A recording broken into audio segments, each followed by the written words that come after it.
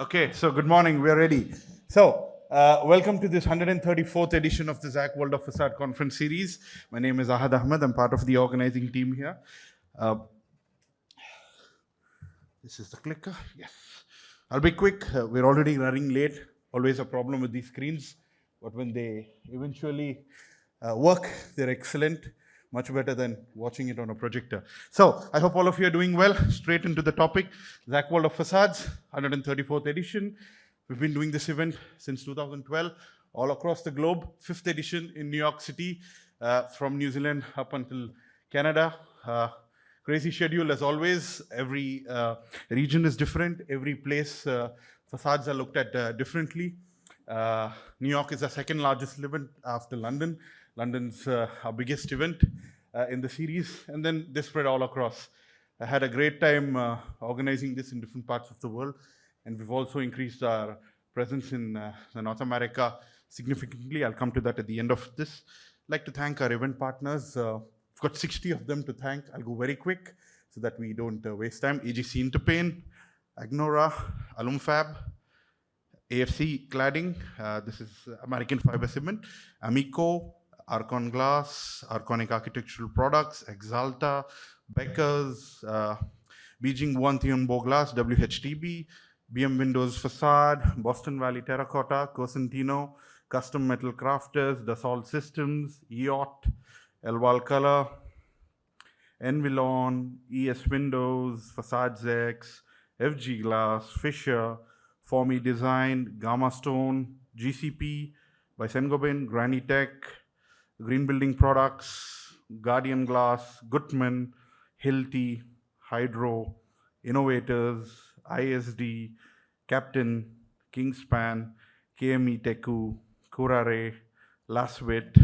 Longboard, Luxwall, Magrori Glass, Neolith, Northern Facades, Autocompu, Roshman Group, Saflex, Sherwin-Williams, Shildan, Siderice, Stainless Steel Structurals, Stowe, Synergy, Tactile, Tenmat, Viracon and Helio, Vitro, Walter P. Moore, Withworks, our reception partners, SEDAC, Agenda Partners, AZA US, Refreshments Partner, IG Masonry Support.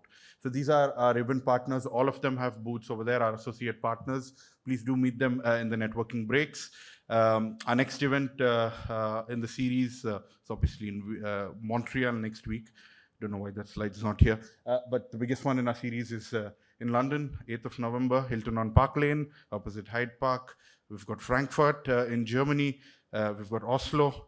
And our North American events for 2024. We've got 7 events, 2 in Canada and 5 in the US. And of course, we've got an event, our French-speaking event in Montreal next week. I don't know, the slide's missing here. But this is what we do. We bring together people. Everyone has a different story to say about the way they're designing, engineering, building enclosures. And this is another year, another edition, new set of speakers, new set of topics. I'll hope you'll enjoy today's day. We've recorded today's event. We'll share a YouTube link a week from now with all of you, with all the presentations we've got permission to share with you. And we'll come along with the feedback form. Please do fill up the same so that we can come back with a better event next year. I'll cut short here. I'll go straight into the program. I'd like to call upon today's event host and convener, Christian Bailey from Moelis Adjmi Architects. He's going to be leading you through until the end of the day. Thank you so much.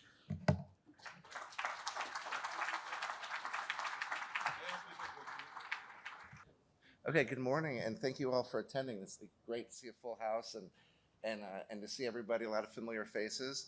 I'm Christian Bailey, director at MA, Morris Adjmi, former founding principal at ODA and then at Perkins Eastman. So over the years, working with a lot of you all here. So we're excited to have you here. This is the, at MA, we do iconic buildings that stand out by fitting in a diverse range of different sizes.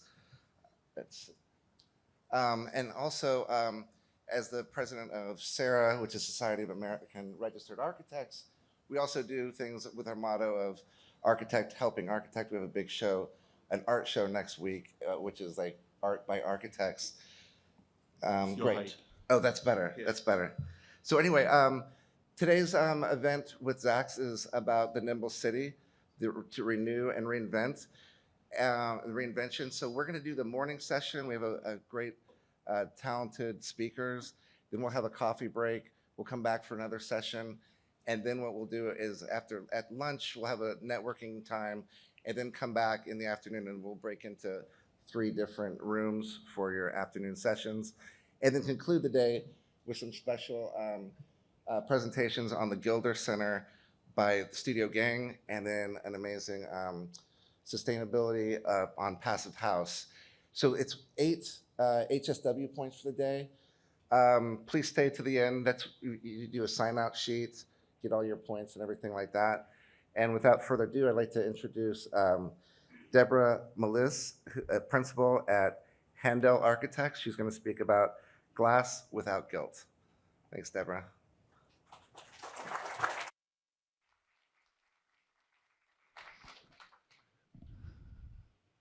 Great, thank you, Christian. And Susan, thank you so much for organizing and making me feel so welcome here.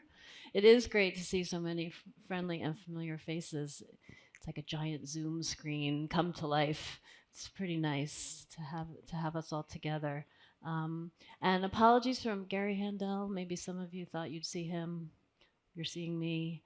I'm his trusty sidekick here to deliver both his thoughts as well as I've sort of revamped to share a lot of my own ideas as well. Glass without guilt. Why do we like glass? You know, throughout history, glass has been the expression of freedom.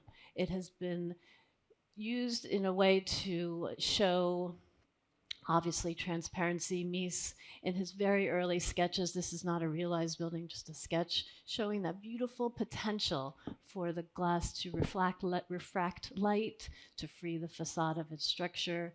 Brno touts this amazing pavilion, and there's no color pictures of it, but it was this amazing glass pavilion that refracted light in such a beautiful way. When you were inside of it, there was the glass was able to change from a yellow to a blue. It's an incredible, almost a precursor for our favorite ultimate glass facade. Crystal Palace really invented modularity. That thing is made of thousands of pieces of the same size glass. So, of course, there's a tremendous amount of innovation that has occurred, but we want to remember our past and then look towards the future. Different ways of interpreting glass, and we also always want to think about the interior experience. That's really a big thing for me, the interior experience. What are you seeing out of that glass? How are you able to experience nature? And how can you get close to that glass so that it's warm and toasty and comfortable? But there are problems with glass, right? We know that glass is very difficult to make, so we better damn well make it worth making, because it has an incredible amount of embodied energy. Another topic, but we better make it worth it. We know it has problems insulating, and we know it has problems soundproofing. So again, we need to use this material in innovative ways to fight against these problems. A lot of solar heat gain coming in, a lot of brightness. We know that's a problem. And then sometimes the exterior experience can be quite harmful, with different shapes of buildings having problems on the adjacent environment. And lastly, we know just a couple days ago in the New York Times that we have a problem with killing birds. So what is it? Is it a utopian experience, the experience of freedom and transparency, or is it more leading to dystopia? Well, we're here to say that we want to lead us back to the utopian use of glass. There's tremendous amount of improvements in glass technology. I would say 90% of you know know all about this, but I'm going to go through some of the discoveries that we've made in our practice. I've been with Gary now for almost 30 years, working together to try and test different things. Our office, we are constantly trying to test new materials. We have a emerging facades technology group. We have folks, they're here in the audience with us, people that are constantly trying to learn from probably many of you that are sitting here, how to integrate these new technologies into our projects. So there is a lot of information, right? Initially, we're very confused. We hit a point where we think we've got it, and then all of a sudden, it's like blown open again. All of the technical necessities that need to be thought about, but architects need to be sort of smart enough to be dangerous, smart enough to ask the right questions, and then we rely on our consultants, and we rely on our vendors to help us understand how to use the products.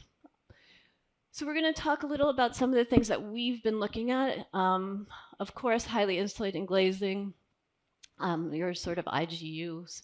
Then there's the electricity generating glazing and the optical switchable glazing. These are all things that we are incorporating into projects and that are really interesting to us.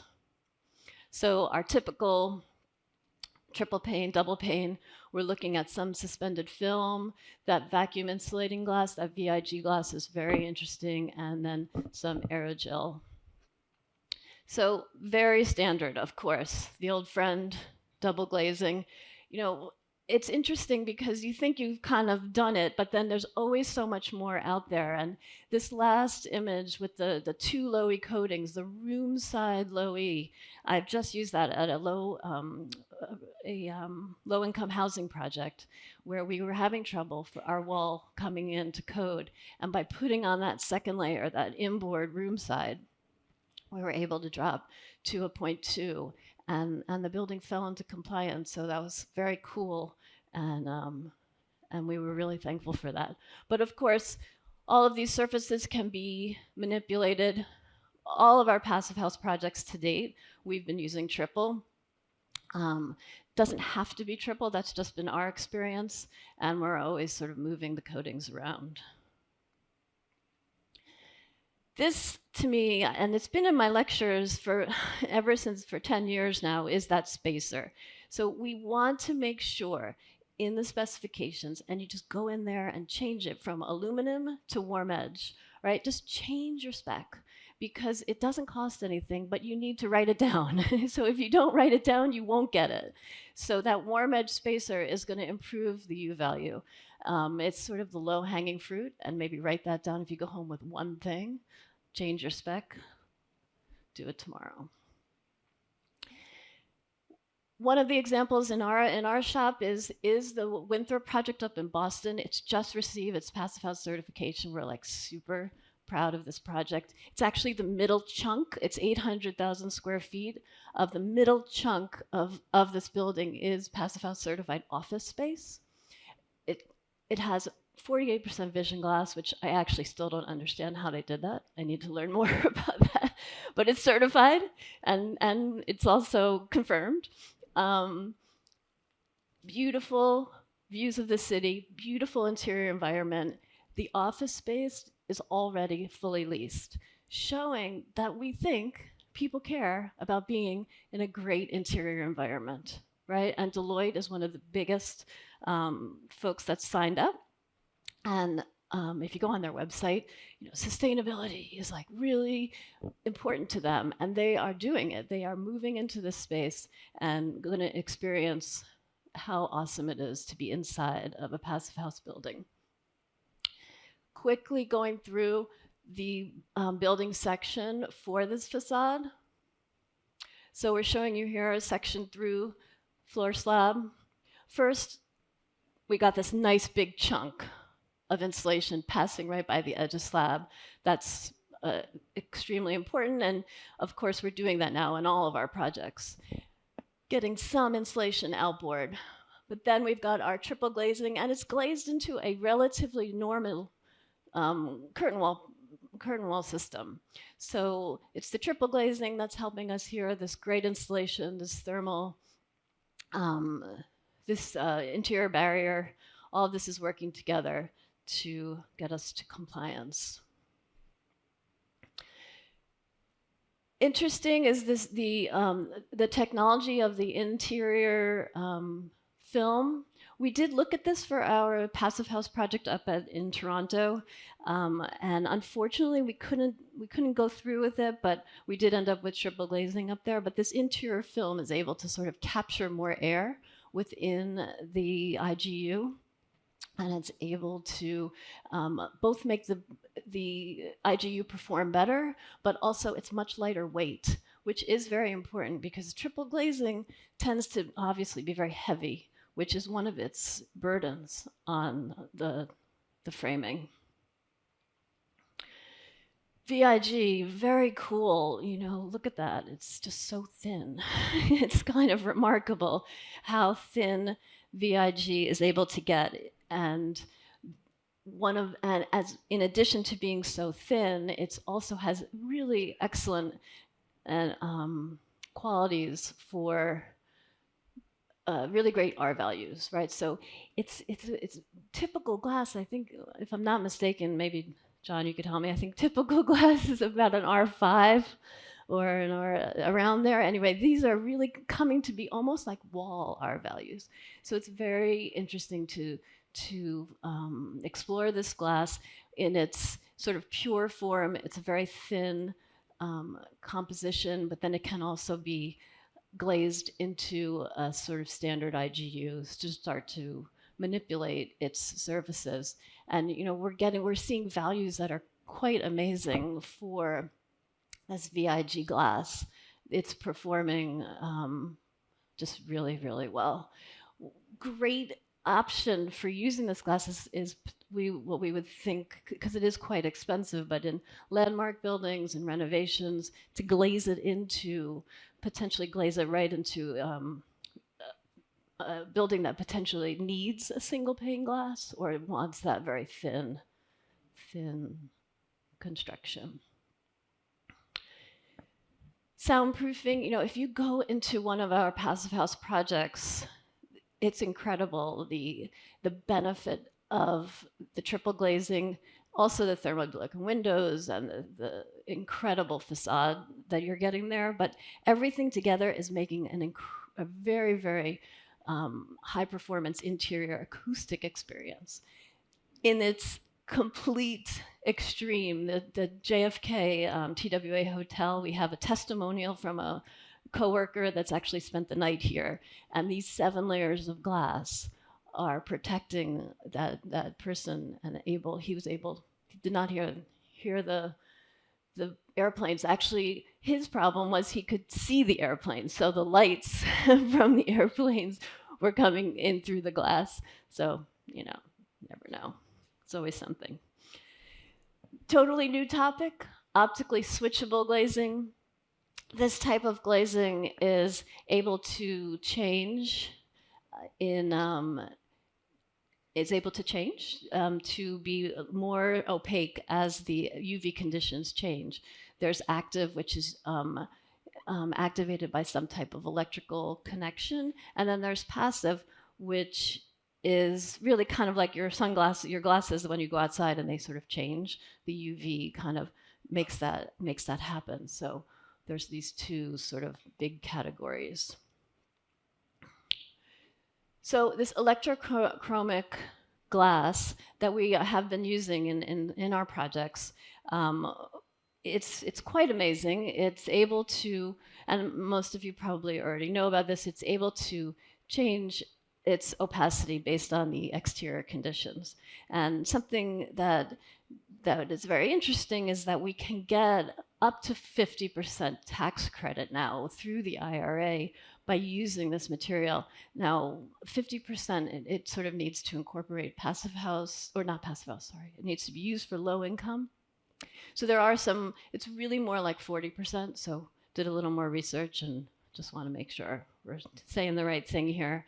But this type of glazing has the ability to, so this is a study here with a sort of prototypical building kind of plopped into these 5 cities, and that glass is placed in yellow on that prototypical building, and showing you that it is resulting in a 10% building annual energy savings for for that building.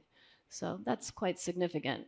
And we have had the opportunity to employ this glass on a building in Brooklyn. We've got this blue area that is facing south and using the electrochromatic product.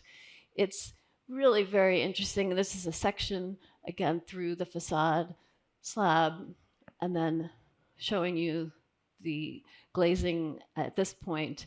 And we're just trying to understand the system. We get data from the roof, data from sensors on the roof that are telling us the intensity of the UV, and then it's sending a signal through wires, attaching through this sort of pigtail, which comes out of the frame of the IGU and is able to sort of excite the glazing to make it sort of turn darker.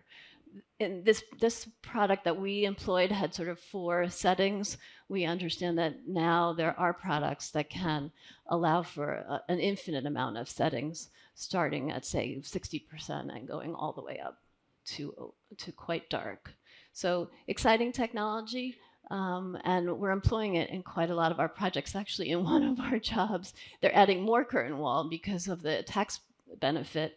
Now they want to add more curtain wall to the project because it doesn't necessarily have to be the clear portions of the curtain wall to get the tax credit, just as long as your facade is performing to a certain level. So the IRA is doing a lot for that.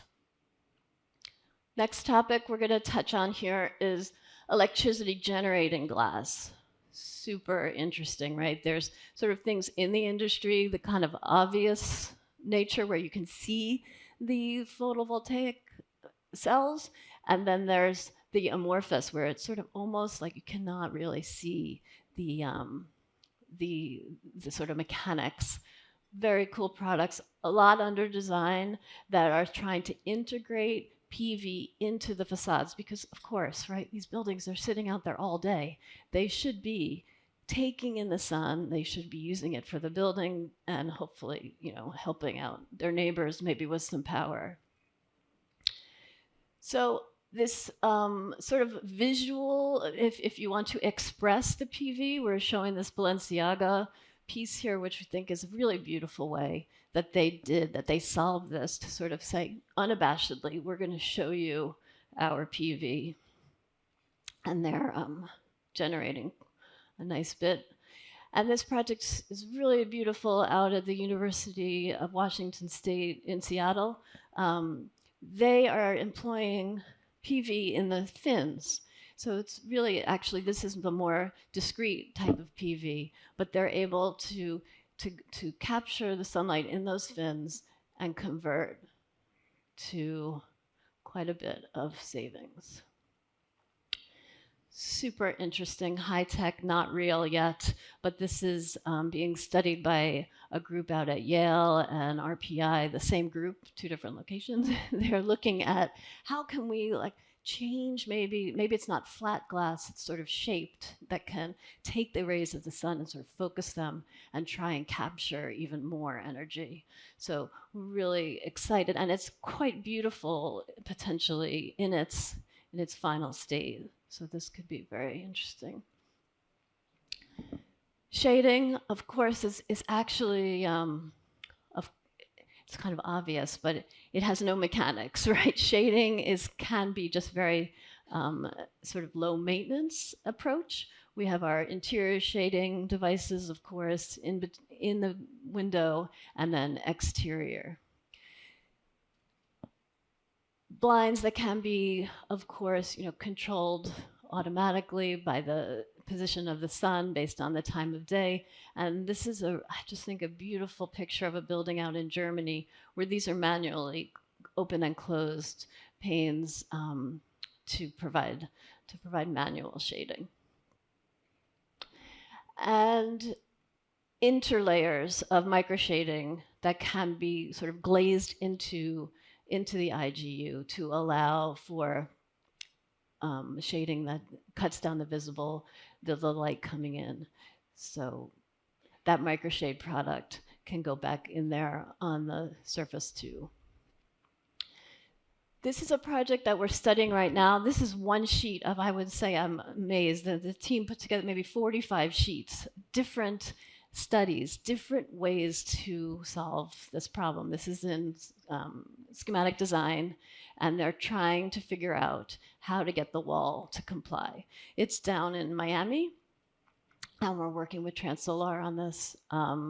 So just very simple example of how vertical fins can potentially help drop the SHGC of a wall. So Transolar is giving us architects they're giving us this maximum, and they're telling us to sort of work it out to try and get to that number. And so sort of in this project, the glazing already has baked into it that micro shading, and already we're saying it has the overhead shading, but here we're just tweaking either a vertical fin or not a vertical fin, and we're seeing that number go down.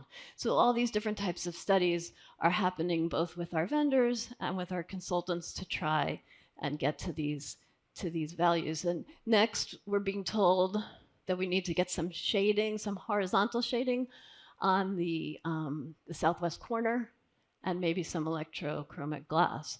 So we're going to just continue to study that. I would also want you to note that we've integrated PV panels into this, slightly different topic, but we have integrated PV panels into this as well. So this facade is really trying to do quite a few things that we're talking about. Another really beautiful example of how the micro shading is sort of integrated into the glazing. And actually, there should be a marriage between micro shading and bird friendly, which there probably is, but I would think that those two things can really start to speak to one another. So let's talk just a little about bird friendly. You know, New York City, up to 75 feet, has to have a certain react to a certain ability to, so birds can see the glazing, right? So we're all getting familiar with the bird threat values, and it's kind of driving us a bit crazy in our office. We have piles of samples, piles, but we're starting to see them come onto our buildings, and certainly in other cities. I've been up in Toronto, it's all over the place, right? So we're extremely excited to bring that online, especially when we're knowing that it's really working, right? So we understand that Javits Center replaced a bunch of its glass and has seen just a tremendous drop in bird fatalities. So, and a great example, actually, of how one issue that the bird, sorry, it's the company, it's the agent, the Audubon Society, excuse me, the Audubon Society they have been able to legislate to get this one idea through all sorts of municipalities. It's quite remarkable that they've been able to get this to be a law. And so hats off to them for doing that and for bringing this issue forward in such a robust way. Then we also want to dream, we want to be able to use glass in a beautiful way. We want to understand if different ways to place the glass, different ways we can take advantage of these dichroic values, properties, beautiful things happening out there that we want to keep in mind. This gorgeous project by HOK is actually using the glass as a giant screen, but in a really muted and beautiful artistic way. So we really love that project. So what's preventing this? Cost, availability. Sometimes we don't have enough data to prove that these things can work. Different installation requirements, you know, the electrochromic in particular, there's always this fight between the electrician and the curtain wall folks. You got to get them on the same page. That's actually not to be belittled. It actually is difficult. We've tried to install lighting in vertical framing, before, and it's very difficult to get those two industries to be on the same page. We want to make sure the exterior appearance of these glazing products is really reliable, right? Because not always sure that in situ it will be as we are hoping. And of course, the interior experience. We want to make sure when we're inside, we are potentially not aware of all of these mechanics. And then the industry and public perception is something that is preventing us. You know, when I started Cornell, the House of Cornell Tech, we sat down with some vendors for the window vendor. It was a very sort of local window vendor, and we're saying, oh, we're gonna have thermally broken, it's gonna be triple glazed, it's gonna be this amazing wall. He's like, I am not doing that. I will do the next project, but that project sounds, that sounds like not in my wheelhouse. I don't know what you're talking about. I'm not doing that project. And so, educating and coming to terms with what needs to happen is also not to be taken for granted. We need to always be pushing, which of course is why it's great that we're here today, but we need to make sure that we're pushing ourselves to incorporate these new technologies. We're being really helped by codes. Architects sometimes, you can rely on the code, obviously, right? So that is a great reason to have to employ these different technologies. So again, we're sort of grateful for the code, as well as, it's quite demanding to take it all in. We know that New York has a whole litany of codes. Boston, Austin, San Francisco, Denver, we're seeing everywhere a reaction to climate change and to the need for better facades. And let's not forget about the Inflation Reduction Act. It's really, it's a year old. It's pumping money into our system, and we need to take advantage of that as much as possible.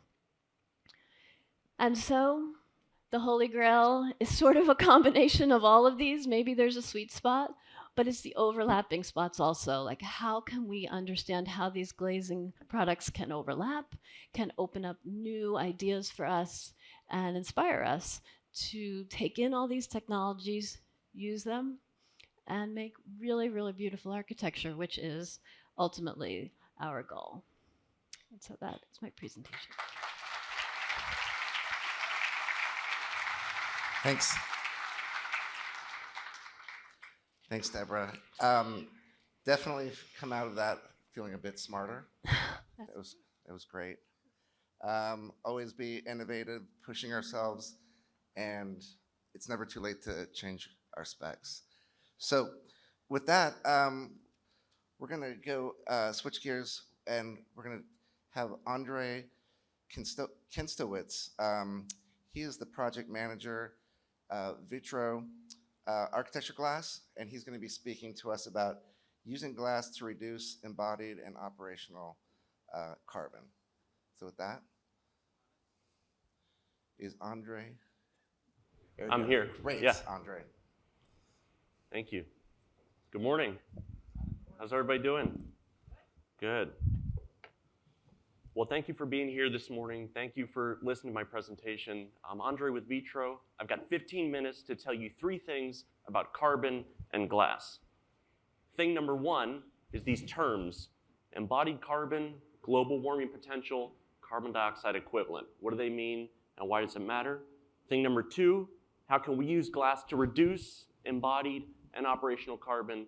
And thing number 3, brand new tool Vitro is releasing today. It is a carbon and energy calculator. You can compare multiple glass types to each other, see the carbon energy savings over time on your projects. So I thought we'd start this morning talking about burgers. So a double quarter pounder with cheese, one of these, I know it's 9 a.m., but if you went to buy one of these, how much would this cost? About. Not the meal too, not like fries and a drink, just the burger itself. How much? How much? $8. That's probably right, New York prices, $8 about, right? That's the cost that you see on the menu, you pay it, you get it, you leave, right?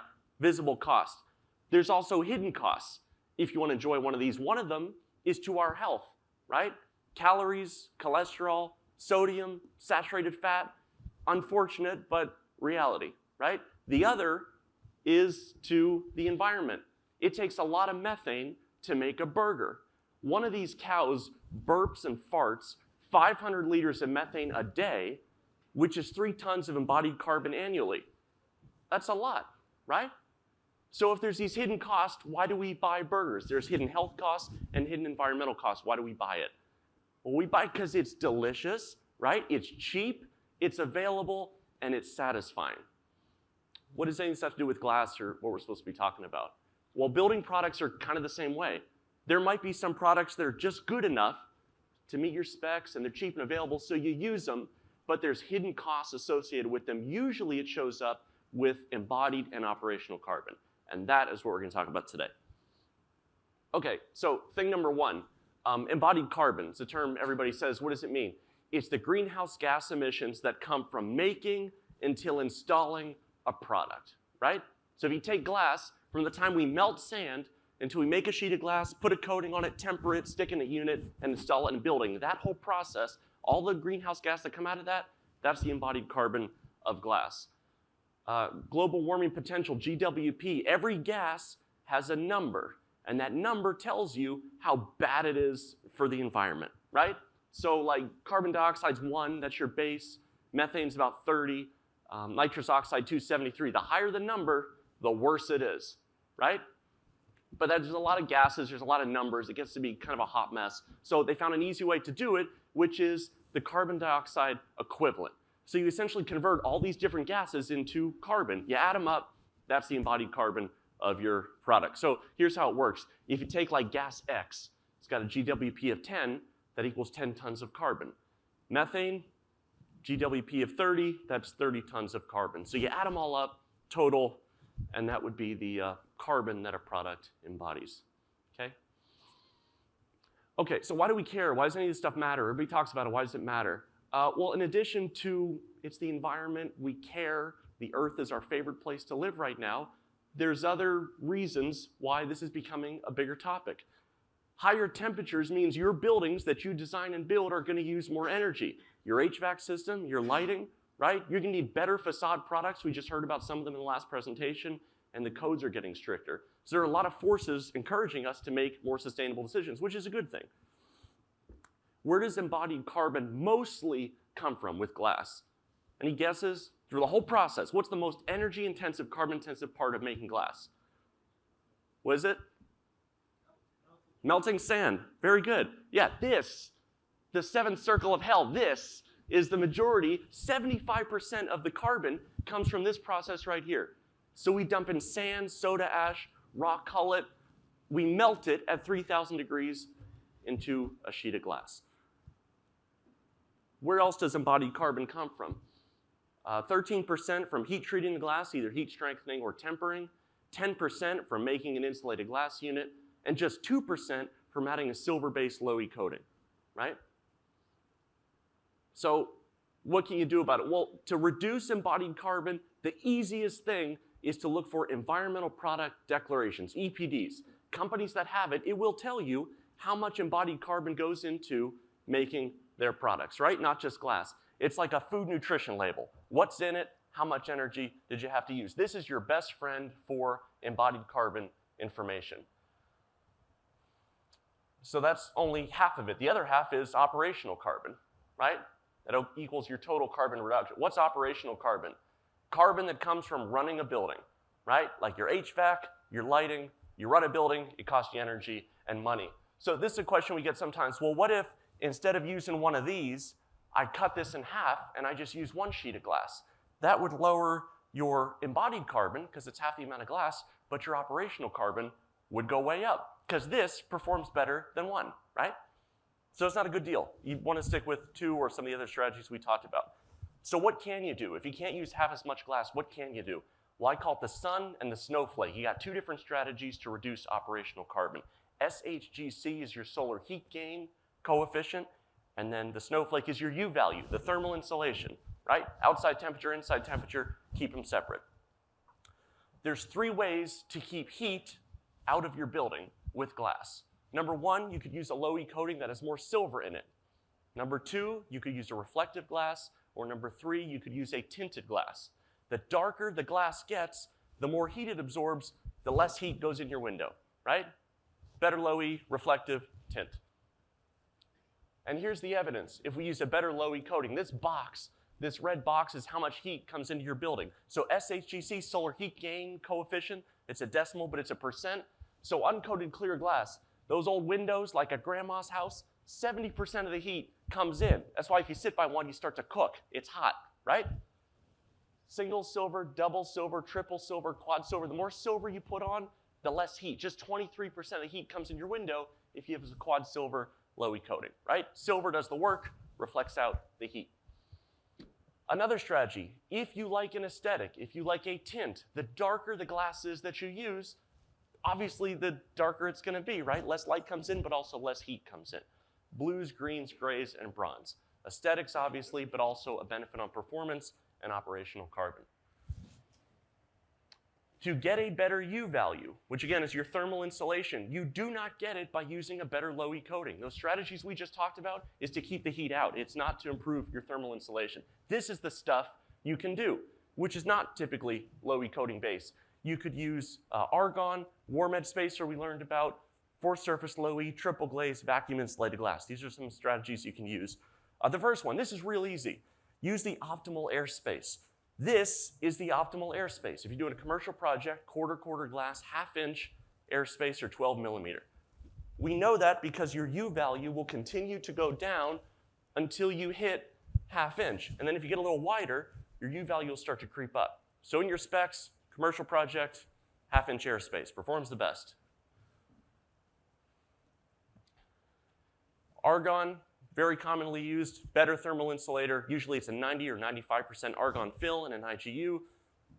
Better performer, very commonly done. Warm edge spacers we heard about again in the last presentation. Same idea, keep the temperature differential, right? Better insulator, very commonly done on projects. A room side low E, a forced surface low E. This is a coating that is applied to the side of the glass that you can go up and touch on the window, right? This will lower your U value further also. The more stuff you do to glass, the better it's going to perform. Triple glaze, in addition to the benefit of a better U value, you get better acoustics, right? They're heavier, they're sometimes unwieldy to deal with, but that is an option, especially in colder climates like Boston. We're going to see more of that. Vacuum insulated glass. What is this? We've heard about this. What is this? It's 2 pieces of 4 millimeter clear tempered glass, very close together. The airspace is 0.3%. But it is actually an airspace. It is actually a unit. It's not a laminate. We stick a hose on the vacuum port. We suck all the air out, and the glass is under vacuum. And to keep it from collapsing on itself, there's these little micro pillars here that keep it from collapsing on itself. This is an R of 14 or better, a window that performs like a wall. Tremendous thermal improvement. This may be the future of glass, and right now it's a benefit to retrofit. You pull out the old monolithic clear, you stick this in, 8.3 millimeter thick overall, great performer. You could also use it as an inboard light of an IGU. What I just showed you is typically called monolithic vacuum insulated glass. You could also do it if you want an even better performance as an inboard light, argon, another low E, performance is better. Okay, so one thing that comes up sometimes is ideally, glass is floated, coated, fabricated, and installed in the same area of the country or of the world, an ideal world, right? And this isn't anywhere specific. This is a pirate map. But it comes up on some projects. And unfortunately, sometimes alternate products are resulting and then come from halfway around the world. It happens. It's a reality on projects. The carbon in transport can be much higher. So it's really important, especially at the specification side, to consider what are the global warming impact of sourcing raw products from different areas of the world. Local is obviously ideal. You talk to the different stakeholders in the channel. What is an acceptable global warming potential? The subcontractors and the manufacturers are tremendous resources on this also. There's a lot of data out there about embodied carbon and GWP. So the last thing I want to leave you with today is just a note about sustainability and introduce this new carbon tool, which is live today. You can even check it out. So Vitro and PPG before us has a long history of sustainable products. Every product we make is cradle-to-cradle certified, red list free, material health gold. This is the stuff we've been making glass since 1883, long time. That's some of the stuff we're focused on. 3 of our float lines use oxy-fuel technology, which reduces natural gas consumption, reduces carbon emissions. That's a home run because we said, remember, 75% of embodied carbon is from melting sand. Big deal. Our Fresno float line, where we make Starfire and Clear, is the first EPA Energy Star rated plant in the United States, runs on oxy-fuel. Very efficient, melting sand. So the calculator. This is the link, by the way. You can check it out right now. emissionscalc.co. There should be an M on the end there. What is it? This is a tool that models energy consumption, operational carbon, and it simulates 1 year of operation for 5 different building types. You can select the building type that you're working on. Data comes from the Department of Energy, the National Weather Service. There are many cities in the United States and Mexico. You can put in user data on the left, your building type, location, orientation, window-to-wall ratio, shading, and the curtain wall type. You can click calculate, and then along the bottom, you pick glass type A and glass type B. Click, calculate. It'll come out with a PDF with a bunch of information and a rendering. The main takeaway, annual operational carbon emissions for glass type A versus glass type B. And this is then broken down further into monthly electrical consumption, monthly gas consumption, and you can see what categories fit under each. This is a brand new tool. It's new for us. The idea is building transparency and sustainable choices. The more information we all have, the greener choices we can make. So I started talking about burgers, to get back to that.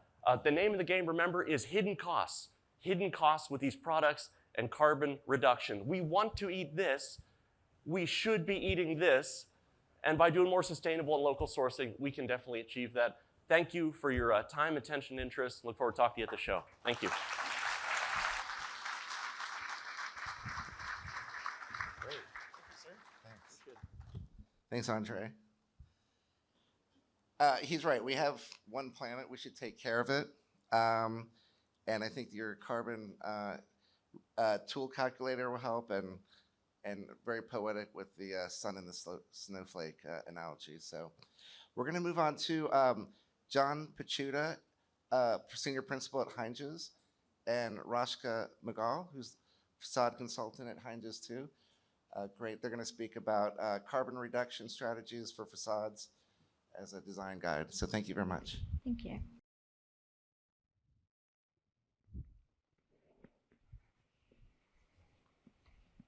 Hi, everyone. Thanks to everyone for coming today. And where's the clicker? Where's the clicker? Oh, yeah. Thanks to all the organizers and also to Deborah and Andre. Those were great presentations, and I think we're going to continue on in the same vein and talking about carbon reduction strategies for facades.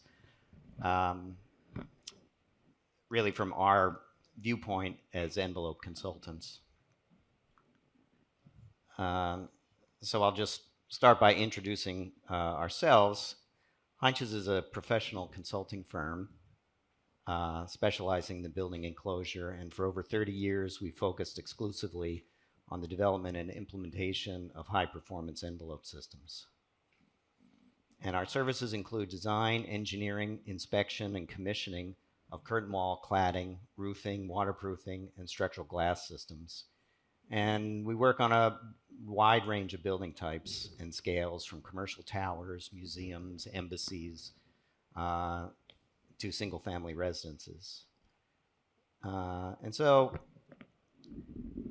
this morning, we'd like to share with you some aspects of the design process that we're currently using to assist architects and building owners in the development of facade systems to try to meet ambitious design goals as well as performance goals, while also helping to identify solutions to both embodied and operational carbon.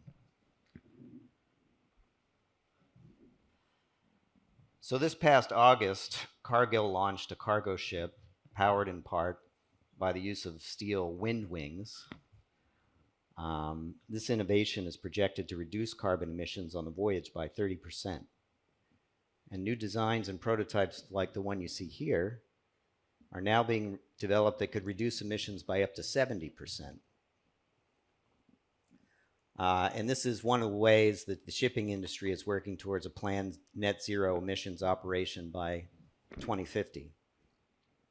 So this is one example of looking at ways to improve existing systems and methodologies to arrive at new solutions to make contributions to carbon reduction. Currently, the shipping industry accounts for 3% of global emissions. So compare this with our built environment, which accounts for 40% of global emissions. And I'm sure everyone in the audience here is now very familiar with this statistic, as well as the impact of overall emissions on both the operational and embodied carbon aspects of buildings. And these are the three most common materials that we're using in building construction and that account for a significant percentage of those emissions. At the early stages of a project, there's a host of criteria that must be addressed in the design process, with cost and schedule being among the primary factors. Carbon reduction may be on the forefront of the discussion in the concept phase, but it's often challenging to maintain as a priority if other factors take precedence. And this is particularly true in facade design.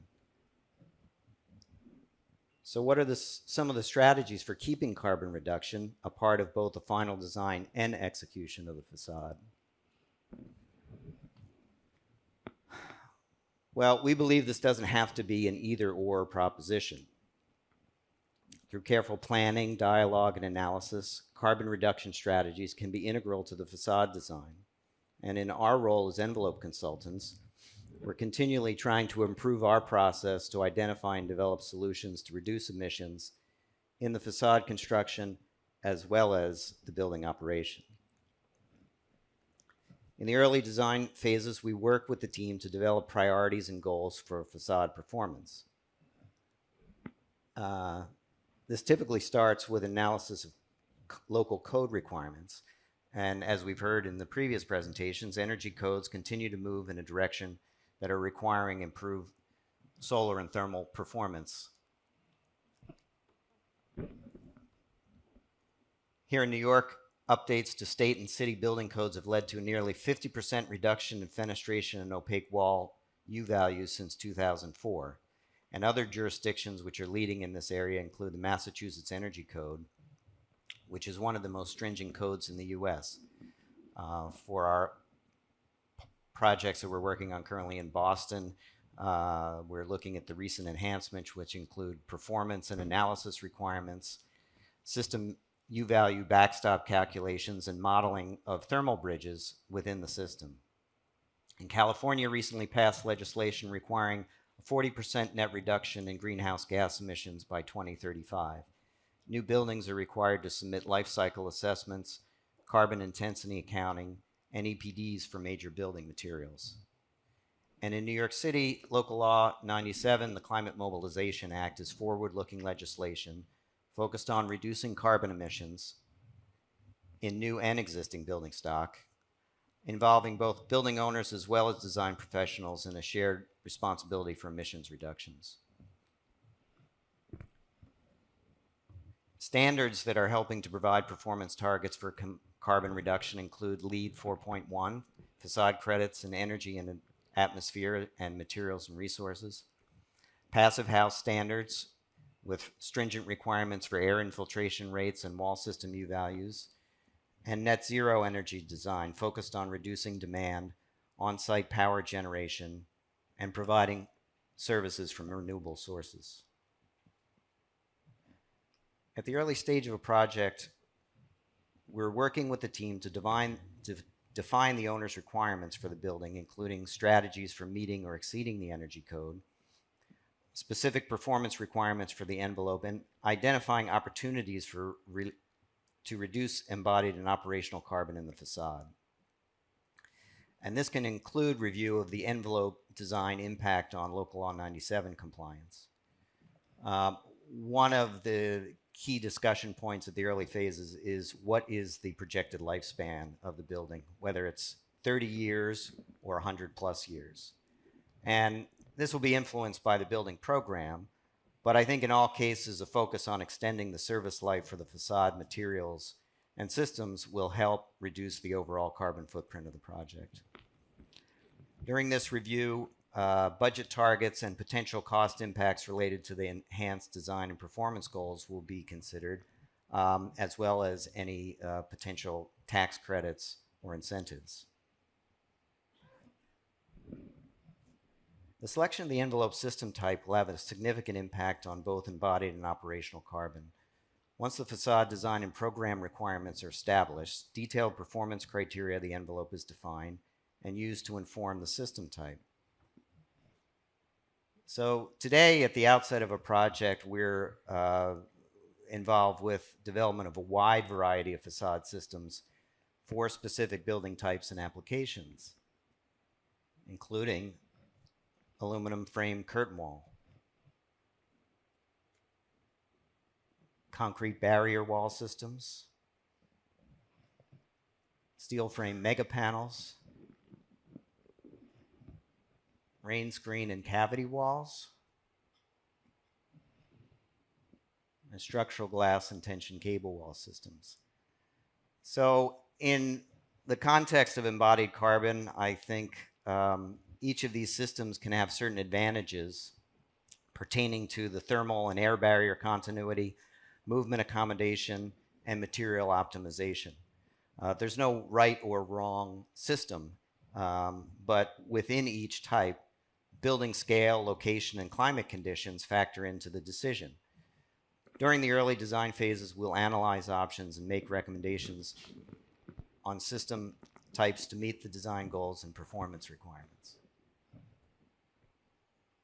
Within that selection process, in addition to conventional materials typically used on many projects, there's an increased interest in incorporating alternative materials into facade systems to reduce embodied carbon content, including ultra-high performance concrete, combining increased strength and reductions in wall thickness, and reinforcement requirements compared with conventional precast.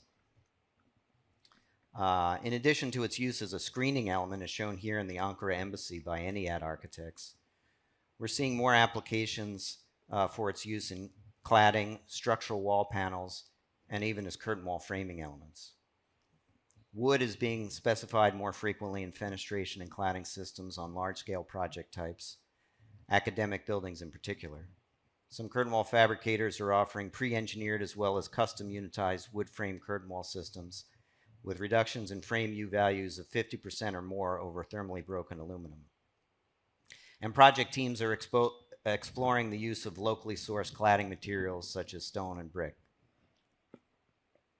As we've heard in the previous presentations, looking at ways to optimize the performance of the glass system, we're seeing a particular interest in vacuum insulated glass, either in monolithic or hybrid insulating systems. Warm edge spacers are becoming more widely specified and providing significant benefit to overall thermal performance. And Deborah, we have recently changed our specifications to require its use in all of our projects.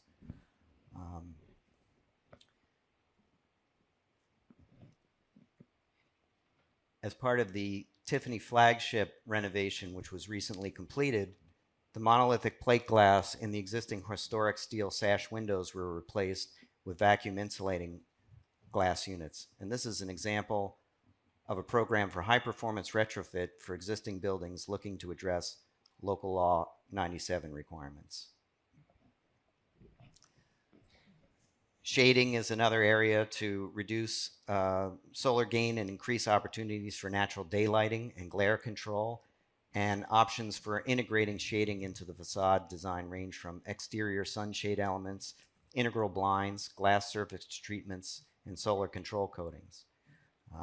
This is the Museum of African American History and Culture, which incorporates a cast aluminum sunshade system.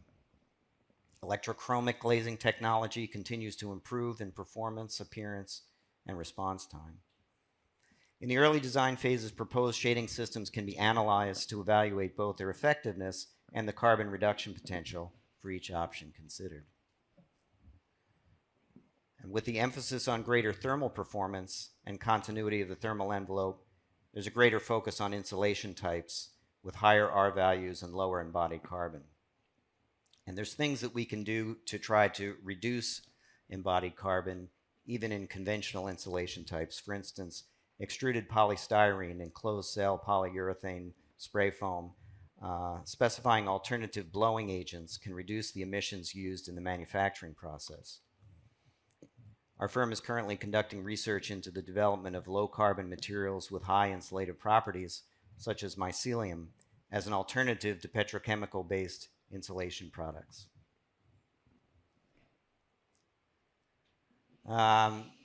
Landfills across the country are continuing to exceed their capacity and are a source of greenhouse gas emissions. So how do we reduce the quantity of building materials that end up in there? The life expectancy of materials and finishes, as well as the development of replacement strategies, should be defined in the early design phases. Glass manufacturers are working to increase the types and quantities of glass that can be recycled, including coated and laminated glass, and setting goals to increase the quantity of recycled cullet used in base glass manufacturing. The current industry standard life expectancy for insulating glass is 25 to 30 years, and this is mainly based on the desiccant capacity of the edge spacer. So can facade design consider strategies to increase the life of glazing systems, as well as allowing for ease of replacement at the end of their service life? And manufacturers are improving their processes to increase the recycled content of metals, including aluminum, copper, and stainless steel, by as much as 60 to 80%, depending on the supplier and alloy. Increasing the quantity of post-consumer content, particularly for aluminum extrusions, can be a challenge. However, project teams can consider designing select components for recycling. For example, a higher percentage of post-consumer material can be achieved in aluminum castings, similar to what was used on the NMAC project, which could be incorporated in the design as sunshade elements. And targets for recycled content and materials established in the design phase should be verified in the construction administration phase of the project. And just so you know, for this presentation, I recycled that slide from another presentation. So now I'm going to turn it over to Raksha, who will describe some of the analysis tools we're using in the early project phases to review and confirm design assumptions for the performance of facade systems. Raksha? Thank you, John, and good morning to all of you. I'm going to be talking about, can I have the clicker? I'm going to be talking about the next steps in the design process, and I would do that by circling back to this design process matrix. We do a number of studies as facade consultants in the design development phase, and carbon reduction can be addressed directly or indirectly in every step of the design process. Some of the studies that we do include preliminary structural analysis, thermal analysis, daylighting, and glare studies, as well as a study of the embodied carbon of the facade options. Structural analysis is one of the first steps that we do as facade consultants, and it's something that we do before we can put pen to paper. Some of the tools used are MEPLA, window LBNL, as well as moment of inertia calculators for mullion sizing and glass sizing, among other studies. So what I'm going to do is take us through some project instances where we did these various studies and then look at how we address the question of embodied and operational carbon during those steps. This is an exercise of mullion sizing that we did for the 7-story university building. The factors involved in mullion sizing are span of the mullion, width of the unit, and wind loads. Mullions are usually sized for the worst case wind loads, which happen typically at the corner of a building. In this case, the corner wind load was about 40 psf, and the resulting mullion size was 4 inches by 10.5 inches. However, the fuel wind load was significantly lesser. It was only 25 psf. So essentially what we were doing is oversizing the mullions for the field condition. So what we did in this case was reduce the depth of the mullion to 9 inches overall and then added steel reinforcement as required in the corner conditions. A reduction in 1.5 inches in the overall mullion size may not seem significant, but when you extrapolate this to the entire length of mullions across the entire facade, it is a significant savings in mullion and in aluminum, and every bit counts. This is a glass sizing exercise that we did for an office tower. The factors involved in glass sizing are maximum size of the glazing, the exposure category, as well as the wind loads. The tool used in this case was MEPLA, and the glass size that we specified at the end of the exercise was 3/8 inch outer light and 1/4 inch inner light.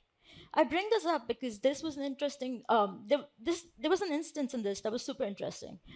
Here we saw that 1/4 inch outer light met the requirements for our deflection as well as stress that was specified. And 1/4 inch inner light would mean that we could reduce material, and also it would lead to cost savings and less embodied carbon. However, what we did as facade consultants was continue to recommend 3/8 inch outer light. This is one of the instances which shows that carbon reduction strategies are not binary. It's not an easy choice. The decisions involved are inherently complex. In this case, the reason we continued to suggest a thicker outer light was because of visual optimization, that is flatness. When there are temperature changes in the atmosphere, the air cavity between the IGU experiences differential pressure, and this is seen as load on the inner and outer lights. The load is experienced proportionally between the two, and with equally thick lights, the deflection of both lights is equal and results in visual pillowing, warping, and distortion, like this photo. I'm sure all of us would have seen this while walking across the city on many buildings.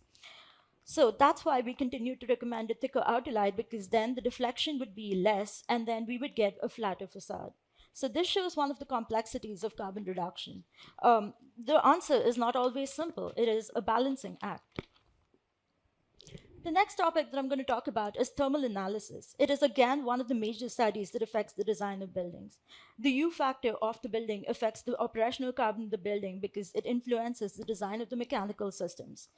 Here, a typical unit, like the one that you see here, is divided into different zones like edge of glass, center of glass, framing, and so on. And the red lines that you see there represent the different details which we analyze to arrive at area-weighted U value for the vision as well as for the spandrel area. The unit shown here, however, has an interesting backstory to it. When we started out with the design phase, the architect desired a 4 feet wide module with an expression of the mullions on the interior and exterior at every 4 feet. However, based on our experience, we know that framing is the part of the facade that performs most poorly thermally. So what we wanted to do was reduce the framing as much as possible. So we suggested or proposed KISS transom and KISS mullion in the lines shown as red dotted lines. By doing this, what we did was reduce the thermal bridging significantly by increasing the glass size. The next topic is condensation resistance. This is also one of the most significant concerns with a facade, especially for buildings requiring higher interior humidity, like lab building and museum buildings. In this project instance, the interior conditions was 45% relative humidity and 70 degrees Fahrenheit, resulting in a dew point temperature of 47 degrees Fahrenheit. The condensation resistance analysis with a double glazed unit showed risk of condensation around the vertical framing. The same analysis with a triple glazed unit did not show any condensation risk. However, again, this is not a simple answer. Going from a DGU to a TGU is a significant increase in embodied carbon. But it is a balancing act because the TGU performs better, would have lower U value, and hence, in theory, would have lesser operational carbon. As John mentioned, codes are becoming more and more stringent. Massachusetts code requires identification and quantification of thermal bridges.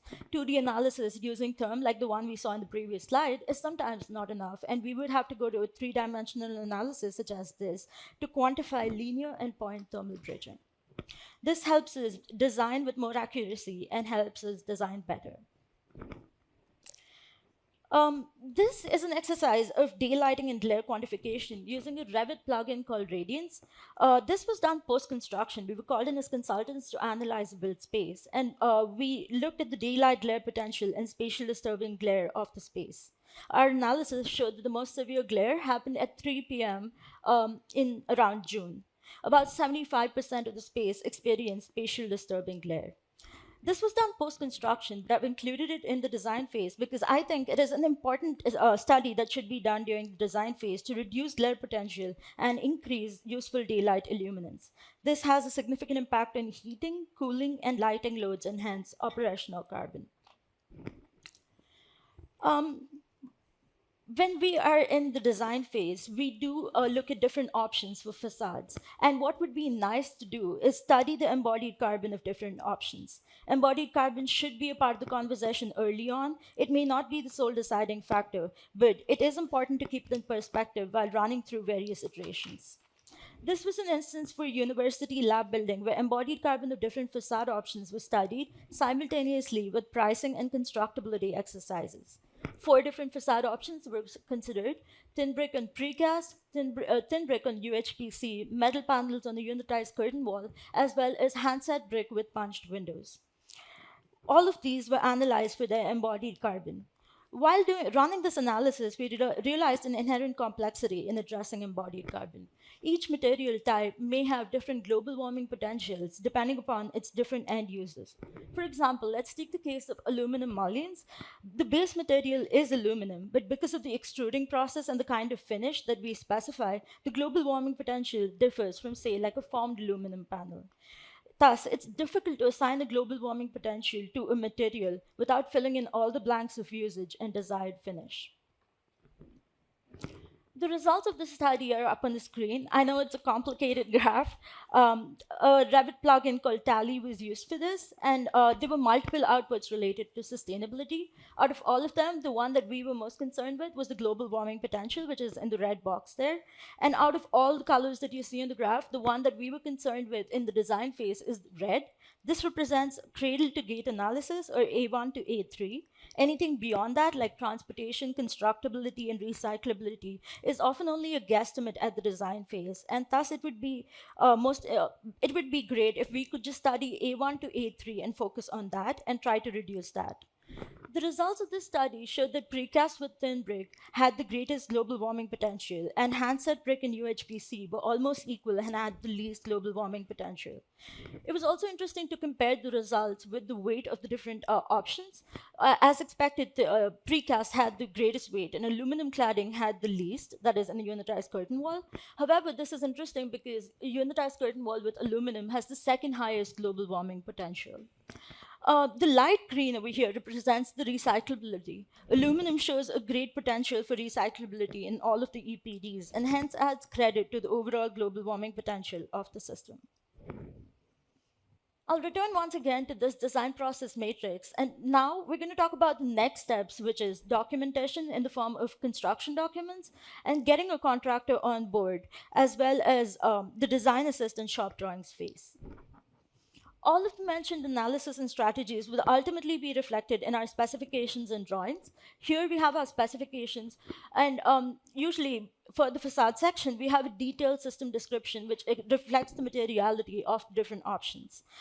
Performance criteria and testing and mock-up requirements help verify the operation and performance of the system. For a few projects, depending upon the kind of certification that we're aiming for, we may also include requirements to submit project-specific EPDs and other documentations to verify the embodied carbon of the facade and then compare it to the baseline. Documentation also includes details such as the ones you see on the screen, which helps further define the materiality of the facade. Here you have a precast system with an integral precast coping and a spray foam insulation. You also have a curtain wall with timber mullions. The next step is getting a contractor on board. And once the contractor is on board, they submit detailed shop drawings, which are then reviewed against the design drawings and details for performance and design intent. This was an interesting instance where the contractor submitted an EPD for the kind of aluminum mullions that they are using. We compared it to what we use as an industry standard for the baseline. The industry standard was the average of data submitted by different manufacturers across USA for thermally broken aluminum extrusions. The contractor, however, submitted an EPD which utilized a hydroreduxer aluminum billet, a billet which was produced using hydroelectricity in Sweden. Because of the energy source, the global warming potential of the hydroreduxer aluminum was almost half of the baseline, and therefore led to significant savings compared to the baseline. This is a good example of why it's important to request project-specific EPDs. The last topic I'm going to touch upon today is that of performance mock-up testing, which John mentioned. Here, usually we include a part of the facade to be tested for air and water tightness, as well as accelerated weathering. The images on the right there are is a different kind of testing that was done for a custom aluminum screen, which was outboard of glazing with frit. The aim of this study was to verify the solar heat gain coefficient of the assembly and verify its solar shading performance, of the, which, as John mentioned earlier, could have a significant impact on the operational carbon of the building. And with that, I'd like to conclude my presentation. Thank you all for your attention. And if you do have any questions, please don't hesitate to reach out during the break. Great, thank you. Thanks, John. All right, that was great. Thanks, John and Raksha. It was quite an intense discourse on carbon reduction and how I think deep analysis can lead to innovation and carbon reduction. I think that firm has a large breadth of experience and knowledge that was you all shared with us. So I'd like to introduce John. John Krouse is president and CEO of Boston Valley Terracotta, and he'll be speaking about architectural ceramics assemblies, workshop 223, and I'll let you take it from here.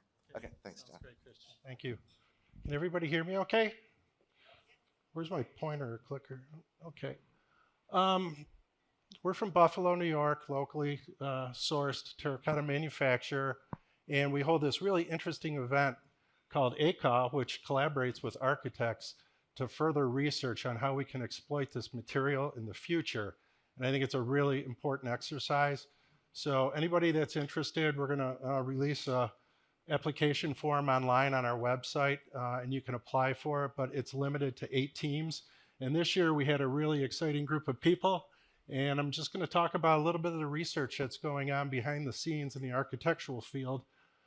We do host it up at the University of Buffalo in conjunction with Carnegie Mellon. Omar Khan is the host, and then we have a great staff up there at UB that accommodates all the folks, the 8 teams with students. It's very important that we get academia involved to help include this in their curriculum, but also we believe in this material as a bright future, as a low carbon footprint, and offers a lot of value to construction.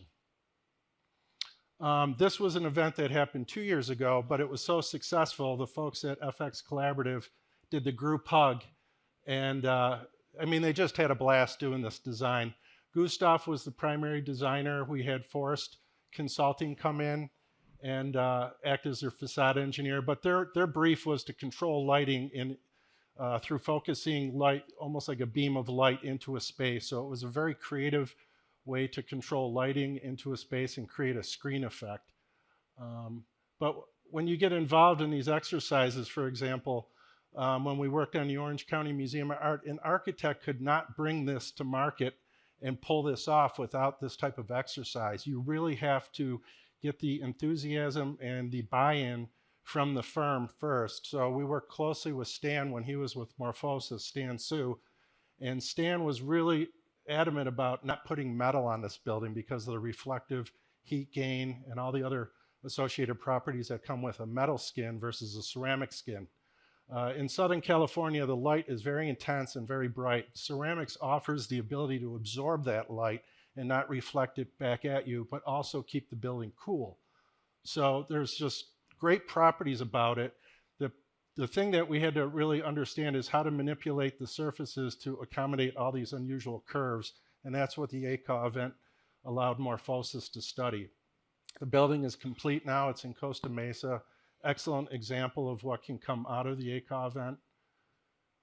Just recently, Seldorf Architects, everybody knows Seldorf. I don't know if there's anybody in the audience from Seldorf. We've had a long, great history working with this firm. Annabelle is terrific. She loves designing with this material because it's so beautiful. Anne was also a participant this year, so they actually had a principal come out and kind of participate in this. But once we got this piece in the sunlight, it's like magic. But there was a lot of beautiful things that were going on behind the scenes to reduce carbon energy, like reducing the wall thickness of the material. So instead of going a 1/2 inch or 3/4 of an inch, we're going as thin as we can. So in working with one of the designers at Seldorf, their brief was really about reducing the amount of clay used to make this beautiful panel and how to self-support it without webbing, which also cuts the weight down, but also using recycled content in the glazing system from a post-industrial waste from a mining industry, which has a lot of iron in it. So you can see we got this unbelievable effect by putting this waste product in the glaze that pooled and created this fisheye effect that nobody expected. So there, a lot of benefits there. This system can be integrated with a rain screen system on a conventional aluminum track. It can also be used in a ultra high performance concrete system if we're studying the reduction in carbon. So there's a lot of advantages in going with a shape like this as far as its strength and reduced wall thickness. So that's just a snapshot of a close-up of the piece. You can see how beautiful it is. And imagine this on the whole surface of a building with minimal amount of glazing. Now we can really hyper-insulate the building, deliver a high-performance ceramic facade, and by keeping it thin and the module size the right optimum size, we can really start to drive costs down on this type of product. So we're really excited about that. They did a lot of analyses, a lot of thought went in from the design team, including Socotec, who helped them a lot, and I think they're in the audience out here. We worked with Alex, who was on the team. He's on the far right. And they ran these things through all different types of scripts for strength and just the ability for that form to support itself without webbing. It's just a blow up of the, I call it a fisheye, but it's just magnificent how that's actually post-industrial scrap used in glaze that can come out that beautiful. So it's a real feel-good exercise anytime you can recycle this waste product. So getting down into the actual event, it took them about a day and a half to put this together. We have about 3 days in the exercise. So January is SDs, February are DDs, and then March are CDs, and then we tell them put the pencil down, we got to build this thing and have it ready for you in August.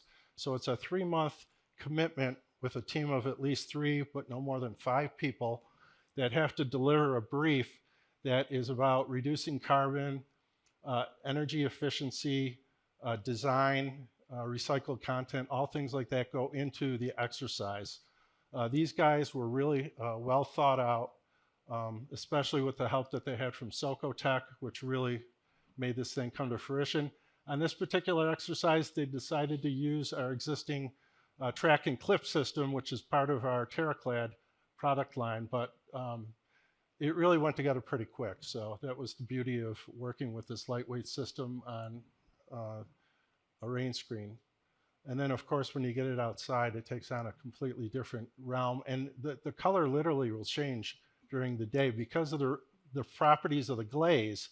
You get this really interesting effect with how light interacts with the surface. And then as it wraps around the building, it literally changes color right before your eyes.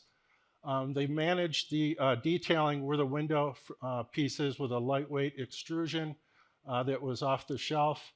So they were able to optimize the trim effect around the windows. So they have essentially leveraged this ACA event as a mock-up for a potential job in the future and help show to their client what could be. Also, we worked with ZGF out of the DC market, and I think there was a few participants from the New York City office.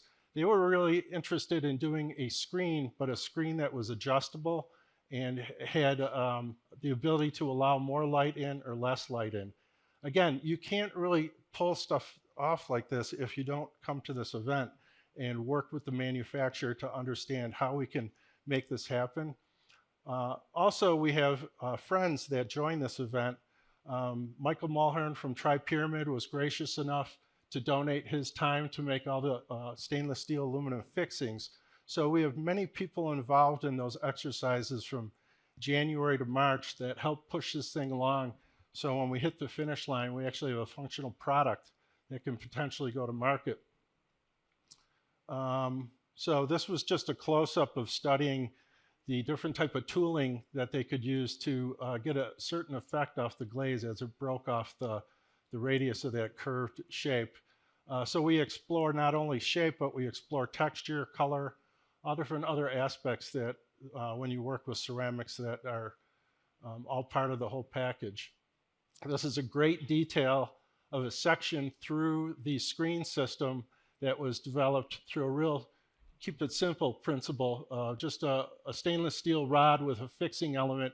You can literally pick the piece up and rotate it about 5 degrees and drop it down. So you can literally adjust your amount of light in the screen system with a very simple, non-mechanical or automated device. Just a person can lift it up and rotate it. And here are the teams working together. You can see the intensity in their eyes as they're putting this thing together. They show up really not knowing what to expect other than seeing all this product laying on the floor, but it's really up to them to put it together using their hands. Through this research, they figure a lot of things out, how to improve on the design.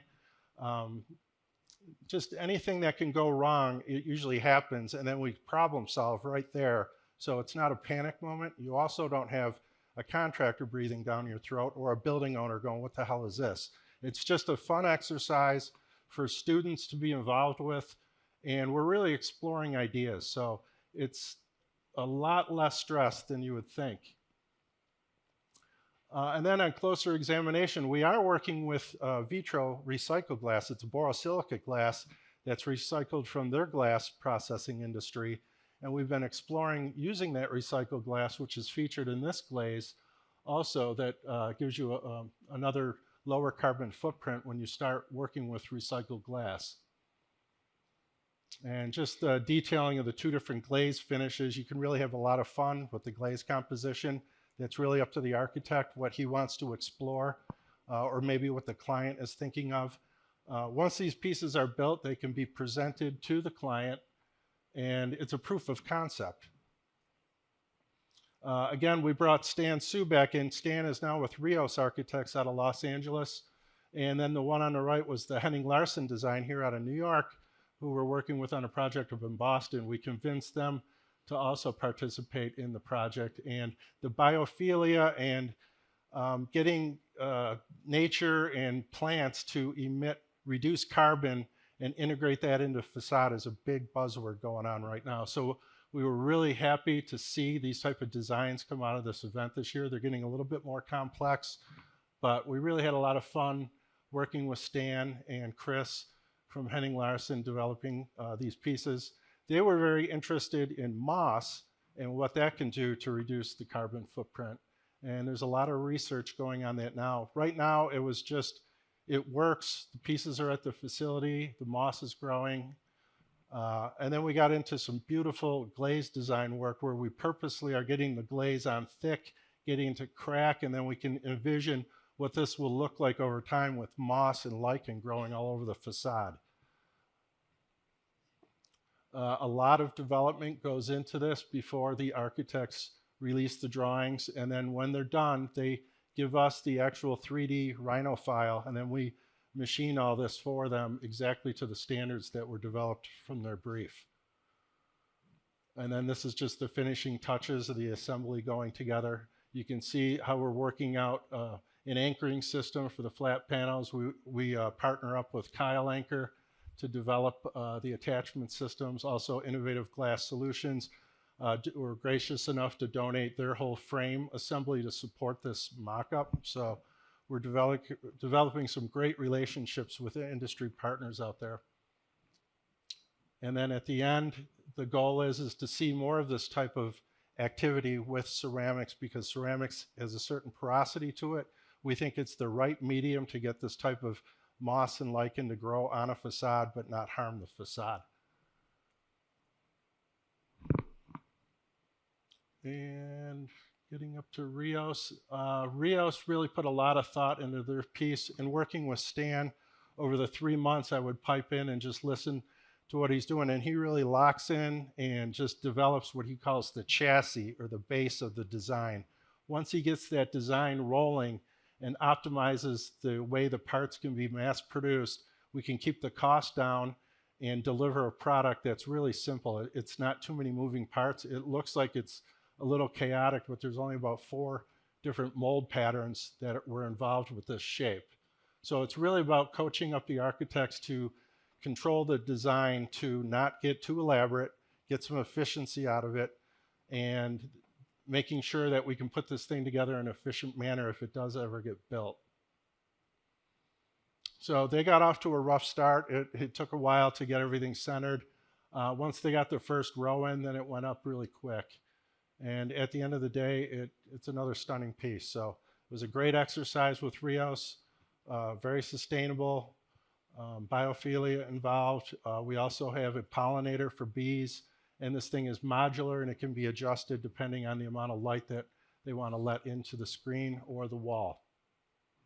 And then this was a project that was done 2 years ago with Buro Happold. I just love this piece. It won all kinds of awards. This thing is ready to go on a building.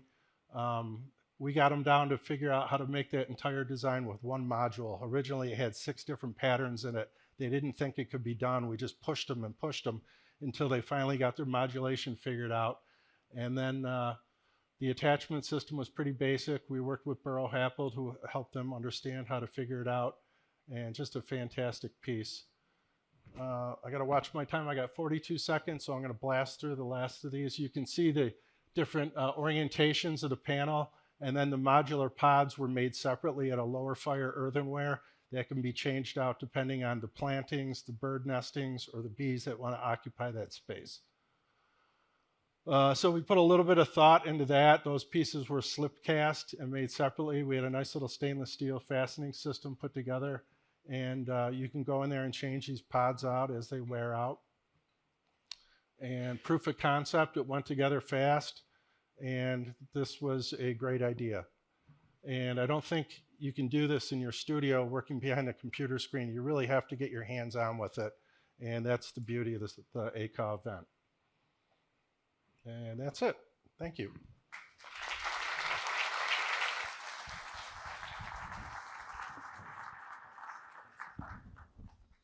Thank you, John. Thanks for sharing. I mean, it felt like being back in architecture school with those great projects. And then using the post-industrial scraps to create these sculptural pieces, amazing. One other thing from John, if you stop by his booth, this is one of his custom pots that he used from the materials too, so very good. All right, so the last speaker for this morning's first part of the session is Matt Capone. He's principal of Facades X.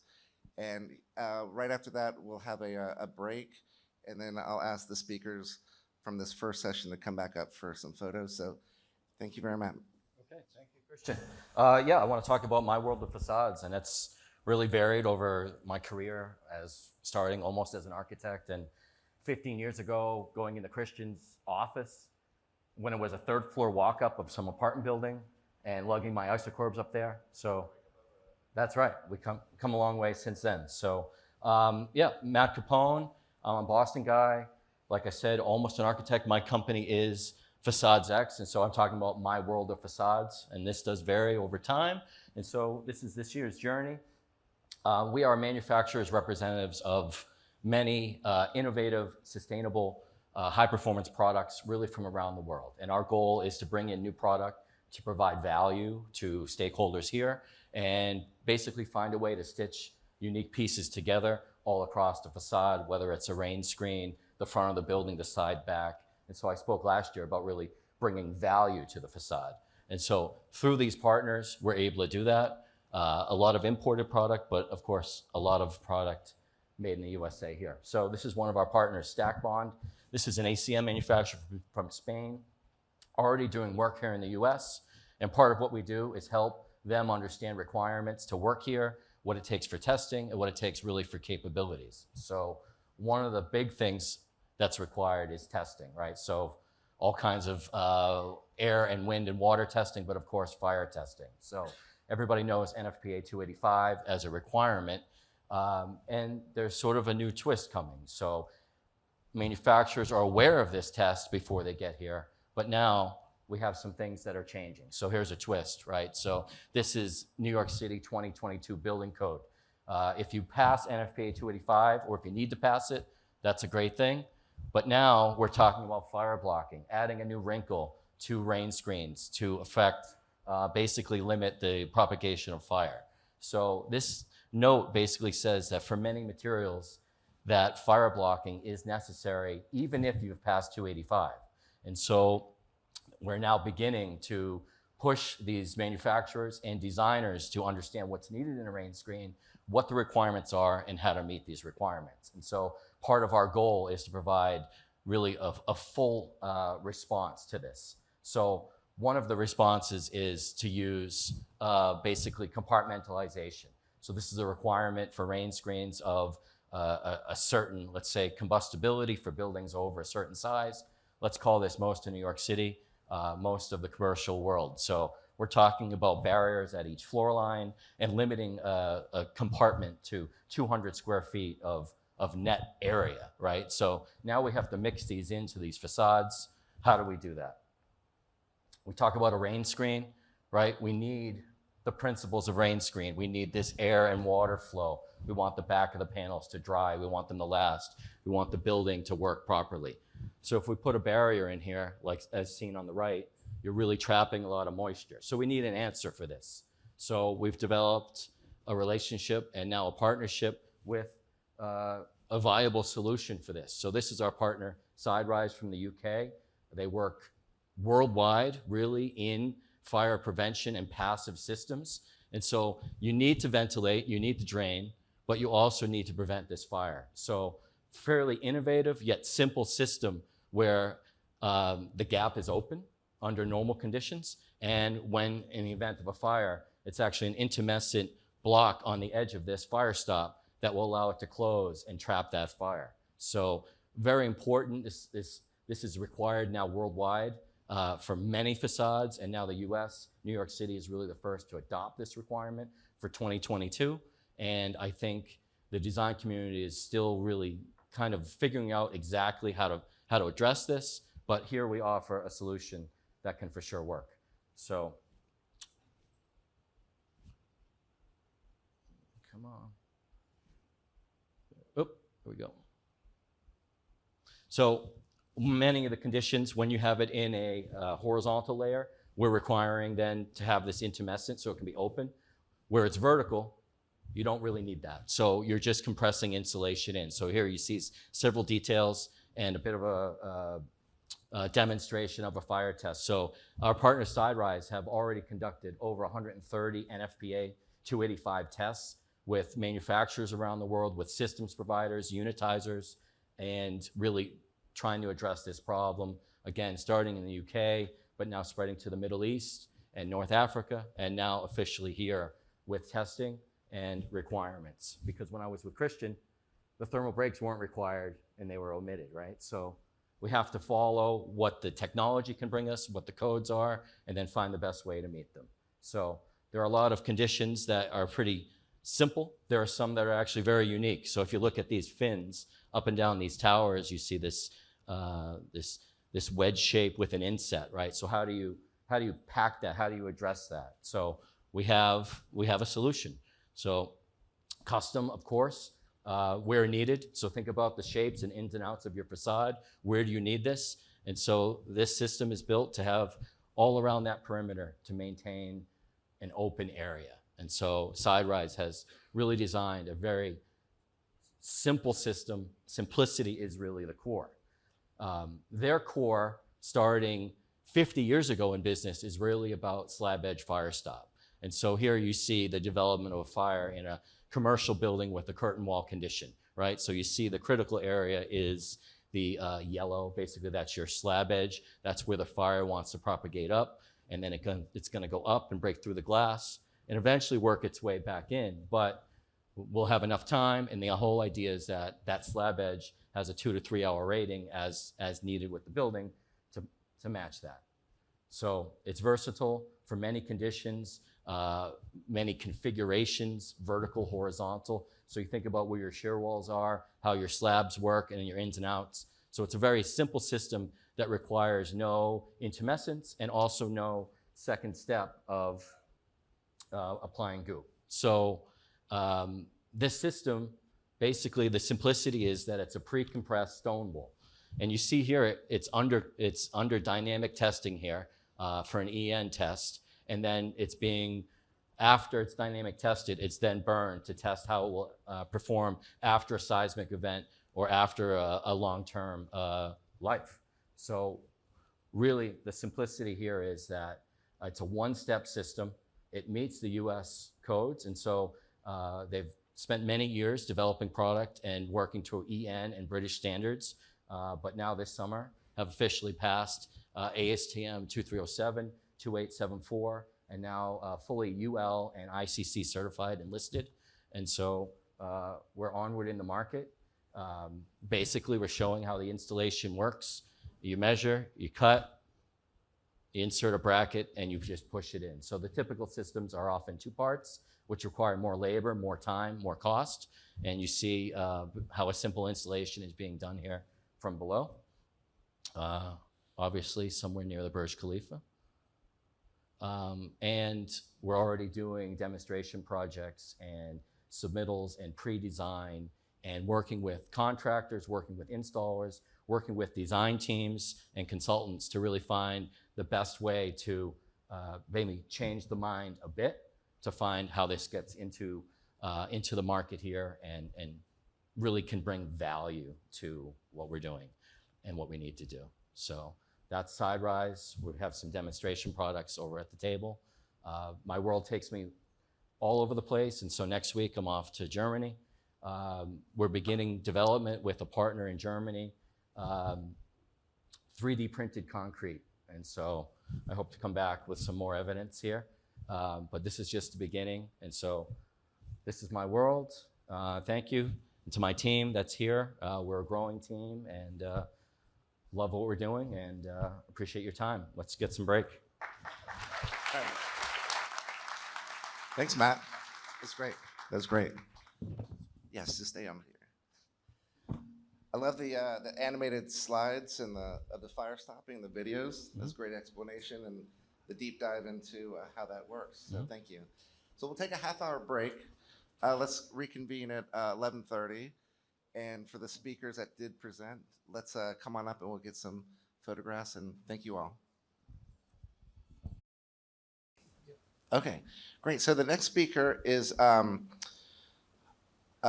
Dhaduk, who's going to be talking to us about the supply chain alignment in the building facade industry, the risks and the rewards of an integrated global supply chain.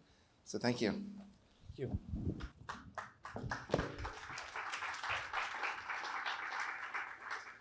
Thank you all for having me here. My name is Waleed Dhaduk, and I'm the CEO of Gutmann North America. The topic of my presentation today is slightly different to what we've been seeing before. It revolves around how to strategically align our supply chains in the global facade industry. So I'm going to start off by giving you an overview of who Gutmann is. This is my 2 minutes of free advertising. We will then look to analyze some of the key trends shaping our industry, some of the challenges that we're facing, and some of the complexities that global sourcing has brought to our market. I'll look to present concrete solutions backed by real case studies that show us how we can mitigate some of these risks and move towards a sustainable global sourcing strategy. Okay. So who is Gutmann? Gutmann is an 86-year-old German aluminum conglomerate. We're vertically integrated and largely owner-operated. Most of our executives are also shareholders in the company, including myself. We operate in 4 continents, including North America, and we cover the entire breadth of the aluminum facade industry value chain, all the way from extrusion to building systems, along with accessories and PVB and anything under the sun that you think. Over the 86 years that we've been in the market, we've learned a few things and we try to bring to the market everywhere we go. Now, despite our scale and size, we love to customize to the local markets, including North America. In every market that we go, we try to partner with credible suppliers, vendors, and we try to domestically procure as much as we can. Over the last 3 years that we've been operating in North America, we've been blessed to have incredible partners that have awarded us projects worth $50 million and above, which is a testament to our dedicated workforce and our focus on enduring partnerships as opposed to mere transactions. Now let's look at our industry. Over the past 5 years, we've seen unprecedented market growth, fueled by high levels of liquidity and low interest rates. But amidst prosperity, new challenges have emerged. We see erratic fluctuations in building material prices. We've seen shortage of labor. We've seen limited capacity with local suppliers that have expanded the lead times to astronomical levels. We've resorted to global sourcing. It's been a sort of a lifeline, but that too has come up with their own complexities, each requiring us to mitigate our risks contractually, operationally, and financially. With global sourcing, we become more competitive, but highly exposed, and we need to make sure that we mitigate the risks in order to have a sustainable global sourcing strategy. So let me start off by the contractual element. If you analyze the value chain of the building facade industry, you'll see that the top few players are quite well aligned.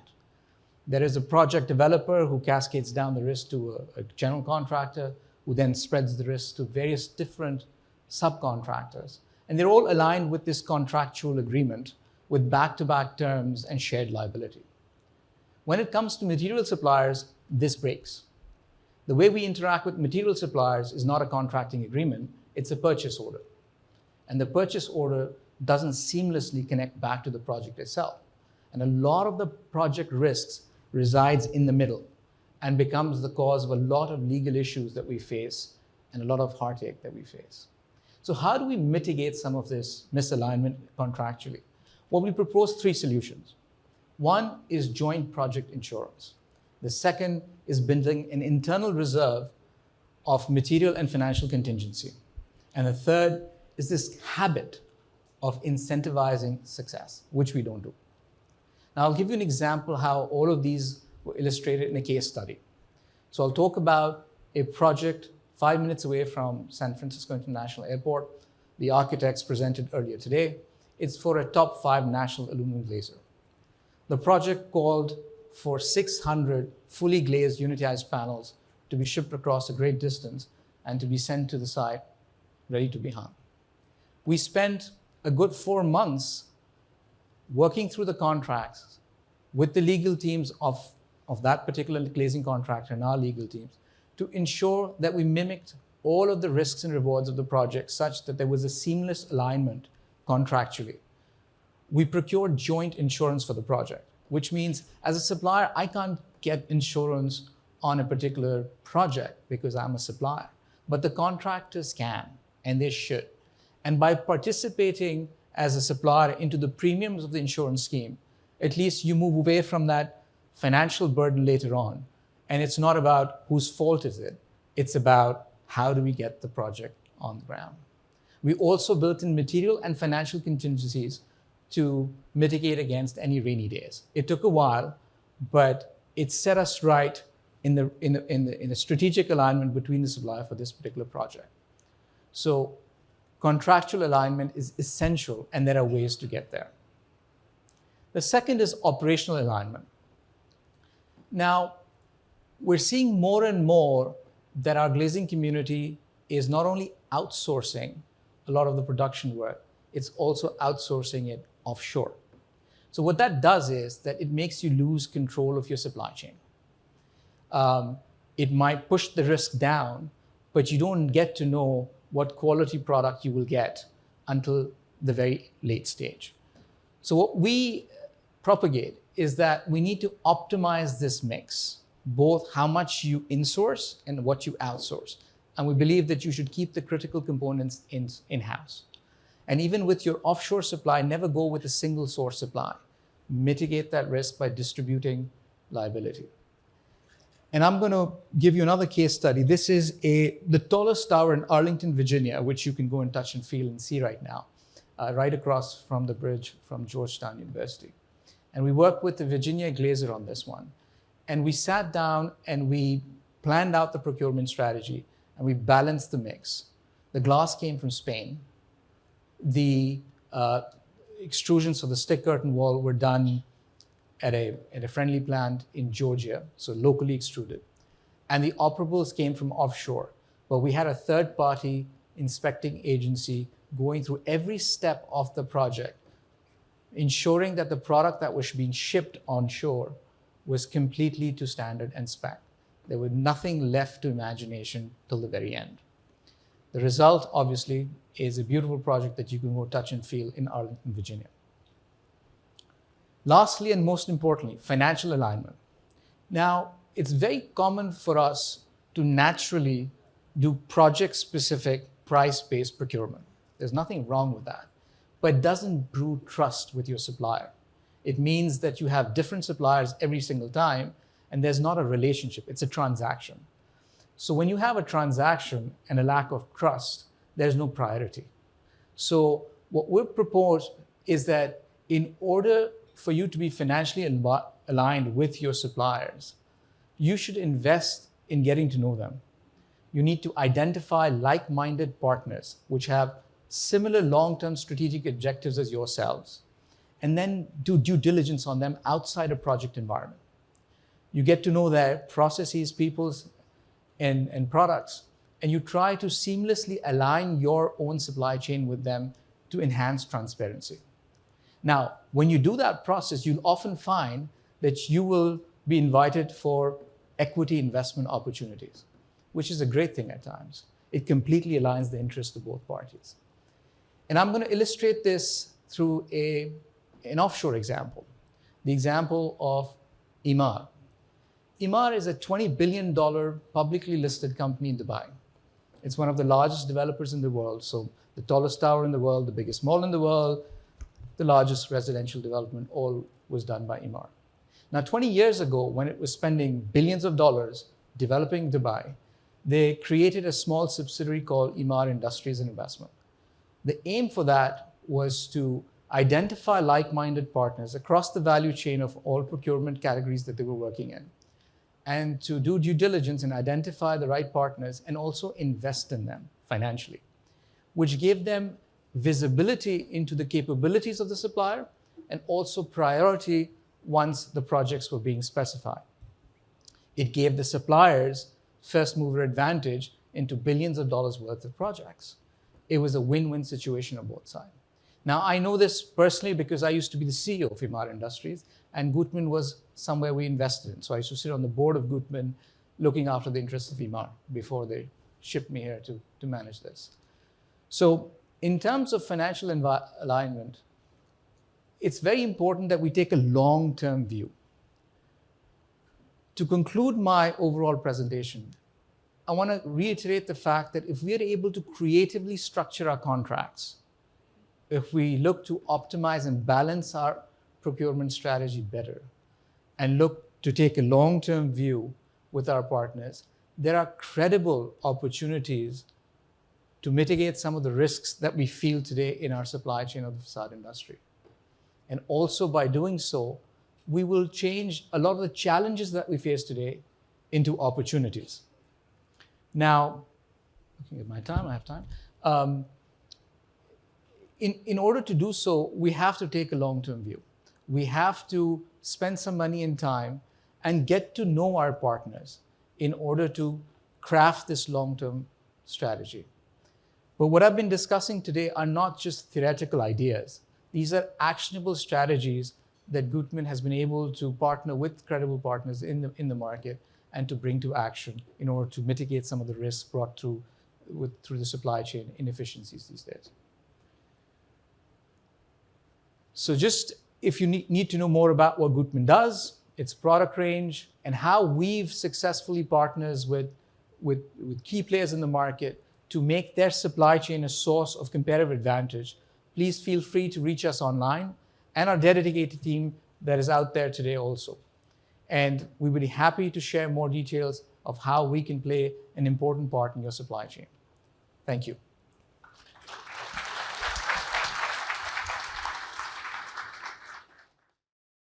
Thank you, Waleed. Okay, that was great, Waleed, and especially having that long-term vision and partnership, making collaboration a better part of the process is super important.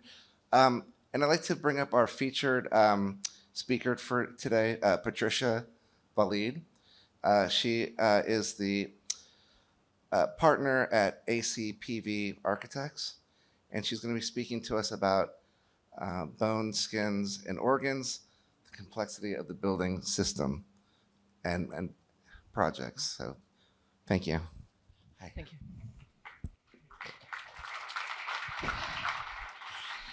Good morning. Can you hear me okay? Yeah.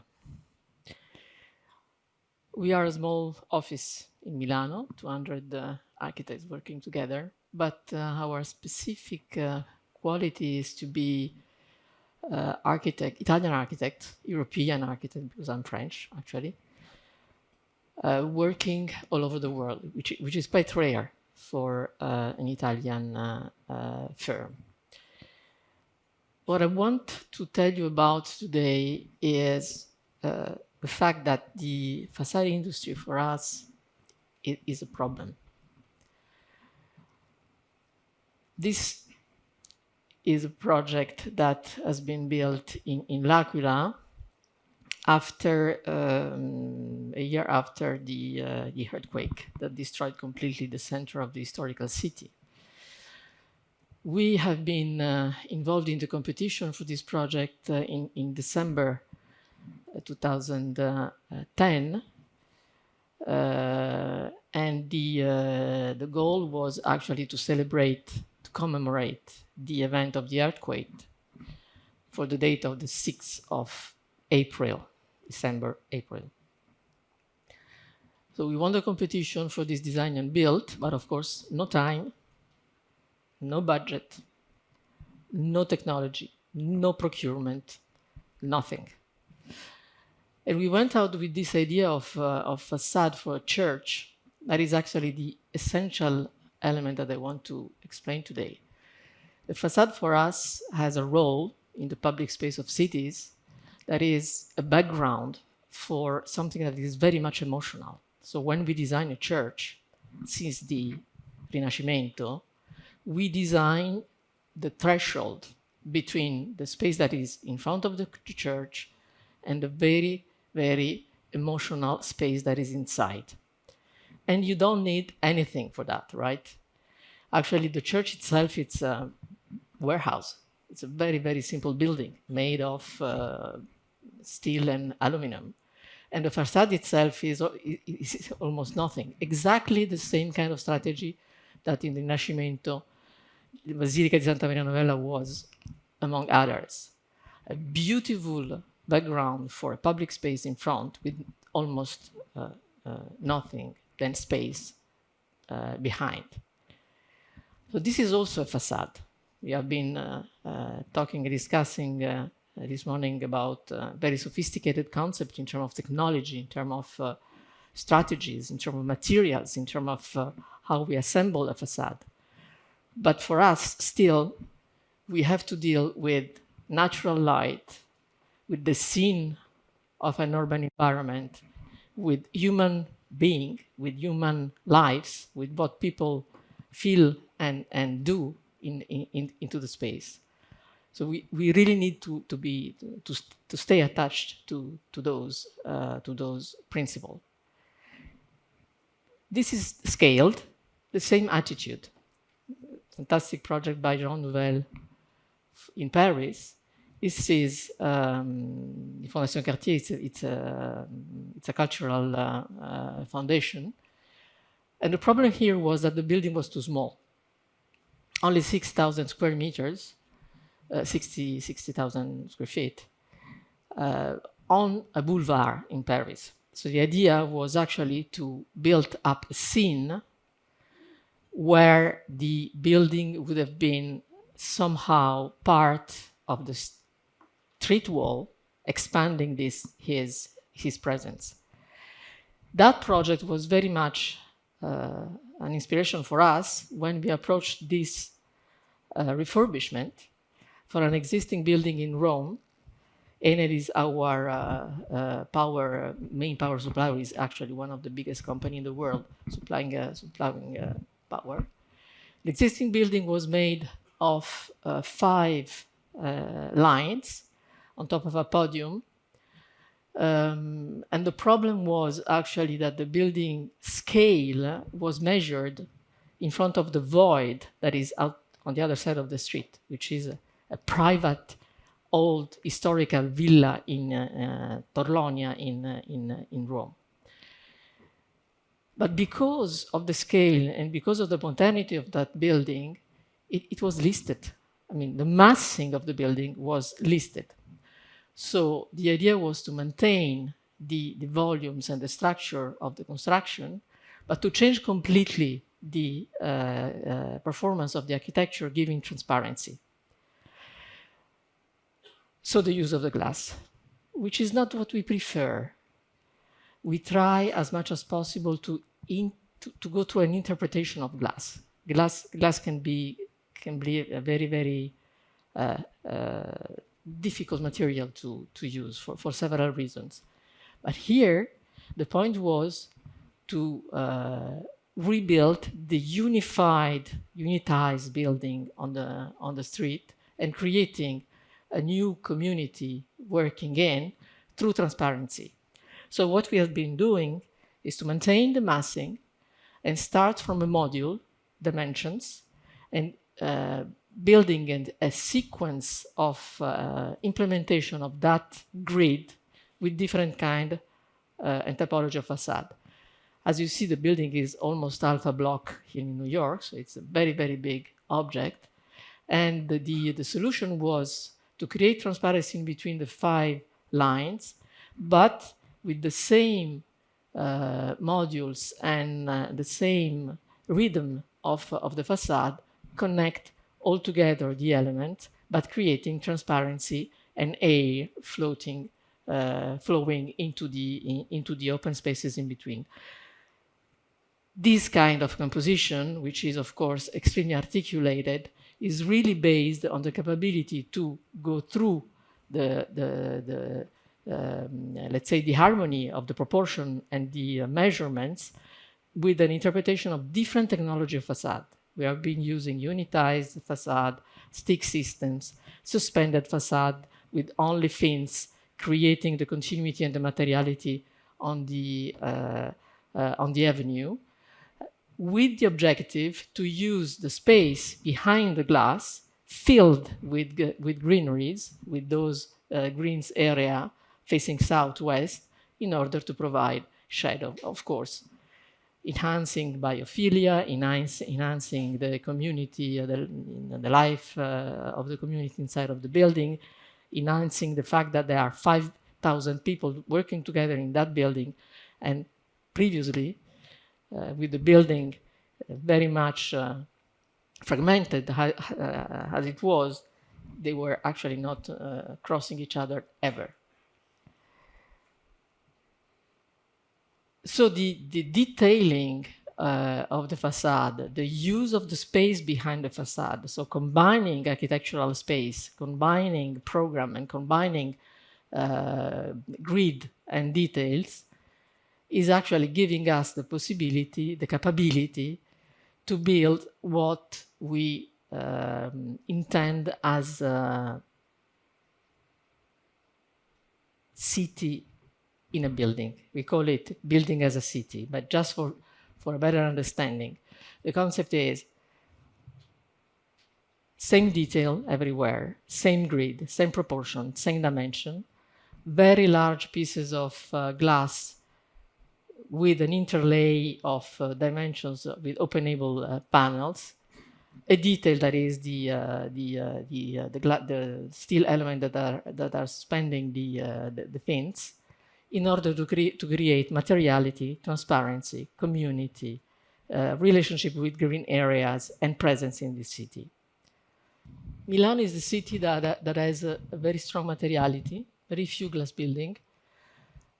The envelope of the building are quite walled.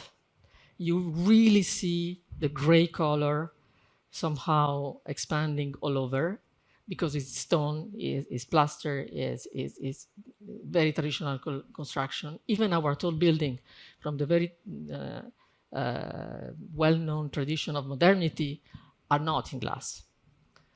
But what we have been doing with Portali, which is a very important development in the center of the city, was actually somehow to go through an interpretation of what is the Milanese-ness of the language, using glass as a wall, meaning that the proportion of the grid and the contrasting between the blackness of the glass, which is a photovoltaic facade, and the transparency of the grid was somehow the background for the articulation of those masses that was rebuilding the skyline on the two sides of this very, very important avenue coming into the city.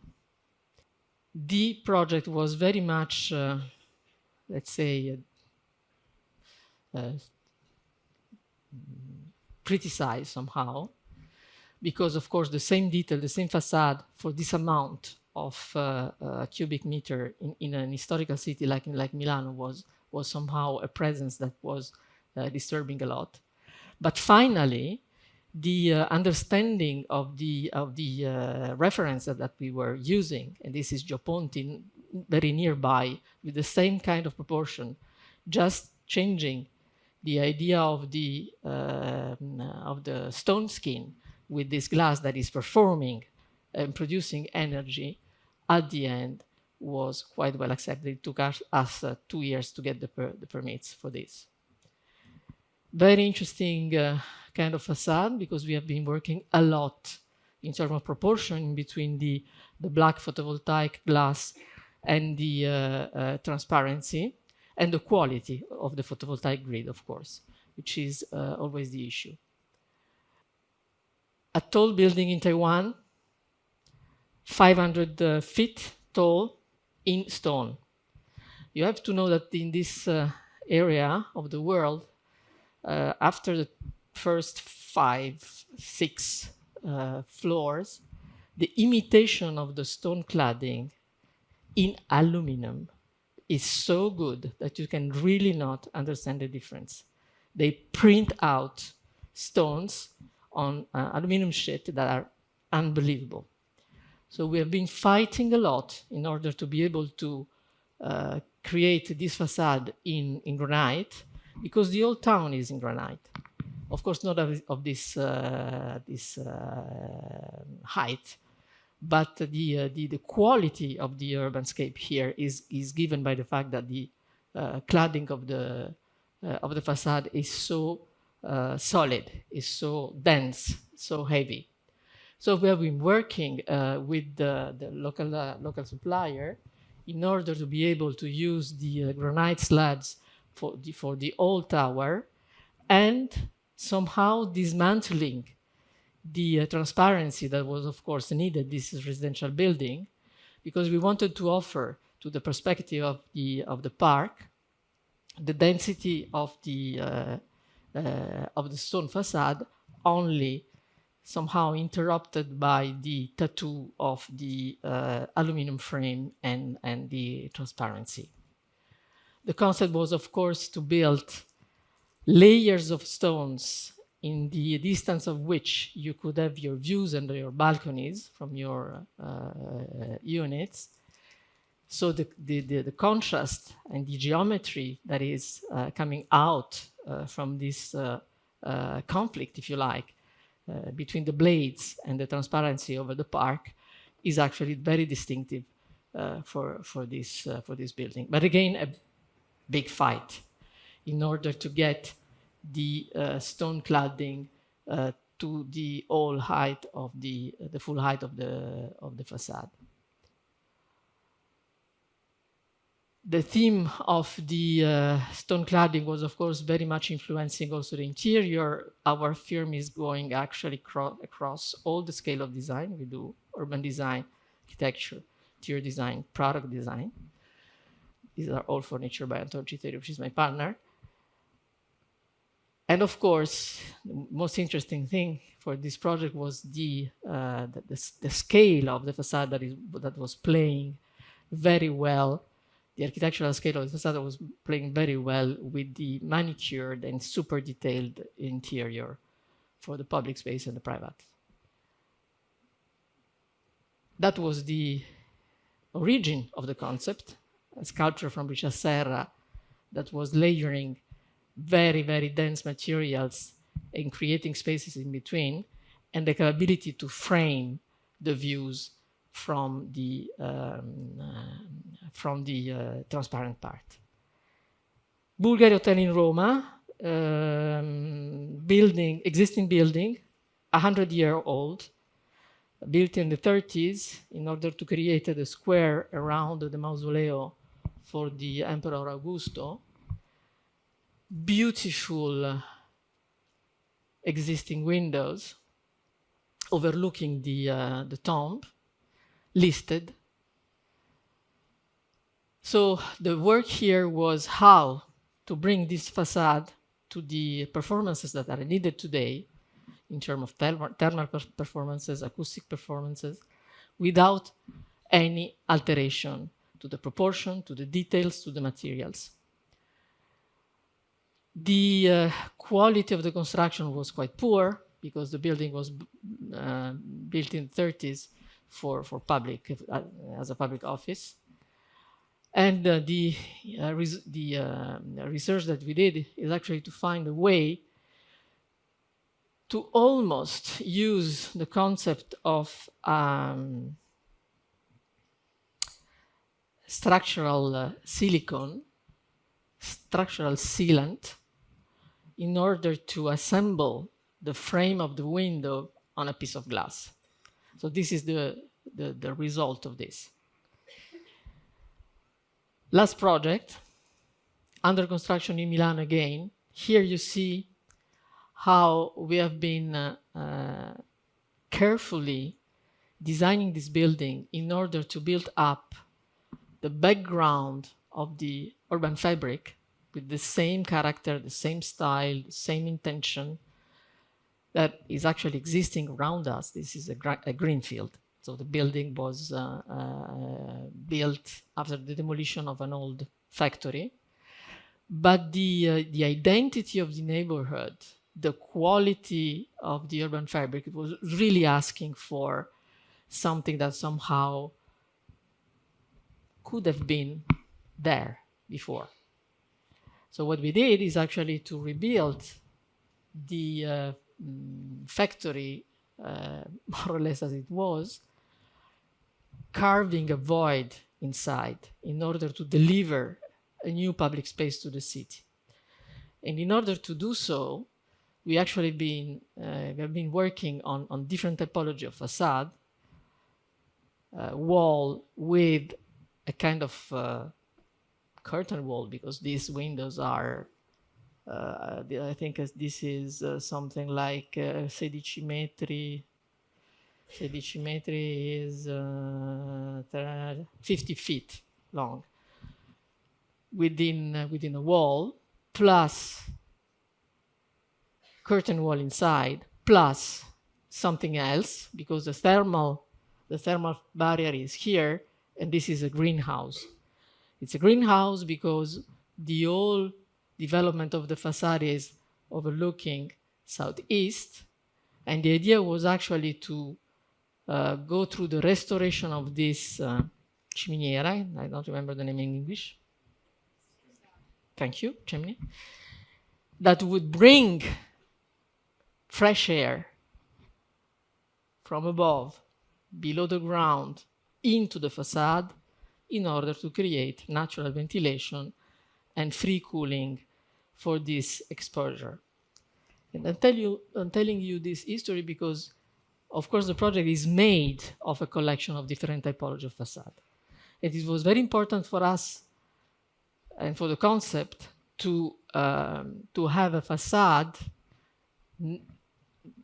that is not thermal, overlooking the green area, very light, like a greenhouse, like the Kew Gardens in London, for instance. Impossible. Today, you cannot buy a facade of this size if it's not a unitized system.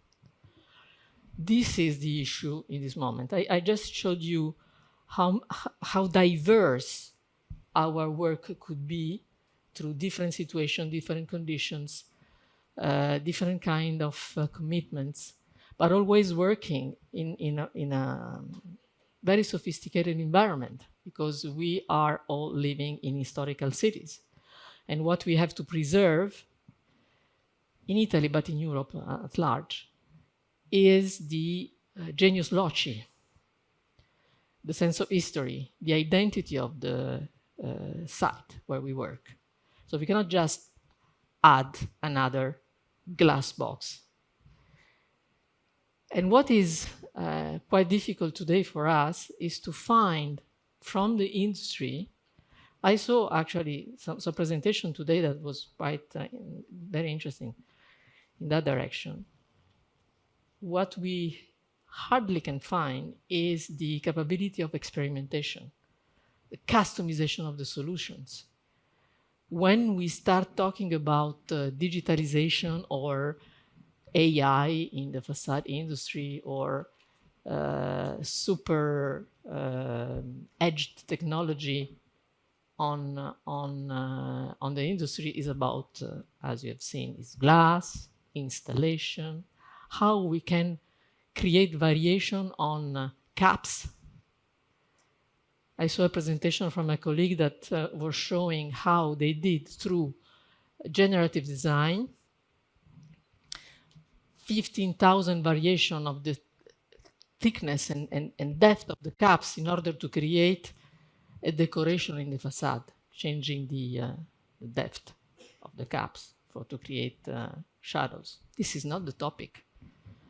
The topic is to be able to build envelopes, and this is a word that we learned actually working in US, because we don't have an envelope in Europe, we have facades that are really part of a piece of architecture or background of an urban space. So the topic for us is really to start again thinking about facades, less about envelopes, and again about solution and less about systems. Thank you.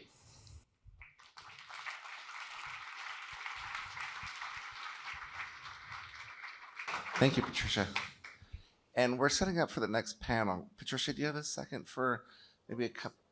I think we're going to have a panel with chairs coming up. But beautiful work, and thanks for the presentation.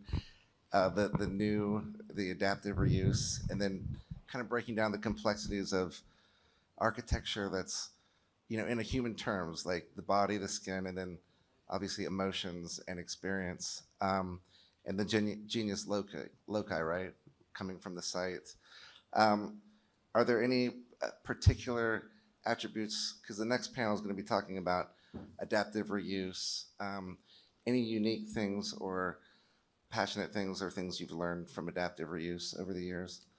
But honestly, adaptive reuse for us is a huge topic. We do a lot of this in our country, because one of the main assets that we have is our existing building. As you have seen for Enel, the headquarters for Enel, it is an adaptive reuse, even if they are not changing the use of the building, but it's completely different, different accesses, the different way to use the space, and so on and so forth. And for us, it is an extremely relevant topic, And because of that, and because of the fact that our buildings are old and they are inefficient, they are eating energy, they are difficult to maintain, the solutions that can come from this field are paramount, are really a key. Great. Okay, great. Thanks, Patricia. All right, so our next, this is kind of the first panel discussion for the day and the last one of the morning session, and we'll break for lunch afterwards. But this is about adaptation and reinvention, and with the moderator, Julie Nelson, who will introduce everyone. She's a partner at BKSK. Thanks, Julie. Hello, everyone. Good morning, almost good afternoon. I don't know where we are anymore. Was mentioned in the last question, perfect tee up for our topic today, which is adaptation and reinvention. And sort of thinking about how to collect all of our work together, I was thinking about the idea of the nimble city, which is the theme of the conference. And that there's a bit of an inherent paradox where nimbleness implies a sense of lightness or agility. But what in our conversations with each other we have found in our preparations for this panel is that on the surface, the buildings that we're going to present are in many ways the opposite. But it is those very qualities, their solidity, their permanence, and their enduring character that make them the best candidates for adaptation and reinvention. So today, although we are presenting a wide range of projects varied in the character and age of the existing buildings, different typologies, and different design strategies, what unites this collection of work is a core belief in the value of existing architecture in a nimble city.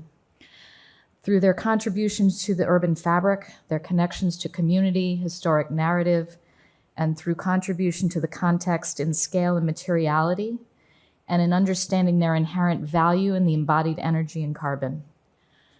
We will also see through case studies presented that just as no two buildings are alike, there is no single approach in adaptive reuse or facade reinvention.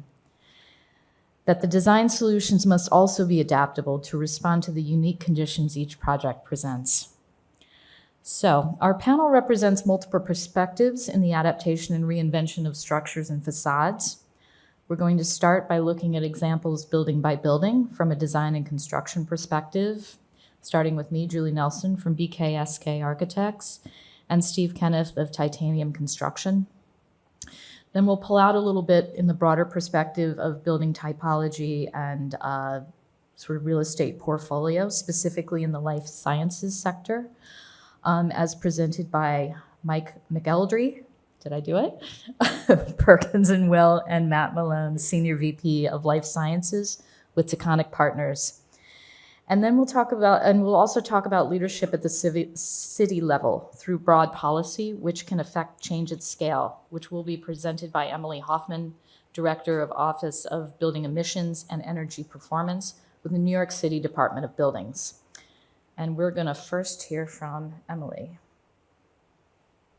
And you can just tell me when you want me to move it forward. Sure. I guess I'll go ahead and stand up. I'm Emily Hoffman. Nice to meet you all. I'm going to talk about just high level what policies are out there right now that affect the building portfolio stock in New York City. Next slide. And just scroll ahead one more time. So in New York City, we have 1.1 million buildings. And if you scroll right ahead, 68% of the carbon emissions in the city come from our building stock. So we have, our previous mayor had set a policy to get to carbon neutrality by 2050. And since, the New York City, the bulk of our carbon emissions come from buildings, we have to really drive down the carbon emissions in our building sector. So, I'll just touch on the policies that are out there that we deal with at Department of Buildings that impact carbon emissions directly. The first is Local Law 32 of 2018. So this sets the energy code adoption cycle. We were required to adopt the NYSERDA stretch code, which is, it's an advanced code. It's more stringent than the state's code. We did that in 2020. The law also states that we're supposed to adopt that again in 2022 if it's available. So we're still waiting on that final draft from NYSERDA, but that will be, about maybe 20% beyond what the current code is as far as energy performance. And then by 2025, the city is required to adopt a performance code. So this is for buildings 25,000 square feet and greater. And what that means in today's world in energy code is energy modeling. So we're working on different strategies to incorporate for performance-based code. And again, this applies mostly to new construction, or whatever, buildings are, looking out for pulling permits. And then there's Local Law 97. This was part of the Climate Mobilization Act that passed in 2019, along with a whole suite of other laws in that act. But the one I'm going to focus on today is Local Law 97. This impacts about 50,000 buildings of the largest buildings in New York City. It's buildings 25,000 square feet and greater, and these are ones that are built now, so not new construction, existing buildings. And this goes into effect in less than 3 months. And so buildings are going to have to start measuring their carbon emissions, and by measuring, I mean they use the utility bills and whatever source of energy they're using, electricity, natural gas, to determine the carbon emissions. If they're over the limit, then the law defines a penalty for that. So that's what our agency and my unit is focused on right now, is the implementation of that law. And then I do want to touch on another law that's also coming into effect in less than 3 months, is Local Law 154. So this is a law that bans on-site emissions in new construction. So effectively pushing buildings to go towards heat pumps or all electric. And so there's no more on-site combustion for new construction under 7 stories. So that goes into effect January 1st of 2024. For buildings over 7 stories and over, it's a delayed compliance date of 2027. So that's what we're working on at DOB. And so what that means is, if you go to the next slide, Julie. So we're going to be seeing that, our city is going to be, like I said, the Climate Mobilization Act, we're going to be mobilizing buildings to reinvent themselves and figure out how to get to carbon neutrality by 2050, which is, again, required under Local Law 97. This is a slide that DCP had let me borrow, which was really nice. Great images on there. I'm an engineer. I'm not talented in the graphics area.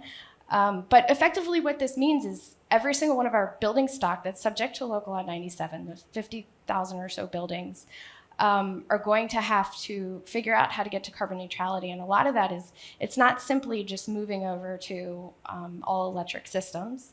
It's looking at the efficiency as a whole, looking at how to reduce energy consumption in that building. And what we're going to be seeing is a lot of facade replacement as well, because a lot of these buildings are older, and we'll need to figure out how to do it, whether it's a full facade replacement or partial or somewhere in between. So that's kind of what we're seeing, and looking that in conjunction with moving to high efficiency HVAC equipment, improving thermal comfort for occupants, and as well as the other benefits that we've heard from others. Thank you. Thank you, Emily. And there you can find Emily's contact information for all of your DOB questions related to these new initiatives. So, switching gears, I'm going to talk about 4 projects done by my firm, BKSK Architects, and our appreciation for existing and historic structures has grown out of our work in landmark districts in New York City, starting in 1997 with the conversion of the Fisher Mills warehouses in Tribeca, to recent work on Gansevoort Row, Meatpacking District, Tammany Hall at Union Square, and to a ductile screen that is about to be erected on top of a former YMWCA on 16th Street.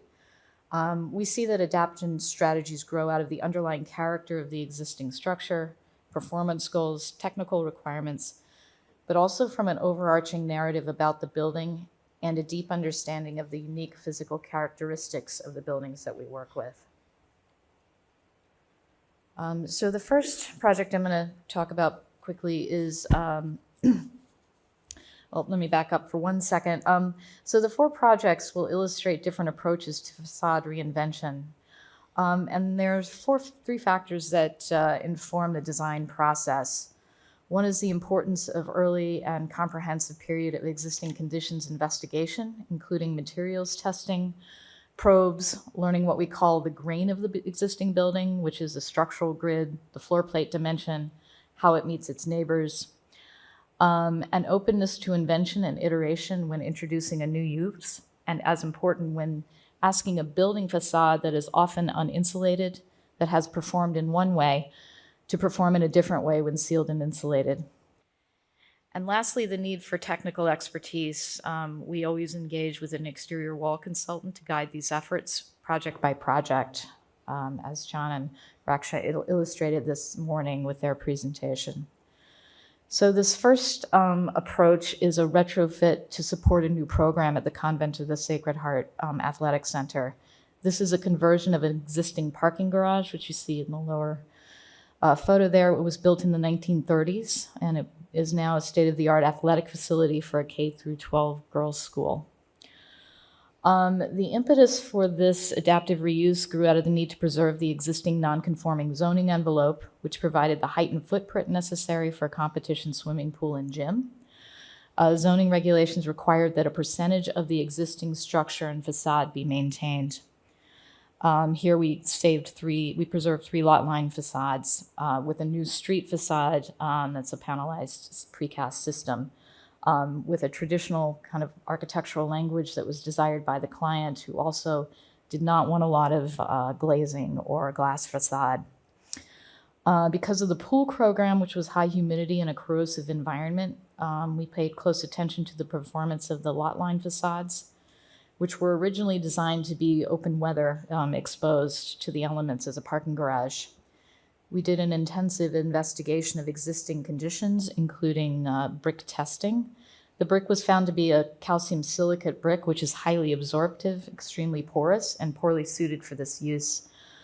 And with the involvement of Jim Gainfort, who was our exterior envelope consultant, we undertook an iterative design process, included a lot of WIFI modeling to test options for the retrofit of the existing facades. We did about 10 different options. The final solution was to build a kind of new inner layer to the existing building that had an air gap in between. The inner layer was heavily insulated with a vapor barrier, and then brick vents were installed at regular intervals to allow for the free flow of air behind the outer width of the brick, and to separate it from the new interior wall assembly. And you can see from the construction photos, this is all messy, this is not new construction. It's quite complicated and not as clean as what you see in the building sections. The second approach at 11 Beach Street, an adaptive reuse of a building that was built as a warehouse, converted to residential lofts, but not in a landmark district. The building is in the shape of an L with 3 street facades and 3 lot line facades. And modifications to the building included a fully insulated facade, enclosing a building conditioned by an all-electric system. Windows were too undersized for the use. We needed to provide legal light and air for the loft-style apartments. So here the strategy was to transform the facade by making strategic alterations to the street facade by literally slicing the building along the line of the existing window jambs and inserting a new window wall system that included terracotta spandrel panels in a sawtooth pattern. The intent was to create the illusion of depth here by expanding the jamb fins well beyond the face of the existing masonry, which also allowed for some construction tolerance for walls that were out of plumb. And at the roof line, strategic cuts were made to pull back the structural slab and allow for double height spaces and private terraces. So a far less invasive and far more humble structure at West 13th Street. This was a much more surgical approach for the adaptive reuse of a community facility into multifamily residential. The project is located in the Greenwich Village Historic District, and it's currently in construction, so no no fancy renderings just yet. Because of the LPC designation, here minimal changes are being proposed to the street facade, with the exception of some enlargement of the top floor windows and removal of the blind arches at the second floor. The bulk of the work is happening in the back, where we're doing a bulk relocation because of the fully built first floor. We're cutting some of that bulk and relocating it to the penthouse at the roof. But I think what is most important here was the work we had to undergo in figuring out how to retrofit this facade for a higher expectation of comfort. So this is a brick facade with terracotta backup. We worked with DeSimone envelope consultants, and the initial approach was to apply an air barrier to the terracotta backup with a continuous layer of insulation board on the interior face and bad insulation in between studs with a full window replacement. However, the reality of construction with terracotta as a backup is that it is not a usable subsurface at all. So instead, we had to make a kind of pivot to a 1-inch layer of spray foam insulation applied to the interior face of the terracotta, which provides us a continuous insulated barrier, which makes up a new part of the wall assembly. And I think that's the important thing on all of these projects, is that the reality on the field is very different than what you expect to get when you're in design mode. Similarly, last project, 201 West 77th Street is the retrofit of an existing pre-war residential building. And this is a mix of market rate rental apartments mixed with occupied rental units. Unlike 11 Beach and West 13th, here space considerations and plan necessitated a careful coordination of the facade retrofit approach based on the interior conditions and the need to minimize increased wall depth when creating a newly insulated envelope. The building is being converted to electric with a central VRF plant, now serving all of the apartments. And again, working with an exterior envelope consultant here, Socotec, to run models of the different internal conditions from existing uninsulated exterior walls with plaster finish in occupied units to living room and bedroom walls where there are fewer spatial constraints to higher humidity spaces where the wall space was at a premium. Again, an iterative process that was like 3D chess, where different wall conditions were modeled and cross-checked with their implications in plan, making sure to keep the dew point outboard of the insulated cavity. And here again, the building's exterior walls were comprised of brick and terracotta backup. And similarly to 13th Street, the condition of the underlying substrate, which was a terracotta, informed the ultimate design solution. Steve? Thanks, Julie. Good afternoon, everyone. So I'm Steve McKenna from Titanium Construction. We do a variety of different projects, from new construction, as some projects that Julie mentioned, and some renovations. I'm here today to discuss with you one project in particular, which was a renovation that Julie just mentioned for a project on the Upper West Side, 201 West 77th Street. So Julie, if you go to the next slide. So the project consisted, as Julie mentioned, it was an existing rental building that was being upgraded to have luxury rentals, while at the same point having occupied units remain, occupied people stay in the building, which was definitely a challenge. The lower ground floors, we gave the building a facelift by installing some new limestone facade. In order to do that, we removed the existing masonry and terracotta backup. By doing this, it allowed us to properly insulate the building from the exterior to today's energy code standards. Alongside with that, there was obviously some unforeseen conditions and some structural issues that we had to contend with in order to hold up the existing masonry above. You can see some pictures here, just some steel supports and shoring that we had to put in place in order to keep the brick intact. And you can see the limestone starting to be installed. Next slide. Here's pictures of more of the limestone kind of further along. Next slide. And then here's a shot of looking from the inside of the building out, obviously. And like Julie was touching on in her other project as well, with this terracotta backup, it's just very challenging as a material, especially over time, just becomes very brittle and is very difficult to deal with. So one of the challenges here was how do we get the R value needed to meet today's energy codes while not losing so much space within these units, and how to make these layouts work. So we came up with the idea, working together with BCASK and Socotec here, to do a continuous spray foam before we framed, which gave us the best R value you can get in the thickness that we had. It's also continuous, so there's no breaks. It also provides a vapor barrier, so it was a win in many aspects with an existing renovation like this. Some of the other challenges that we faced on this project were the window replacements. So there were some windows that had to be enlarged to meet the legal light and air codes.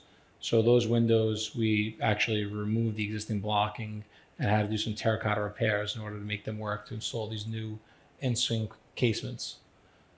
There was other areas where we were able to do some value engineering, where we were able to leave the existing blocking in place, which helped avoid some other repairs and other unforeseen conditions with terracotta, and also helped us to not have to do any abatement for as the existing window caulking was asbestos containing. So these are just some of the challenges that you face, when you're doing a renovation of a pre-war building like this. Also, one other thing to mention with the windows, now when we're looking at these energy models and trying to ensure that we're meeting the standards and the calculations that we need to, it's kind of gotten harder and harder, because you might have a subcontractor that can provide you with a good window, but he also needs to provide you with all the backup and the calculations to support that window. And that seems to have been a challenge, but we had a good window manufacturer here that was actually local and was able to meet the specs and the criteria we needed to meet the overall building model and the building energy code. Next slide. And this is just some pictures of what the interior ended up being like on this project. Turned out very nicely. Again, the luxury rentals.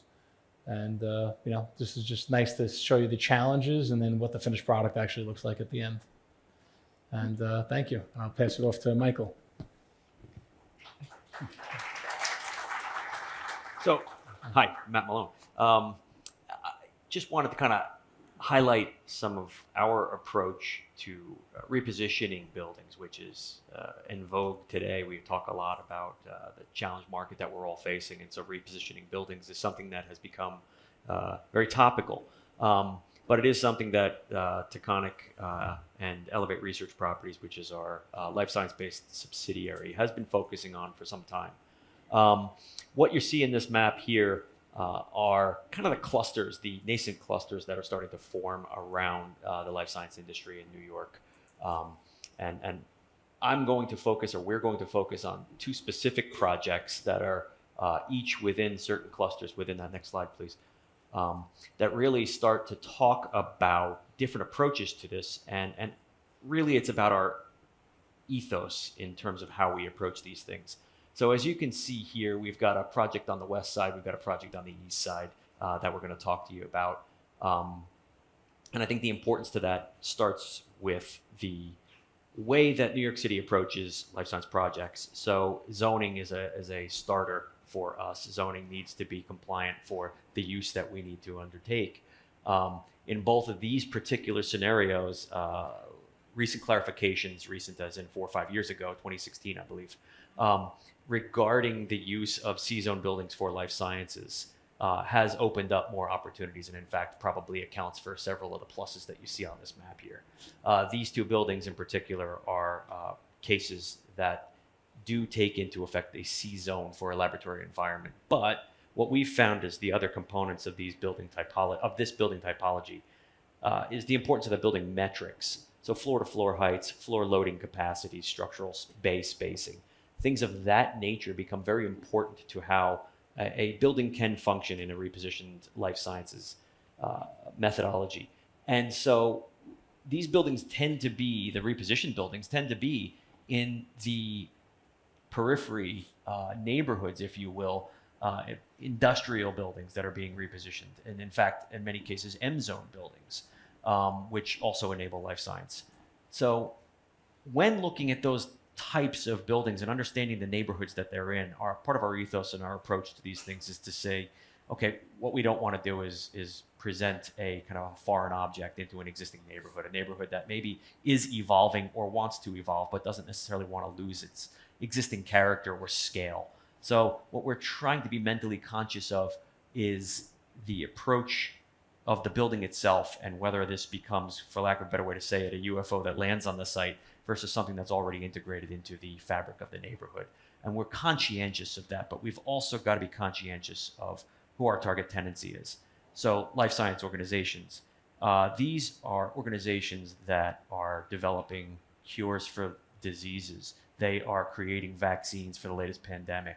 They are, in many cases, dealing with climate tech issues associated with saving rainforests, for example, or coming up with a new textile and a new way to approach these things that are in more renewable sense. So we take that into account. We understand the target ethos of our tenants and try to say, well, why wouldn't our buildings represent that to some extent as well? So repositioning an existing building is beneficial from the perspective of the carbon footprint associated with it, or the embodied carbon associated with that. Taking the approach of being energy efficient wherever possible, understanding that most people look at laboratory environments as being energy hogs is something we're very conscientious of. And Local Law 97 obviously underlines and reinforces all of that. And I will say that with the first building, 125 West End Avenue, or WELL as we call it, West End Laboratories, that project was undertaken right at the advent of Local Law 97 being rolled out. So there were some challenges associated with that, with us not necessarily understanding in those early days what that might require or entail.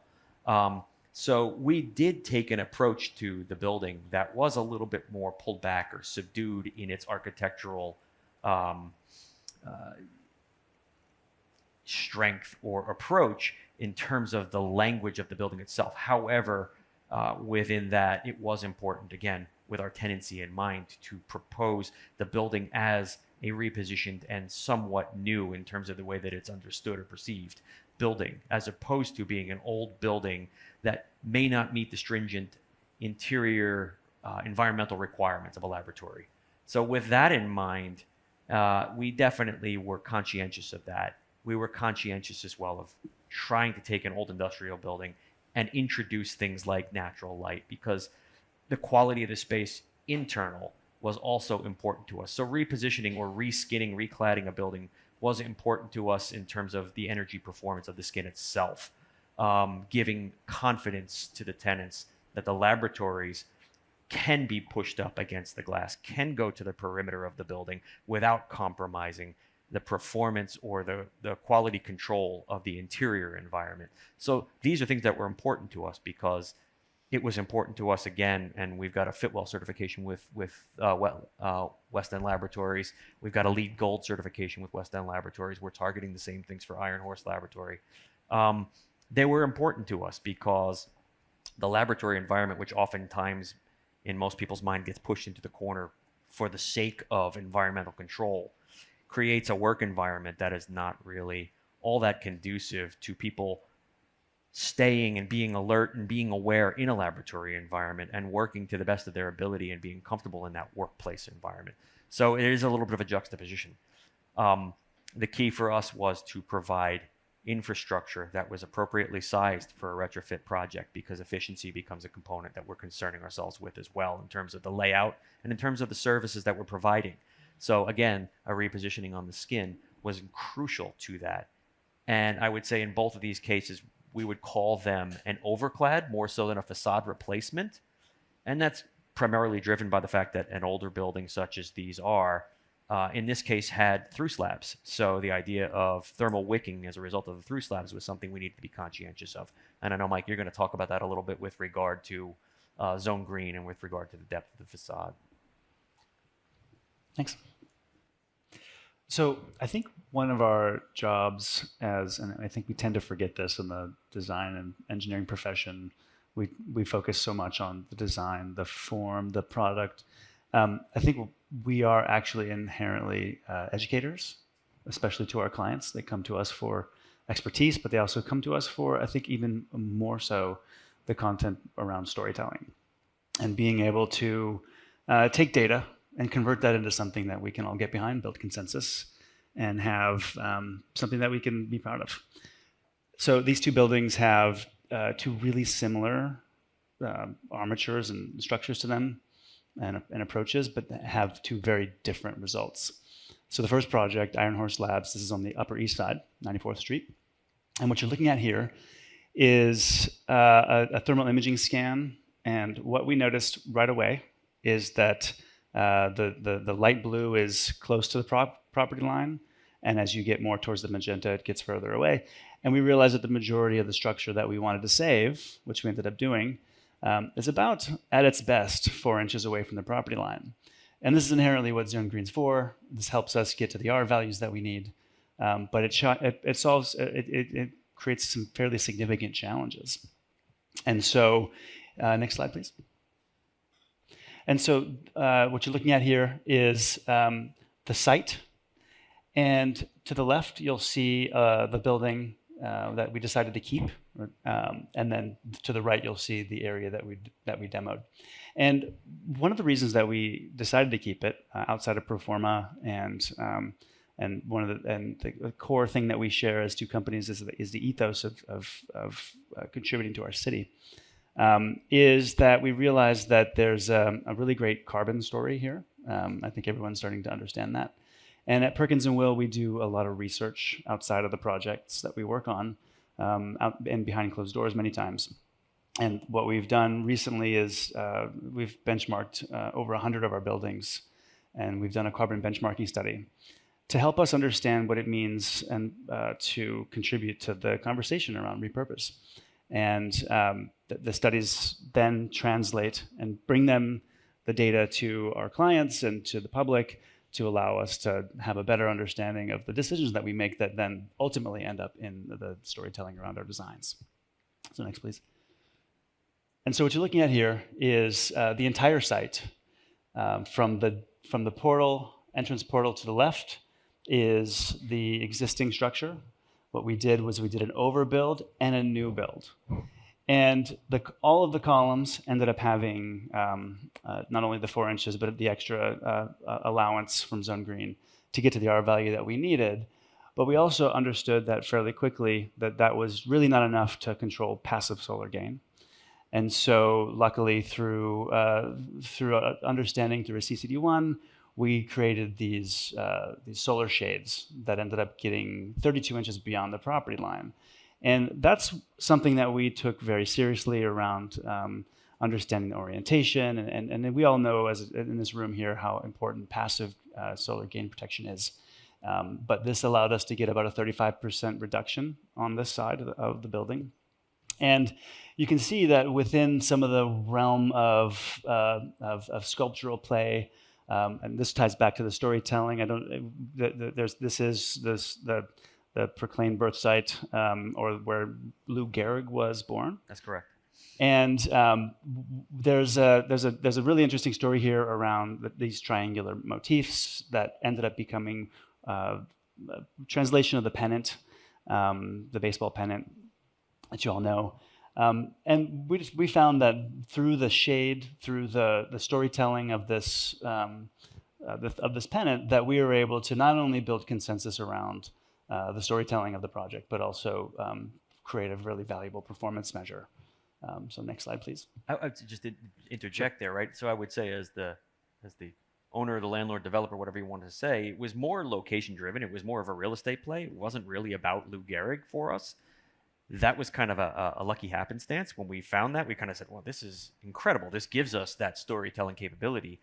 And because it's a life science building, the obvious connections to ALS come to mind. But our mind was not so much in the storytelling aspect of this, not so much about ALS. This is not necessarily, I'm not saying it's not, but it isn't necessarily an ALS building, but it is a research building. He does have that connectivity, but he's also very New York centric. The Yorkville neighborhood is one that he has direct and strong links still to. So it was important to us to be able to tell that story and talk about the history of the city. Next slide, please. So this is West End Labs. And this ultimately is a very similar story. It's an existing building with columns that were about 4 inches away from the property line. And this, as you mentioned, was a really interesting challenge because this, as you said, this is right around the time that Local Law 97 was coming around.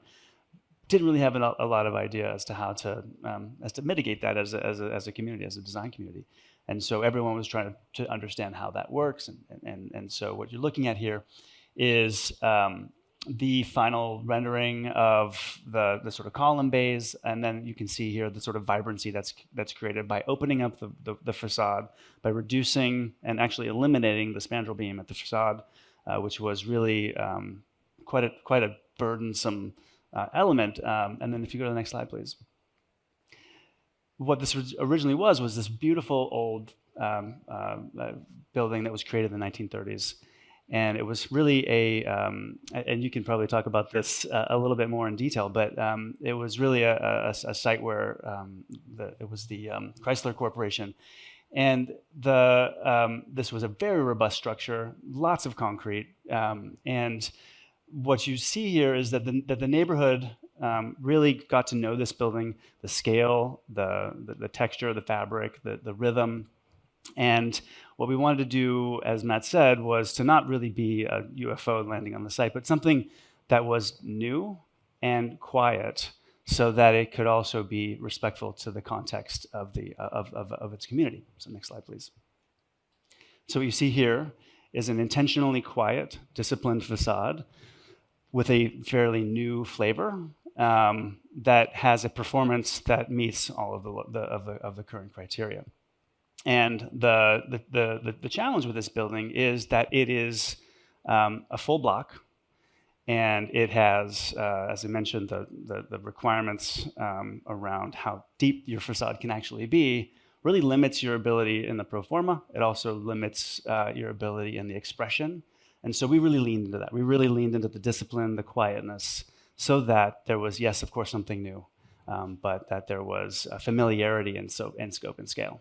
And I spoke at the typology a little bit, right? So this was a building and a site that had special permit overlay already upon it. And this was a building circa 1929, was built for Chrysler. So if you can imagine they're building the Chrysler building, the one that we all know and love, and then this building simultaneous. And I think that there was a business model associated with it that said, this is where you bring your car to get it repaired so that the local mechanic down the street isn't robbing you, because everybody using cars was becoming a very big deal. It was becoming more ubiquitous for people to utilize cars. The site itself, actually, from a topographic perspective, actually was one of the original access sites to the original West Side Highway, which was an elevated highway even back then. And so there was this enormous kind of situating or anchoring to this neighborhood that this specific building had. And we wanted to kind of hold tight to that to some extent because, as you mentioned, we didn't necessarily want to create the object that landed on the site that you previously knew this neighborhood for something completely different. We also liked the story associated with the big three, the automotive industry, and it becoming something new at that time when the building was created and this neighborhood was centered around that. And now biotechnology, which is kind of this new industry that New York is trying to get themselves into. So this repurposing of this building wasn't just simply in its exterior appearance, but in its entire function. It is a reinvention of its original tech back to the new tech. So we're bringing something new to the neighborhood from that perspective that we found value in. That's the end of the slideshow.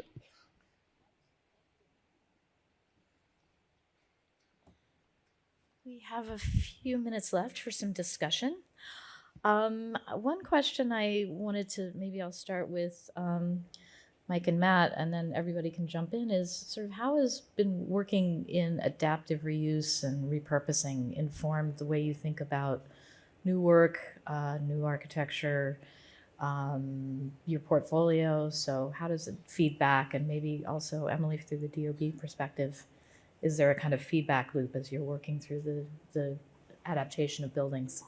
Yeah, I think that this is a really exciting moment in our profession because while normally we might just have instantly thought about demoing a site, I think it's nothing new that we're all thinking about repurpose. It's really the flavor of today. But I think this really requires an interesting level of creativity and innovation around the obligation to do better by our boring buildings. And so many of these buildings aren't landmarked. Many of these buildings have inherently solid structures that are really built to be around for a century. But of course, all the systems start to decay and find entropy. But the exciting moment is how can we sort of strip this down to its essence and really try to find innovative and creative solutions. And I think that that every single building has a different story to tell. And by leaning into research and understanding and of consensus around the ethos that we build our partnerships around, that we can find really innovative and creative solutions. And I think that right now it's just it's an exciting time in New York City. And I think a couple things that I alluded to earlier that I think specifically and directly answer to your question. One of which is that what we found is just how integrated the exterior skin systems are to the energy, or rather the MEP components of the building. And I think, as I mentioned earlier, not every building is really well suited for a reposition. But as it pertains to new buildings, some of the repositions that we've done have kind of trained us as a real estate developer. I'm fixated on things like efficiencies of floor plates and maximizing rentable square feet. That's what I do. But as a result, we've strategized in existing buildings, how can we handle with the thinnest potential facade treatments in order to get the energy performances we might need? How can I make sure that those facade treatments are supporting the MEP systems that are now driving through the building? How can I reduce the footprint and the load of those MEP systems? Part of that is through the facade performance, but part of that as well is now it's introduced new concepts of smaller shaft spaces required in laboratory buildings because we're using water-based systems instead of air-based systems, as an example. So that's, to some extent, how some of these kind of lessons learned in having to retrofit existing buildings have given us some insights as to how we might approach new buildings as well.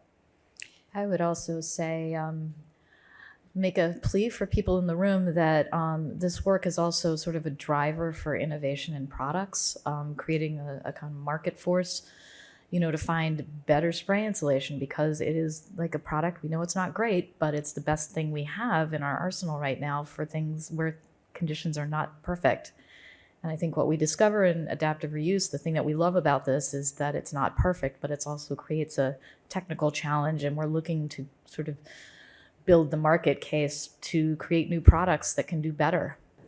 Emily or Steve, anything to add? Yeah, I just want to add from the city's perspective, as we know the codes are going more performance-based, we're working with Department of Energy and Pacific Northwest National Labs and other cities and jurisdictions that have similar mandates, and looking for more simplified tools than traditional energy modeling, so that it's more widespread for the design community and not just, as it's used right now for the biggest and most complex buildings. So we think that that's, really important to make sure that, not just very, like I said, unique and complicated designs are using this approach, this performance-based approach, but also that it's, more affordable for smaller scale buildings as well. And we have about 2 minutes left. So Emily, I'm going to ask you what is coming from DOB with respect to Local Law 97 and some new initiatives. Sure. So we've released a new set of rules that go alongside Local Law 97. So those are out for public comment at the moment. There's a public hearing on October 24th on those rules. So go on our website, check them out. A couple of the key items in there are the requirements built around what, in the law, there was a statement in there around good faith effort. So if an owner was making good faith effort to comply with Local Law 97, then DOB would have to consider that. And so these rules outline what good faith effort means. And so we have, essentially what it means is, from our perspective, owners don't have the capital funds to pay these steep fines and renovate their building. So if they're making a good approach, a good faith effort to renovate the building, then we can look at whether to fine, based on what the actual approach is. And so what it does is it essentially delays the fines for 2 years as long as the building is in compliance in 2 years with the 2024 limits. But then it goes a step further and says that in 2 years after that, so by 2028, the building has to also have work underway to demonstrate compliance with the 2030 limits, which are much steeper, they're much more stringent than the 2024 limits. And basically, it sets up markers in this 5-year period until 2030. And if an owner at some point falls out of good faith effort, DOB has the ability to, collect all the back fines, so back to the beginning. So this is a way to, because the goal really is carbon reduction. So this is a way to try to work with the community, engage with the city, engage with owners, and try to, get, like I said, the mobilization, that's the word that we're using, the mobilization to carbon neutrality. So there's that. And the other big thing that's in there is what we call beneficial electrification. So that's giving a credit or an offset to the penalties for owners that displace their fossil fuel equipment with high efficient electric equipment like heat pumps. And so that's another thing that's in there. So please go through it, read it. There's a lot of other stuff in there as well, but those are the two really big key items. I think, Emily, we chatted on this actually previous, and it's interesting because everybody sees the grades on the buildings or restaurants, and you go, oh, that's a C-grade restaurant. I'm not going to go in there. The food might be tainted, right? The buildings now have that upon them. They've got grades upon them. And, yeah, that's a great point. And tenants come to see these buildings, and they understand that there's a penalty coming to this building if it's not performing the way that it's supposed to. That penalty is going to be passed to me in the way of my lease rates. And so it's of value to us as owners to say, we need to consider that because there's a perception. And it's maybe just purely perception. But there is a perception that as a tenant coming into a building, I'm going to be penalized because of the environmental performance of this building. And I want to avoid that if at all costs. So we have, for the examples you've utilized, we've gone with air source heat pumps. The other aspect of that is operational costs beyond that.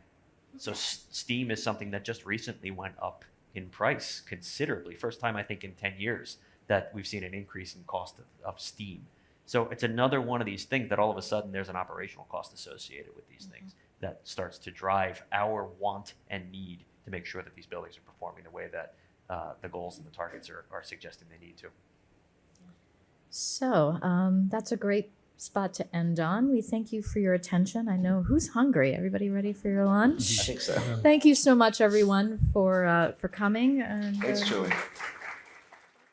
First speaker we have is Darin Reynolds, partner at Cook Fox, and he's going to be presenting on In Search of Authenticity, Modern Interventions Within Historic Buildings. So let's give him a round of applause. Okay. Hi, everybody. My name is Darin Reynolds. I'm one of the partners here at Cook Fox Architects. I'm here representing a studio of about 80 people that are dedicated to environmentally integrated, sustainable design.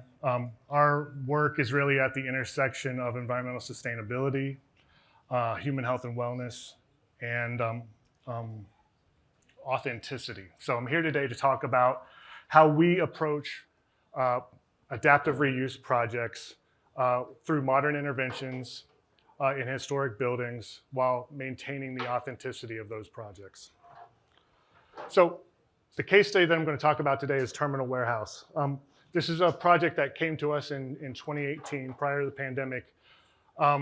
It was a building that was built in 1891. It's located on the west side of Manhattan, just south of Hudson Yards, between 27th Street and 28th Streets, between 11th Avenue and 12th Avenue. It is included in the West Chelsea Historic District. This building, along with the stair at Lehigh and the Baltimore and Ohio Railroad building, comprise about 50% of the district. These are 3 generations of warehouse construction technology, from starting with our building in 1891, which is brick masonry exterior wall and main structure with heavy timber interior superstructure, followed by the B&O building, which you see in the background here. The small building in the background, which is in 1913, that's cast in place concrete technology, cast in place facades with punched windows, and stair at Lehigh, which is 1930 plus or minus. cast-in-place concrete structure with international style ribbon windows, curtain wall, exterior facade. I'm going to start with the history of this building because that informs what the modern interventions are going to be. Our project goes way back to 1891. It's built on landfill along the river, the Hudson River. You can see here outlined in orange is where our project started.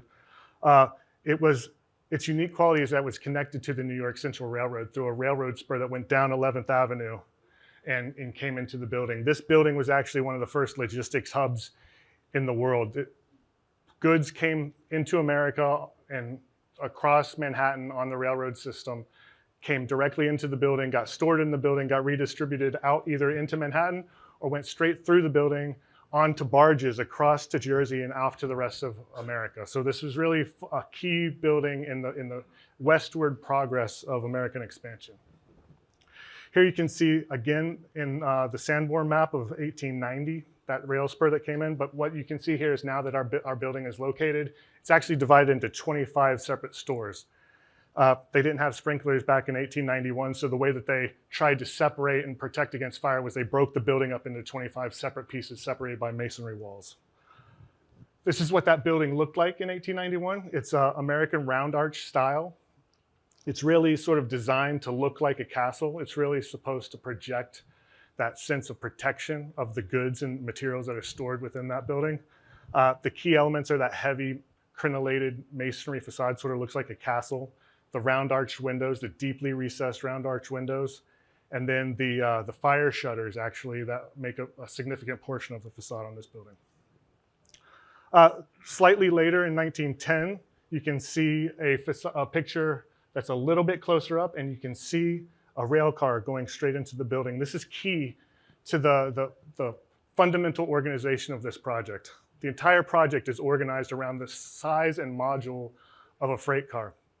Here you can see a plan on the west side of the building, the southwest corner, stores 21 and 23. You can see here a diagram of the rail cars coming through the tunnel, and each one of those cellular stores that the building's broken up into is basically a 50-foot bay. That matches exactly with the length of the rail cars at the time. You can also see in that rail car picture, you can see a central opening on that car. The organization of circulation through the building is directly related to that. So everything about this building is related to railroad infrastructure. 1890, no sprinkler systems. They're wood heavy timber building. There were fires, so portions of the building were rebuilt over time. There were plans at one point to extend the project vertically on the west side, and you'll see that will come into our strategy as we think about how we might turn this into a modern workplace building in the future. But actually, let me go back. Another thing that you see here is this was an extremely vibrant neighborhood. This was the industrial working waterfront. It's not planes, trains, and automobiles, but it's pretty close to it. It's boats, trains, automobiles, carriages. Everything was happening in this neighborhood at that point. Extremely busy neighborhood. In fact, they used to hire cowboys to ride horses down 11th Avenue to keep people from getting run over by the trains running down 11th Avenue.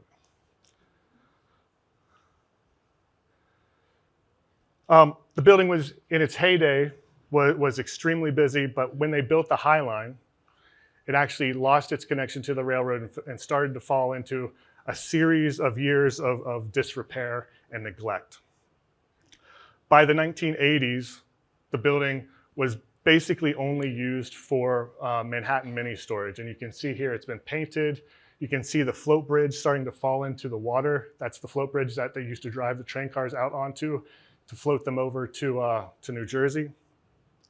Really started a period of neglect. But there was a ray of light, a pulse in the building, and that's the Tunnel nightclub, which was maybe infamous in the 1980s and early 90s as a sort of a beacon of creativity in this neighborhood. And that happened in this building in the west end of the tunnel. The beginning of the rebirth of the neighborhood and the rebirth of this particular building happens in around 1990 when Friends of the High Line is founded.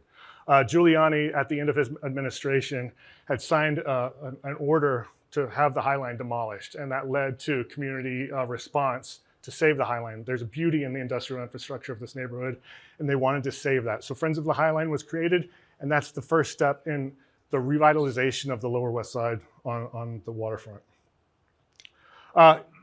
These are two photographic surveys that we did of the building when we first took the project to document the entire facade of the building. So you can see here, the masonry facade had been painted a number of times. The painting is wearing.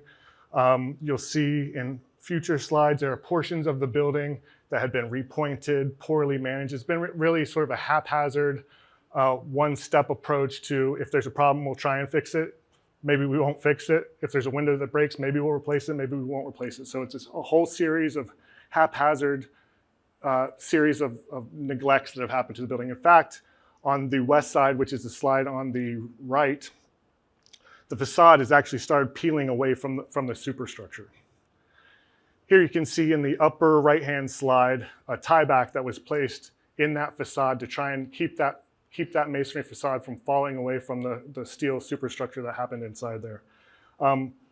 As I said, it was really haphazard approach to maintaining this building. And what we needed to do was have a holistic approach to that.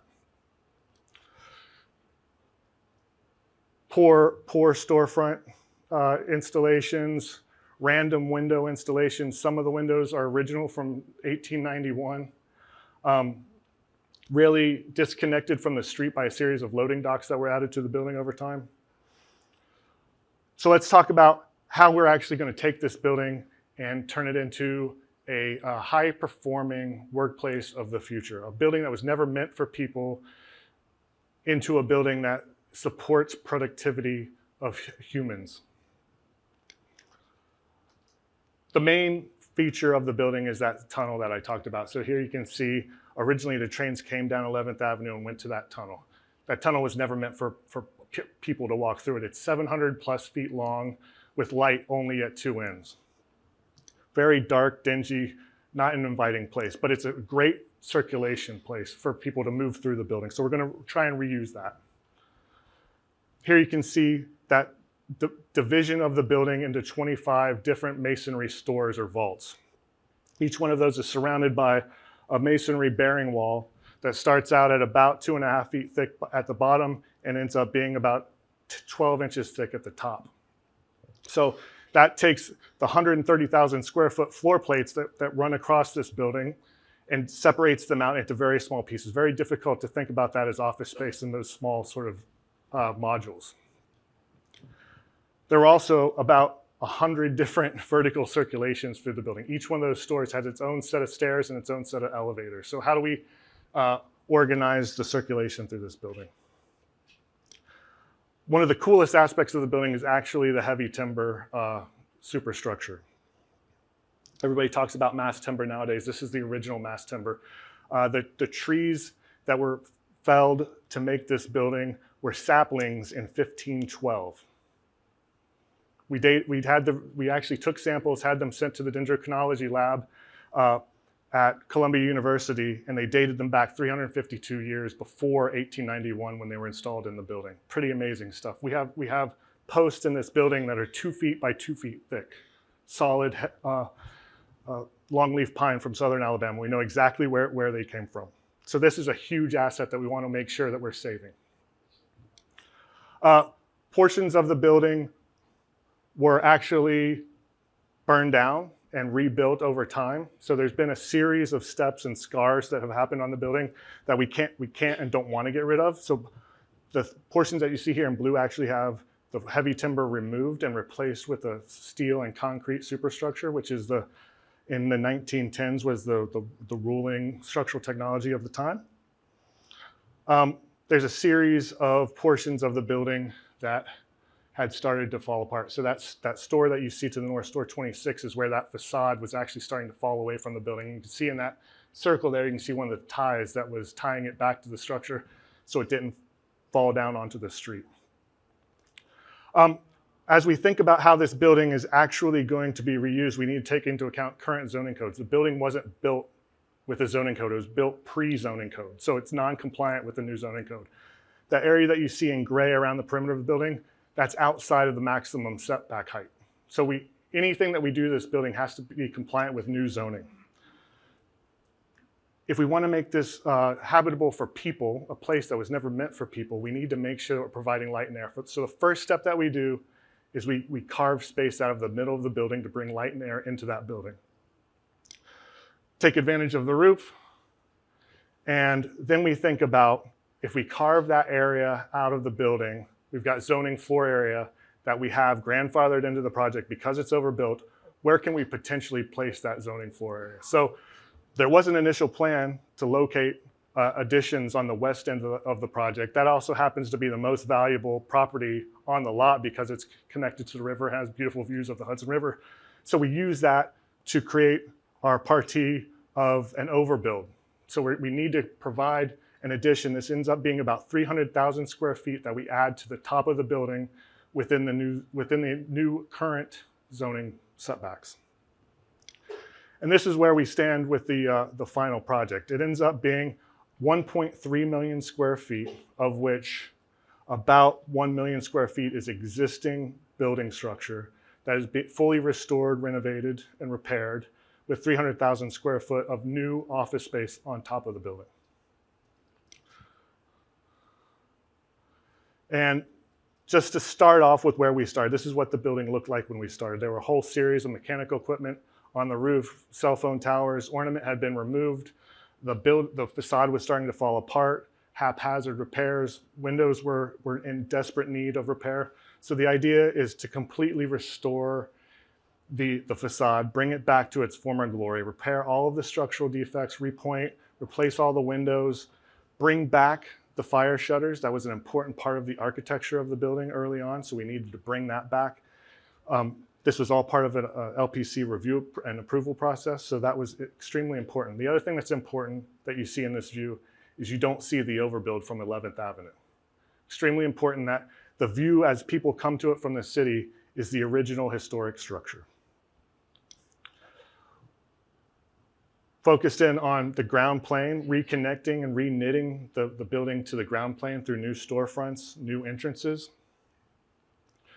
Replacing the poorly done storefronts in the past with deeper, more elegantly designed storefronts in the future to really try and play up the main feature of the facade, which is that arched opening for the trains. Here's another view of that. Working our way around the building, more updates to the facade, bring back some of the historic marquees that happened around the perimeter of the building at the street, rebuild some of the loading dock areas to mitigate some of the floor levels on the outside. Also recreate new central entrances in the middle of the block to tie people into connect people to the street. This is sort of the problem statement when you're talking about an office building and you're talking about a warehouse being turned into an office building, is that these floor plans are extremely deep. North-south, the building is 200 feet long. There's a giant masonry bearing wall in the middle of the project supporting it. There is no light in the middle of this building. So how do we make an office habitable? Oops, this is my presentation's not the presentation that I sent this morning. Sorry, guys. So that's one of the thesis statements. We'll talk about that in a minute. We had to replace all the windows, so we had to come up with a program of replacing over 700 individual punched windows. Every single one of these windows is a different size and different shape. Over 120 years, the building has settled. I said it was built on landfill. So there's been significant settling over time. So every single one of these windows was laser scanned and measured, and every window was individually made for its opening.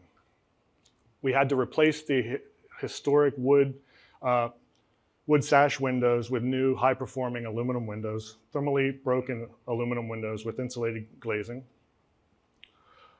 Here I said is the zoning. Moving into each one of those windows, moving from the east side to the west side are a series of different windows. The east side are full arched windows with a double hung with a transom. The majority of the building are segmented arch windows with double hung windows. You can see one of the interesting characteristics of the facade here is that there's a rabbet around the windows, a recess that allows those fire shutters to be integrated into the facade. all of the existing hinges were still in the building. We wanted to reuse those hinges and recreate the original fire shutters.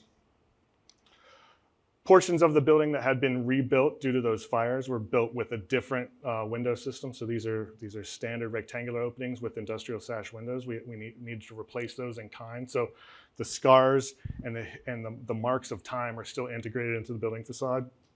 And then when we get to the west side, where we're doing the most architectural intervention, because the main feature of the building is actually the shape of the window, not necessarily the window itself, we installed or are planning on installing monolithic glazing in those openings facing the river to accentuate the view and create more access to light and air. So here we are back to the sectional issue, and the solution is to cut a section through the building and bring light and air down through. So here you can see the tunnel coming into the building. We create a series of stepped outdoor spaces that really connect the people inside the building, not only to light and air, but to nature and the outdoors. And this is what we think the tunnel is going to look like at the end of the project. 700 foot long. Remember I said there's no light in the middle of the tunnel. Now we've got 100 feet of facade opening onto a beautiful landscape courtyard that brings light and really makes this tunnel a habitable space.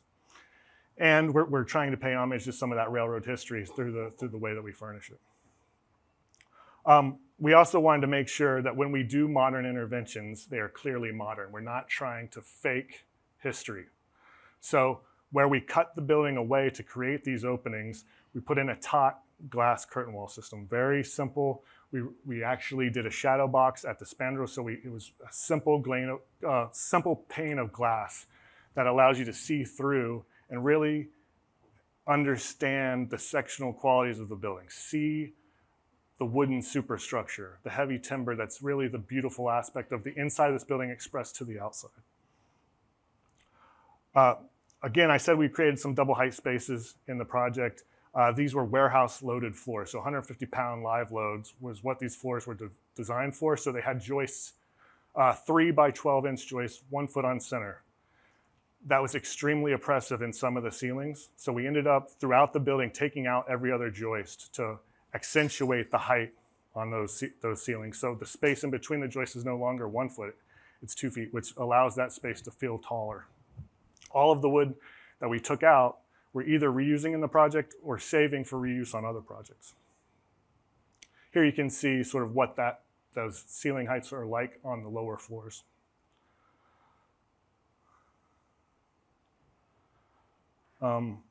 Here you can see sort of in context the building with Hudson Yards happening in the background. You can see our overbuild. Now talking about how we came up with the organization and the architectural partie for the overbuild really needs to be tied into sort of what the essence of the building is. And I said that the building is really based upon the module of the train car. So we wanted to use that as we develop our partie and our architectural language for how we might set an architecturally sympathetic addition to the top of this building. People in New York have always thought vertically.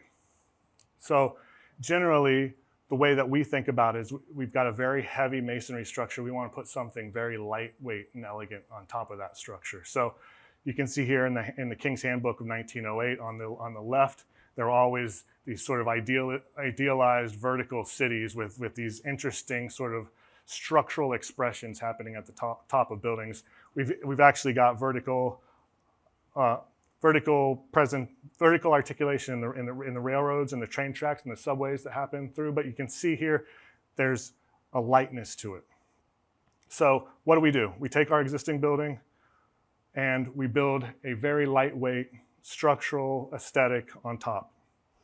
Here you can see the module of the building is directly related to the module of the building below. We're trying to make a very lightweight structural expression in juxtaposition to the very heavy, solid masonry structure below.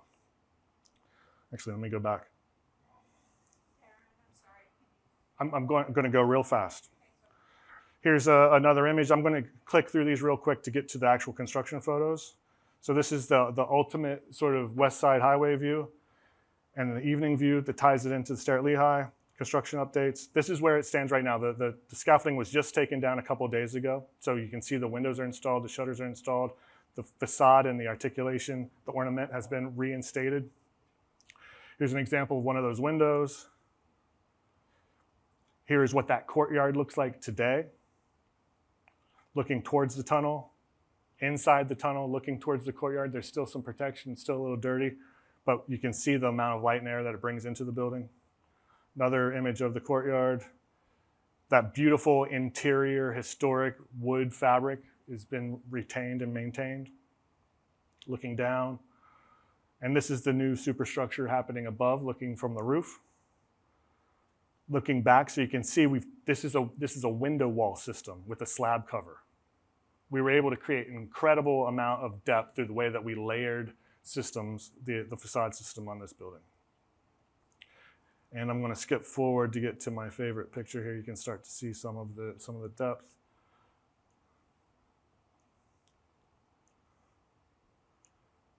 And then we get here, and they are literally taking down the scaffolding around the building as we speak. The portion that you see here is actually all sitting on new structure within the existing masonry walls. So the existing masonry walls around the west side had to be supported. So that's what that structure is that you see on the outside. I'm sorry, I'm running a little bit long, and I had to speed through it, lots of slides. Very complicated project. I'm happy to talk with anybody more about it after this presentation. Thank you.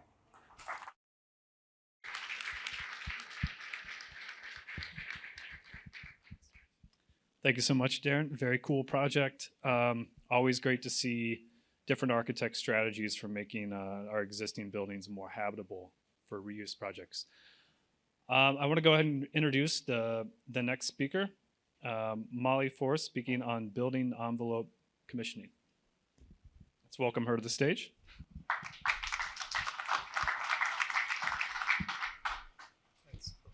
Okay. Hi, everybody.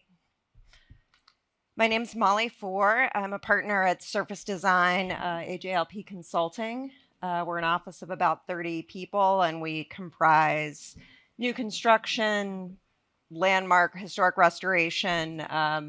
We like to say everything the rain hits, from roofing to below-grade waterproofing. And I decided today to talk a little bit about envelope commissioning because I think it's emerging a lot more in the industry. I've done multiple projects in commissioning, but I feel like it's not particularly well understood. I'm curious, how many people are architects? How many of you have done a project that had envelope commissioning or enhanced commissioning? And how many people think they could explain to a client what it actually is and why they should do it? Yeah. So that's usually the first question I get on a project. And I will say most of the projects that I have done with commissioning so far have been LEED Gold. So it's really, I think you get a couple extra points for enhanced commissioning, which includes the envelope. But it's usually honestly like a last minute point grab when people realize they're a couple points short, and a lot of it is kind of a process oriented procedure that really should have been happening all along anyway.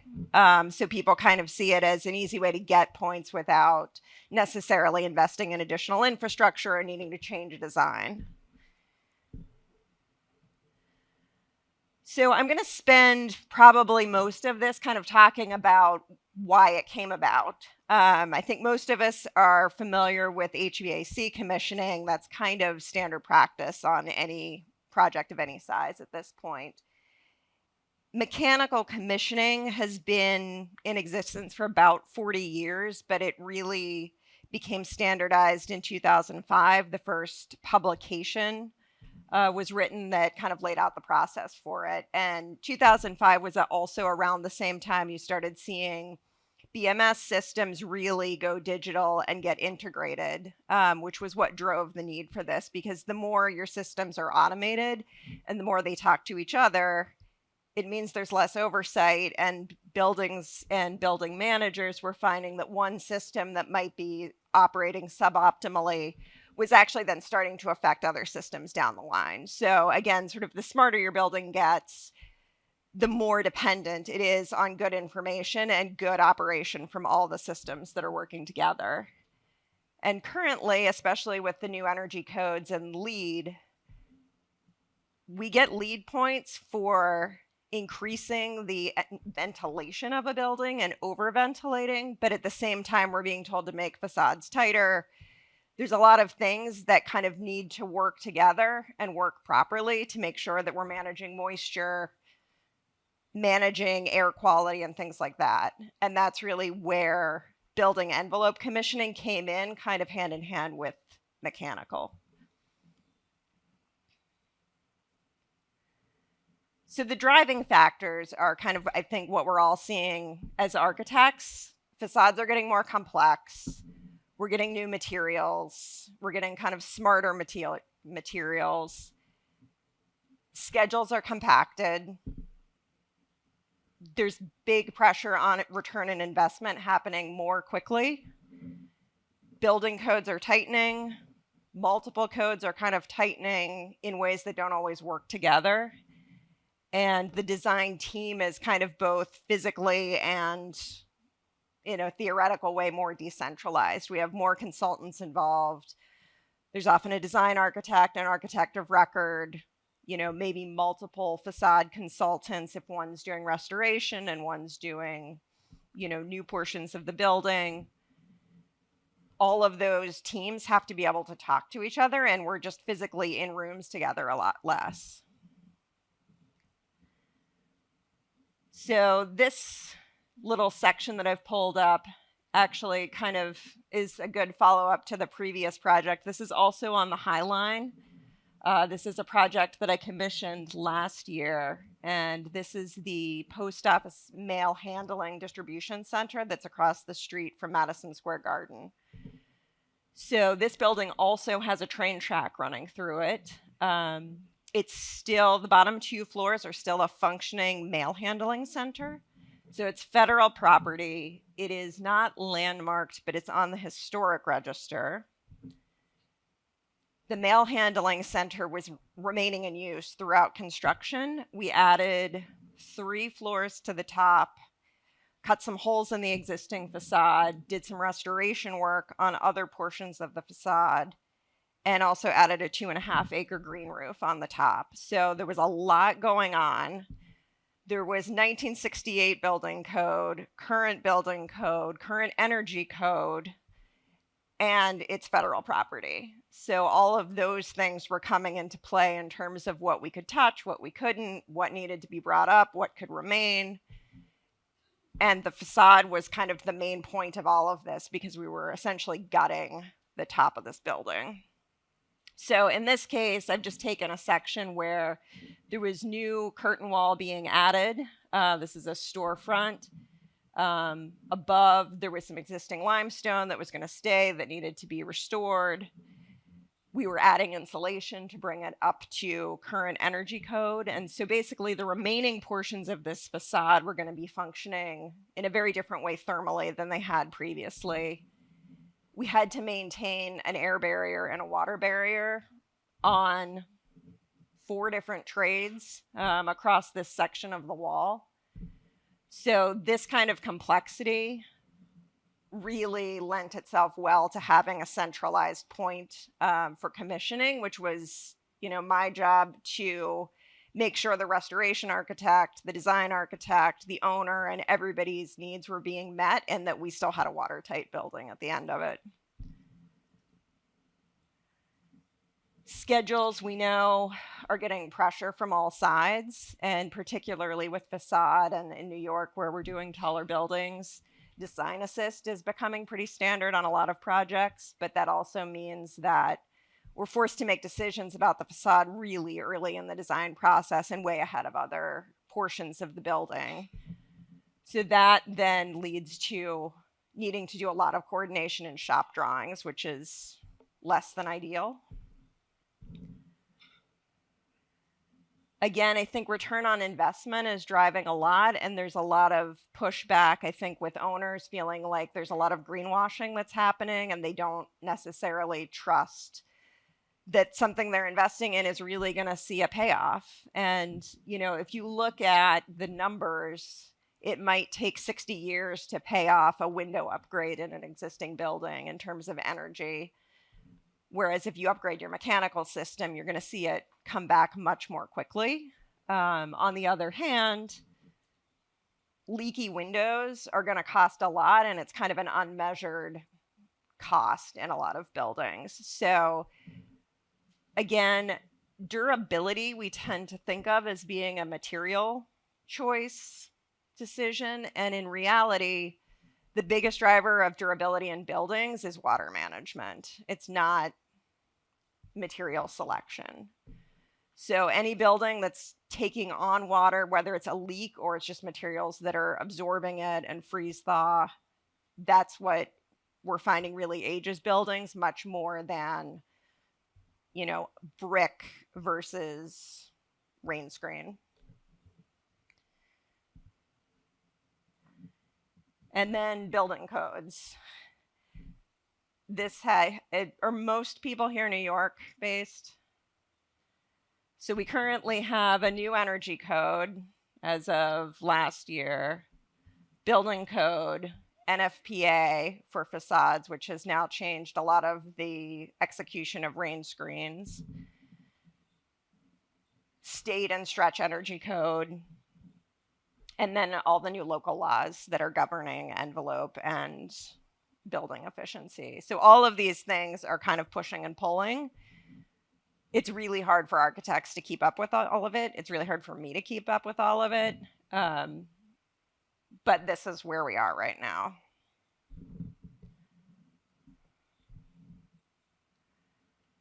And then we all kind of know that the more players we get, the more finger pointing there is in the end. So when it comes to commissioning, this is the NIBS guideline, which is really the authority on this. It's about a 600-page PDF. You can download it if you're up for some light reading. But the point basically is that the commissioning process is designed to get you from the owner's project requirements that are set out, hopefully in pre-design, which is aesthetic and performance and basically everything that's kind of important in the execution of this thing, to the actual endpoint on the site. And there's very few players in that process that other than the owner and, you know, a few of the architects team usually that are actually on board for that from start to finish. So part of the idea of commissioning is you're brought on in pre-design, you're part of that initial process of defining what those goals are, and then that same commissioning agent stays within the process at every step through and after occupancy.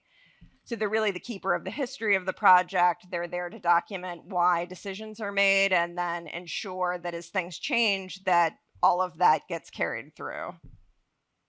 And I can say on the post office job, it's literally like me and two other people that are still at that building when something happens because we're the only ones that have been there since the beginning. So the idea is that it's a third party. And I think this is the biggest question I get from architects is like, really, what is your role throughout this process? Because I'm going to be reviewing design drawings, reviewing CDs, reviewing shop drawings, but I'm not part of the design team. So, you know, what am I there to do? The idea is to just kind of be that common thread that's always coming back. Like, my only role is to be beholden to what we said we wanted this facade to do in the first place, and not, you know, it's really just that is the goal.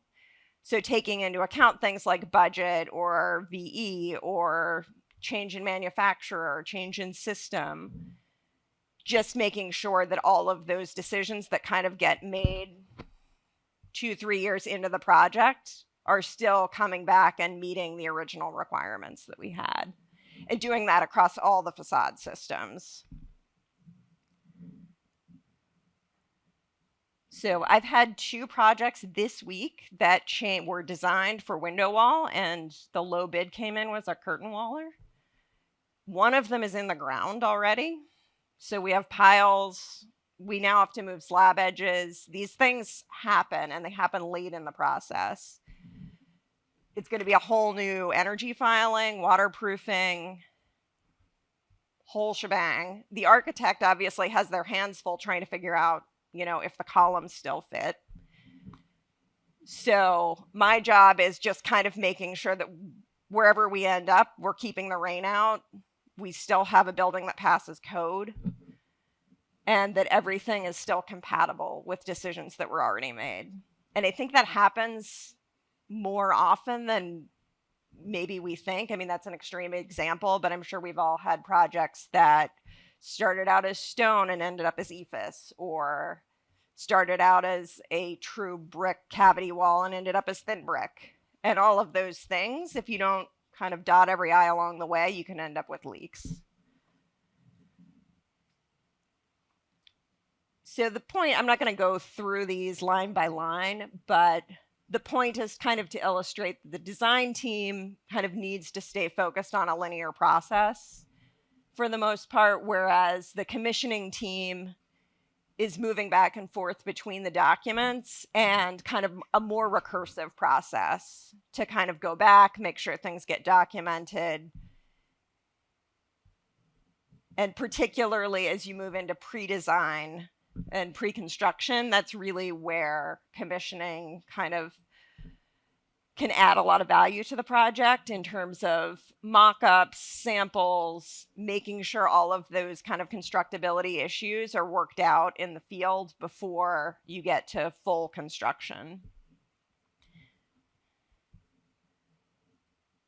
And then really the big difference when you're truly commissioning a project is that it continues after occupancy. So that includes not only just handing over the project maintenance manual at the end, but also going back, training the staff, which for an envelope, could be as simple as, automatic shades or something like that. But it also means making sure that they know what the maintenance schedule is for things like roofing, for sealants, what to check, and verification and testing. So going back and measuring air infiltration.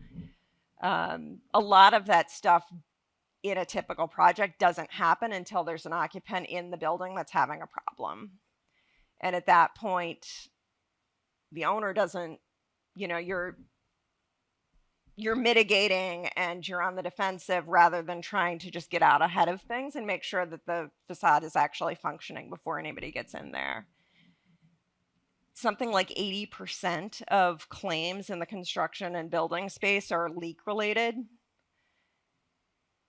So it's really important. I mean, that's what occupants are going to complain about, is something is dripping.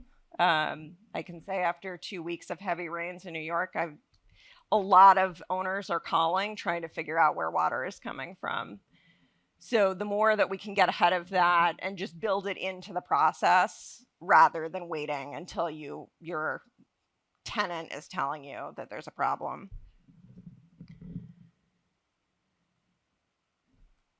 Questions? No? I was that thorough.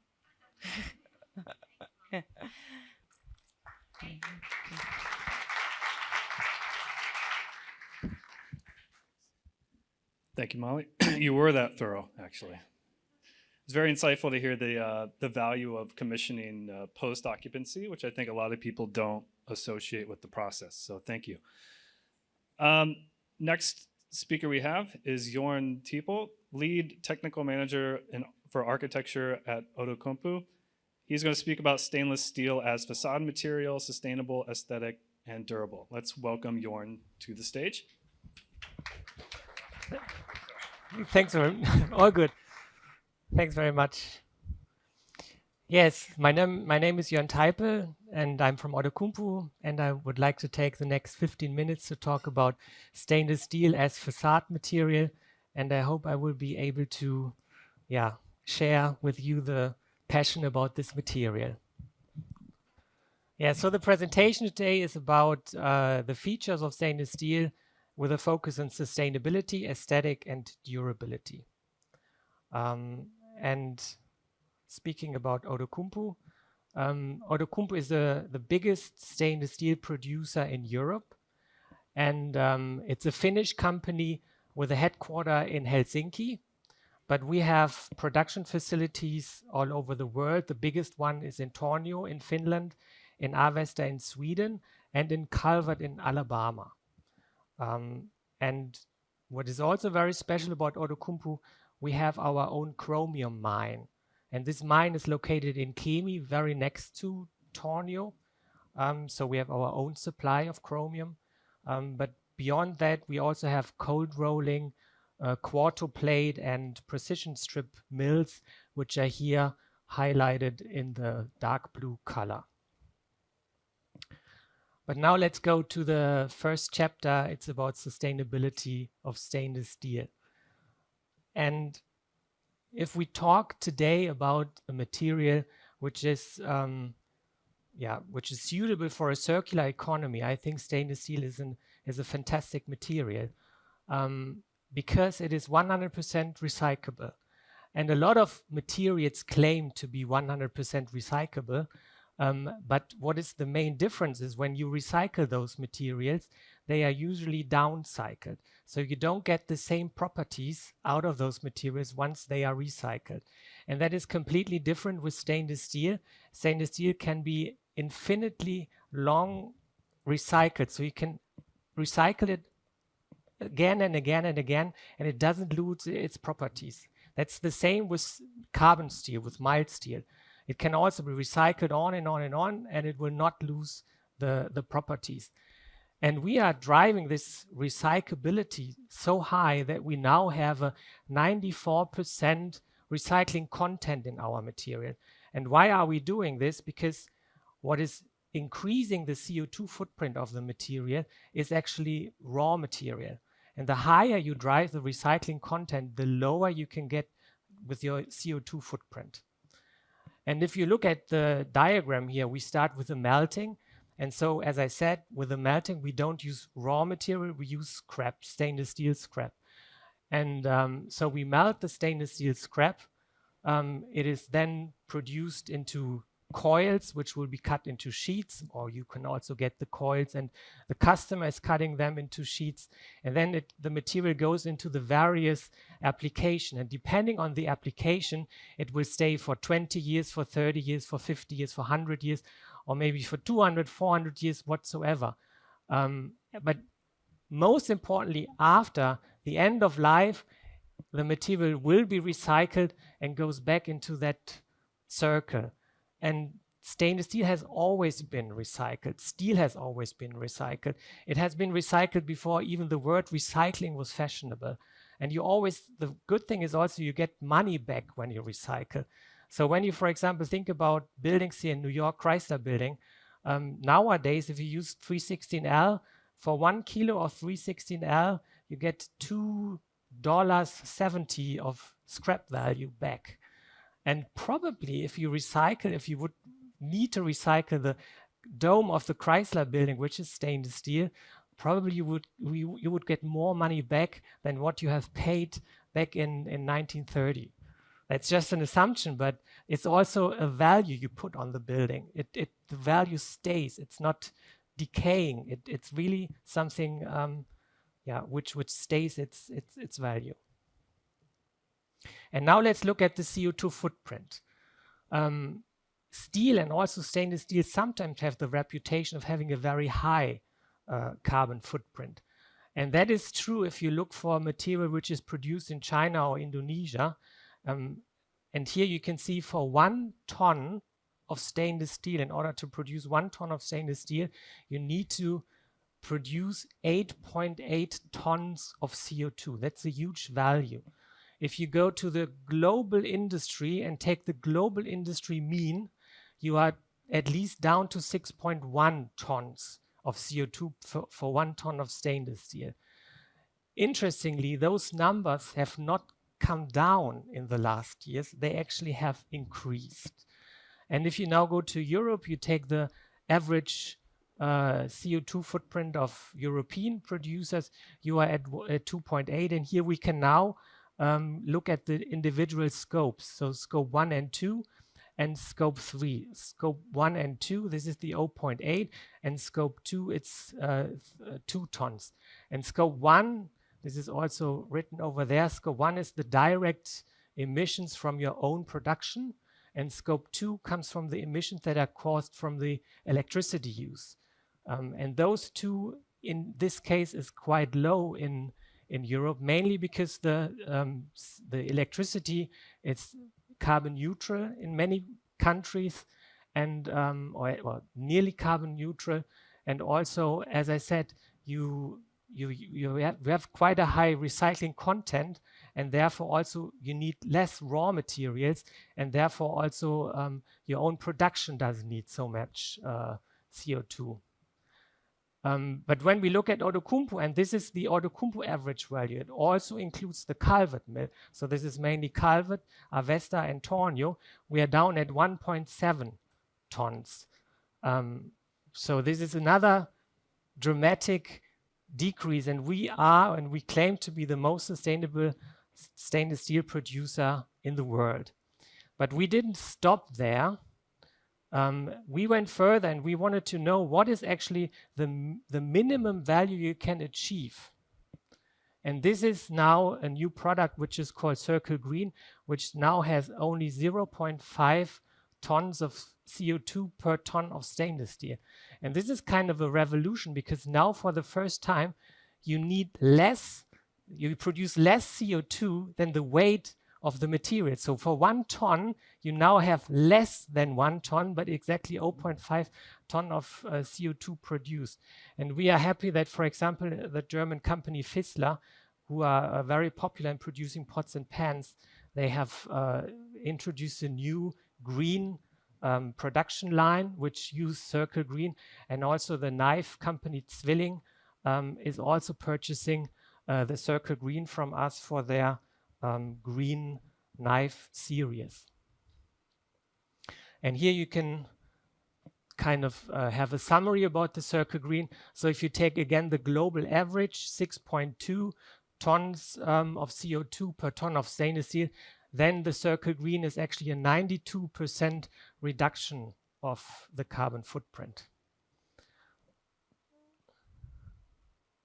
And then another interesting fact I would like to introduce you to is the so-called product carbon footprint. So if you would like to know, if you purchase stainless steel and you would like to know what is exactly the CO2 footprint of this material I've purchased, this is now being written on the certificate. Every coil you purchase has its own certificate stating the chemical composition, the mechanical properties, and it has also, if you want to have it, you can get the CO2 footprint also printed on the certificate. This makes it for you much easier when you need to calculate your own carbon footprint of your product, which uses stainless steel as a base material.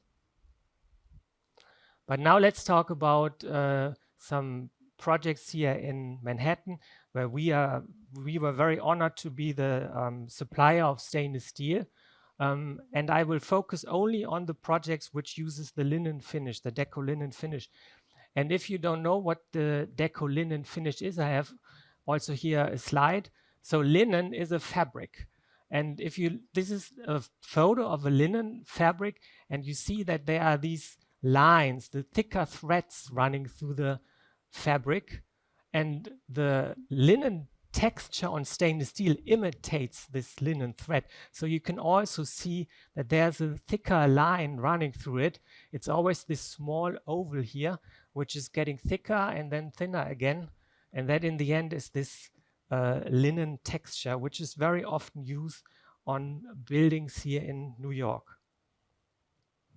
And if you want to know what is actually the effect, why do people put a texture on top of the stainless steel, what is actually the effect that it has, you can do an easy experiment. You can just use light bulbs, colored light bulbs. It doesn't need to be 3. You can also use 4.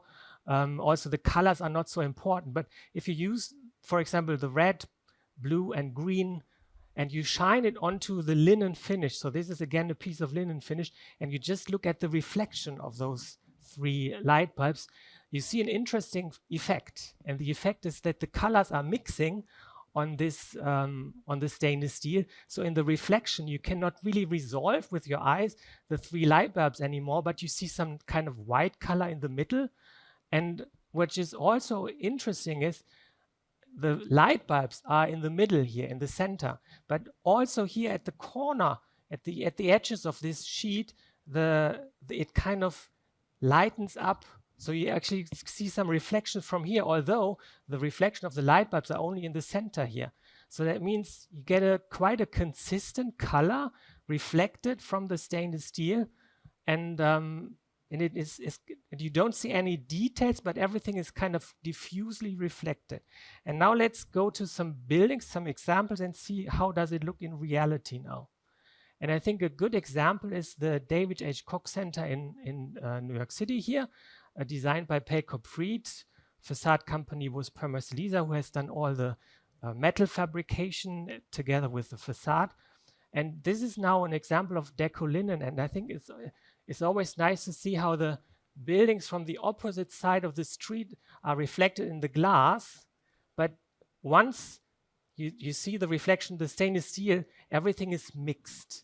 And you see a consistent color, also quite metallic. It has a metallic look, but you don't see details. So the surrounding is reflected, but it is kind of mixed in colors, and you get this nice, consistent metallic look.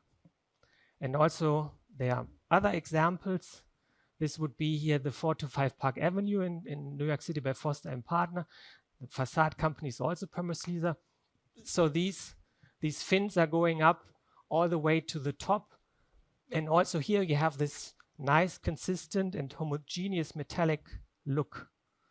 And also on 3 World Trade Center, again, you have this interesting and nice appearance. This is 200 West Street, the Goldman Sachs New World headquarters by Jacob Fried. And also here you have this, the stainless steel always appears to be kind of consistent in color. And it usually mixes, for example, here you have a blue sky today. If you would have a blue sky with white clouds, then you would have the mixture of blue and white, and that would be the color of the stainless steel. In the evening, it would be completely red. If you have a sunset, then everything, the stainless steel would turn golden in the end. This is Heaven Bryan Park also by Jacob Fried. And this time the metal fabricator was Pohl. And this is Hudson Yard, 30 Hudson Yards. And here the observation deck, the bottom of the observation deck is deco linen, and also the accent panels on the buildings is also deco linen. This is by KPF.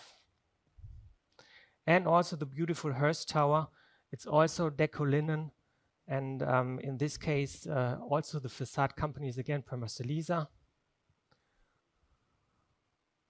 Yeah, and there are more than, outside of New York, there are also more buildings using deco linen. I calculated at least 67 buildings in the have been cladded with a deco linen facade up to now. And these are some architects who have been used deco linen the most often.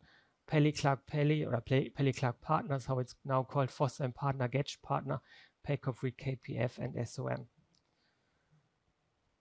Yeah, and there are more buildings in Manhattan here that uses stainless steel from Outokumpu. Of course, here the Chrysler building. Chrysler building was supplied by Krupp Nirosta, which then later on has become ThyssenKrupp Nirosta, and then Outokumpu has purchased it. So now it's called Outokumpu Nirosta. So yeah, the One World Trade Center, the corners have also a patterned surface, but not deco linen, but it's called deco laser. It's a little different type of pattern. Here the Oculus used structural lean duplex. Also the vessel used structural duplex, but a higher alloy. This was 2205. This is 2101. And The Smile in Harlem uses electrochemically colored stainless steel in black, and the Central Park Tower used a very fine texture on the stainless steel, which is called Deco Haze. Yeah, now we are at the last chapter about the durability of stainless steel. And the question is, why is stainless steel durable? What actually makes it durable?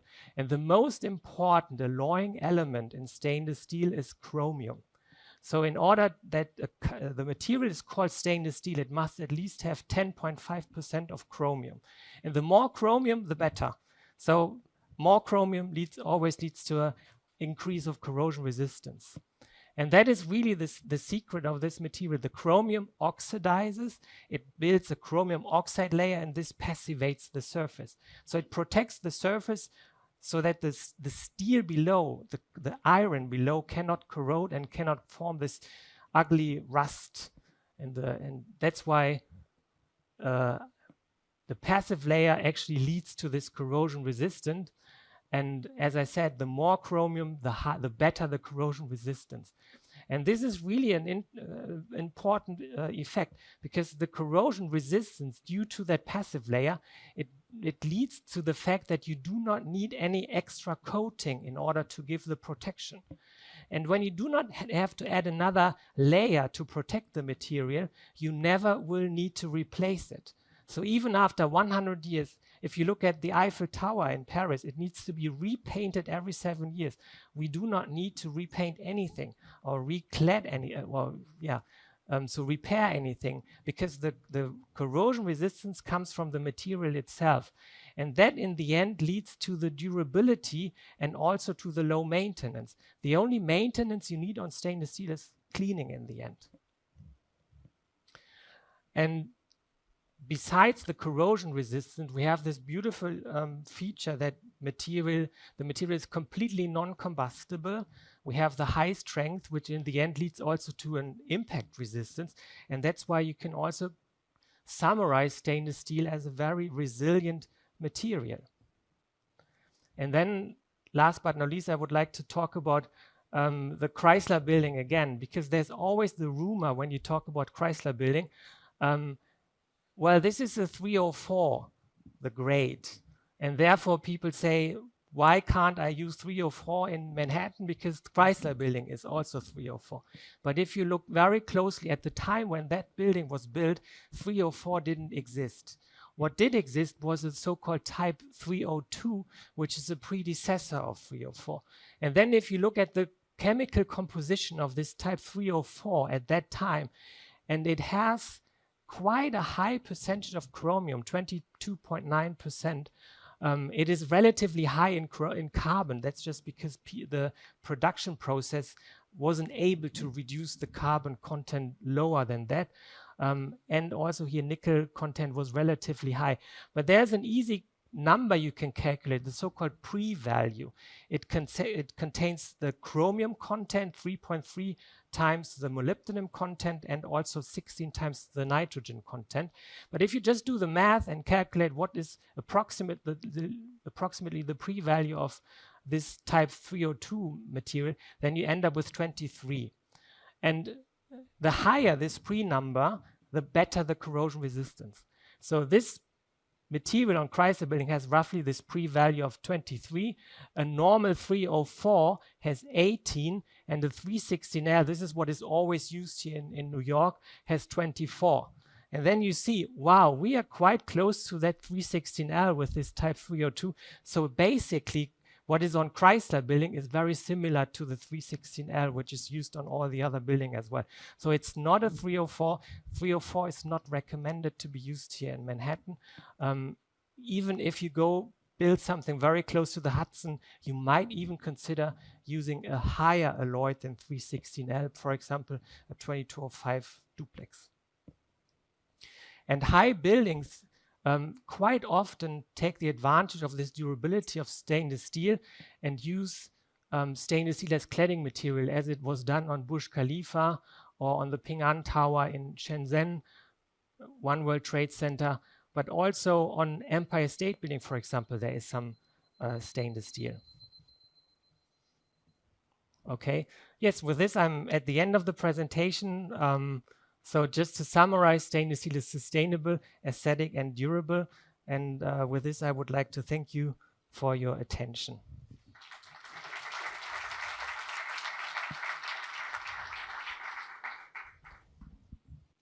Thank you, Jörn. Very interesting. Great to hear about progress in reducing carbon emissions as well. I'm going to welcome the next person to the stage, Tobias Wild-Blatt, the Business Manager, EU Ultra Performance Solutions at Kingspan, and his presentation is Alpha Core, a New Dimension in Insulation. Thank you. So after hearing about non-combustible steel, I would like to shift your focus a little bit now to non-combustible insulation, which also helps us to create safe buildings and safe environments for people. So we speak of Alpha Core, which is a new dimension in thermal insulation, and it basically is a non-combustible super insulation material with very good pacifier protection properties at the same time. So we speak of super insulation materials. So there has to be a definition to that. And one is if the lambda value is equivalent or below the one of stationary air, it's considered a super insulation material. Some say it has to be lower than that. It has to be 0.02 or below, and we tick both these boxes with Alpha Core material. So it was developed to address the new needs for energy efficient buildings. And when we speak of fire protection as well and non-combustibility, perhaps a little fun fact here is that if you have a cooking field like this in your house, you have these spirals here that glow red, producing a lot of heat to warm up your food, sorry, but at the same time you have to protect the electrical wiring underneath from getting damaged. And this is done by a 10mm layer, not of Alpha Core as such, but the same raw material in a slightly different composition. And that already gives you quite a good indication of what it can do and what it can't. Which brings us to the, to the product itself. It's a micro-porous fumed silica product that is non-combustible, and in the process of production we hydrophobically treat the material so that it is completely water repellent. And as also mentioned, it is non-combustible. It comes in two forms. First of all, the pure board at the bottom, and the pad version on the upper one is basically the same material wrapped in a glass fiber fabric so that it can be used better for on-site applications in rain screens, and I'm going to touch upon this later on as well. And the pure material is more for prefabricated constructions. Right. So in this slide, I would like to show you a little bit more how this product works. And this basically is to show how we counter the three mechanisms of heat transportation. So the primary particles are these little bubbles that are connected to these longer chains through a thermal process, and then we compress them to a board. So the first mechanism that we counter is conductivity. So the primary particle is very small, and it touches the other particles in this chain in a very small spot, and therefore the heat transfer through the material itself is extremely limited. The second one is convection. So we have a microporous structure. So yes, there is air, but the porosity is so small that the air can't resonate with the heat and can't transfer it that well. And the third one is radiation. That we counter by adding an opacifier to the product itself.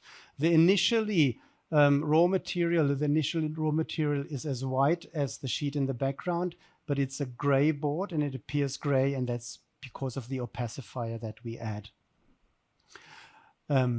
Next one is then the characteristics. It has an R value of 7.4 per inch. which relates to a lambda value of 0.019 as a measured one. It's core hydrophobically treated, yet it is vapor open. So vapor can travel through the board and at some point will also reach the dew point. And then what happens is then obviously the question, the short answer is nothing, because the porosity of this board is so small that a water droplet cannot form within the board. So it will always stay dry. It's completely water repellent. So if you drown it in water, take it out, it will rinse off and it will be completely dry. If you cut it and need to be cut it on site, also if you would drown it again, it doesn't absorb any kind of moisture in where you cut it.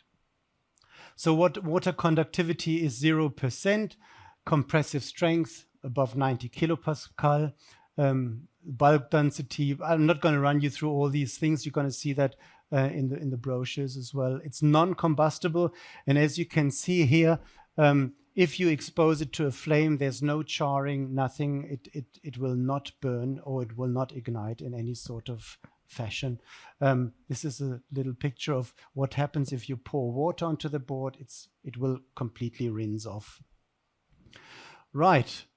This is also, I think, a very interesting slide. Very busy, but this is a test that was done to simulate a fire. What happens if you expose the board with a flame on the one side, which goes up to 2000 degrees Fahrenheit after a short period of time, and we exposed it for 180 minutes, hence 3 hours. So what we do is we penetrate the board on the one side with a fire, and we measure the temperature rise on the other side of the board. And it starts at room temperature at approximately 68 degrees. And let's take the 40 millimeter alpha core board. After 3 hours, it reaches a temperature difference of approximately 107 degrees Fahrenheit, which is very little, being exposed with a 2000 Fahrenheit degrees flame. So that is why some people look at it as a non-combustible super insulation materials, and other look at it rather as a fire protection board that can insulate very well at the same time. So it's really outstanding in terms of that performance. The next slide is also, I elaborated a little bit on the micro porosity and the heat transfer and how convection works with the board. But it is quite interesting because when we speak of thermal performance, this is usually measured at a temperature of 50 degrees Fahrenheit because this is considered to be the average between day and night and winter and summer. But we notice that in facades, obviously, and you know that most probably much better than I do, the temperature rises easily to 170 degrees Fahrenheit in summer. So this graph basically is to show that alpha core between a temperature range of 32 degrees Fahrenheit and 210 degrees Fahrenheit, the thermal performance is constant and remains the same, which is also a very interesting property to have, because like that we argue that alpha core is not only good against heat losses in winter, but also very good against heat gains in summer, and it will prevent your building from heating up as much as with other materials. And actually you can put a figure to that. There's a energy cost reduction that can be calculated in the aftermath of that.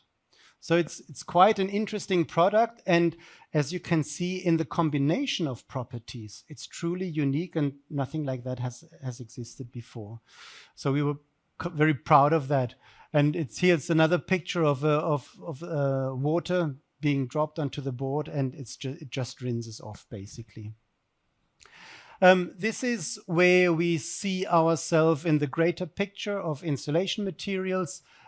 So yes, there's non-combustible and combustible materials. We obviously find ourselves in the non-combustible area, and then below 0.02 lambda value, so in the super insulation materials.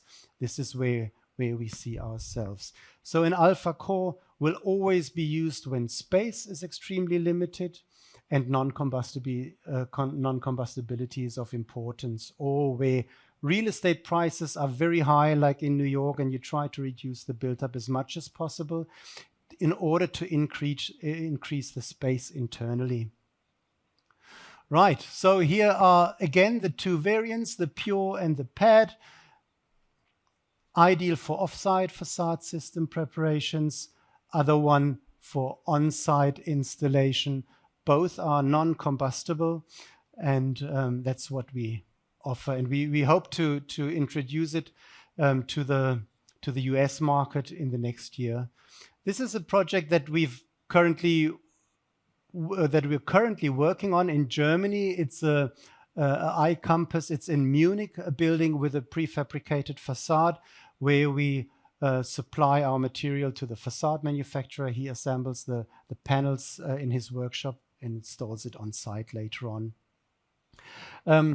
This one is also a project that we're going to deliver towards the end of this year, which is in Düsseldorf, also a very prestigious shopping area, very high price, and it's a refurbishment job where the stone cladding is going to be removed, the construction is going to be thermally upgraded, and then it's going to be recladded. These are some projects, but I would like to draw your attention on a very specific project that we've done before the product was acquired by Kingspan. This is a project, Dres & Sommer office building, which is a consultancy in Germany.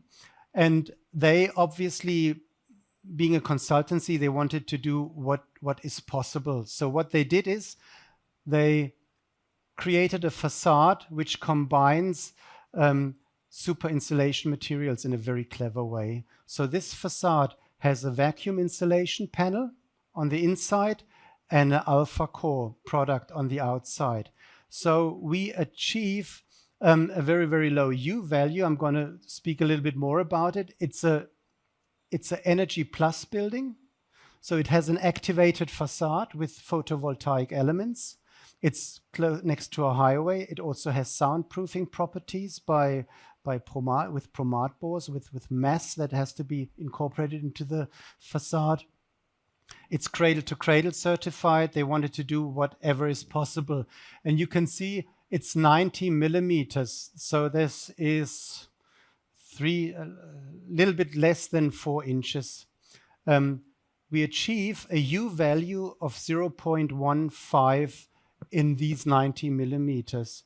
The overall facade depth is 210 millimeters. That is 8 inches, round about 8-9 inches. And it has a U value between 0.4 and 0.5, which is a passive house standard building. So this is really an ideal showcase of what you can achieve if you combine super insulation materials in a clever way. And this, in my mind, would be also an ideal solution for big cities like New York, where space is really, really scarce and extremely limited. So we offer that kind of solution at Kingspan. And this was basically my presentation. I hope I was able to tickle your interest a little bit. I recognize some faces that have been visiting us, but come and see us at our stand. Thank you very much. Thank you for that. Very informative, very cool product potential with that installation. I'd like to welcome our next speaker, Ben Mitchell, Key Account Manager, Exalta. He'll be speaking about sustainable total coating solutions. Let's welcome Ben to the stage. Thank you. One of the questions I get asked many times, we're looking at facades, why paint?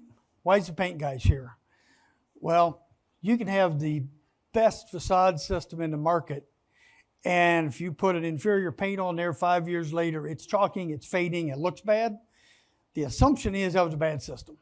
So the coating, although it's only a couple mils on the exterior, means a lot to the system. Since it's close to Halloween, I thought it'd scare you. Just run through the introduction. We'll do powder coatings, liquid coatings, warranty, some colors finished, and show a few projects that in our track record we've done. Axalta was formerly the DuPont Performance Coatings. About 10 years ago, the Carlisle Group purchased the DuPont Performance Coatings. So we have 150-year-old technology in a 10-year-old company. We can't legally use the DuPont name, but that is the history of where the company comes from. You see we have 12,000 employees, 140 countries, powder manufacturing worldwide. Liquid is primarily in North America and China.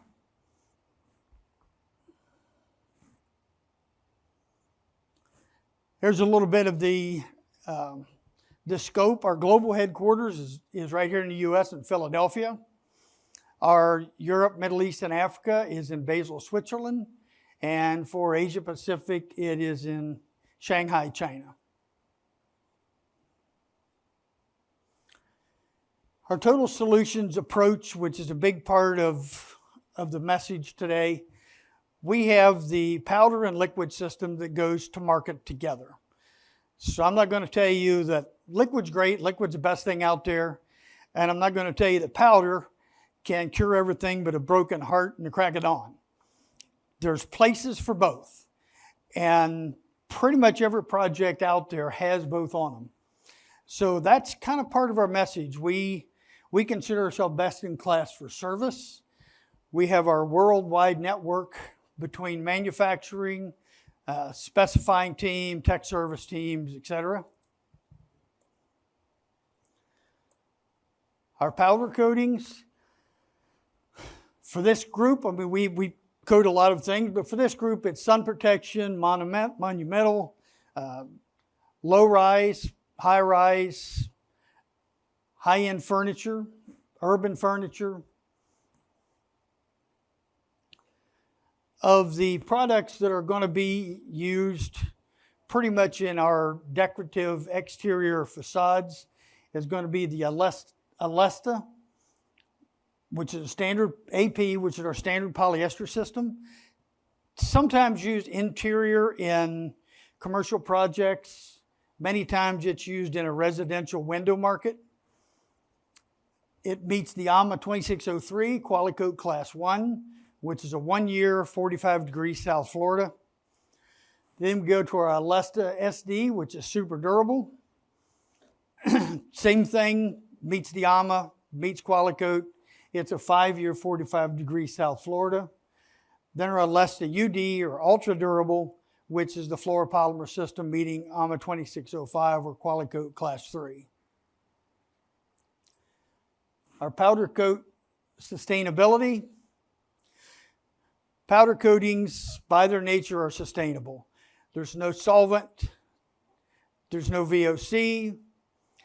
There's minimal, less to no hazardous waste.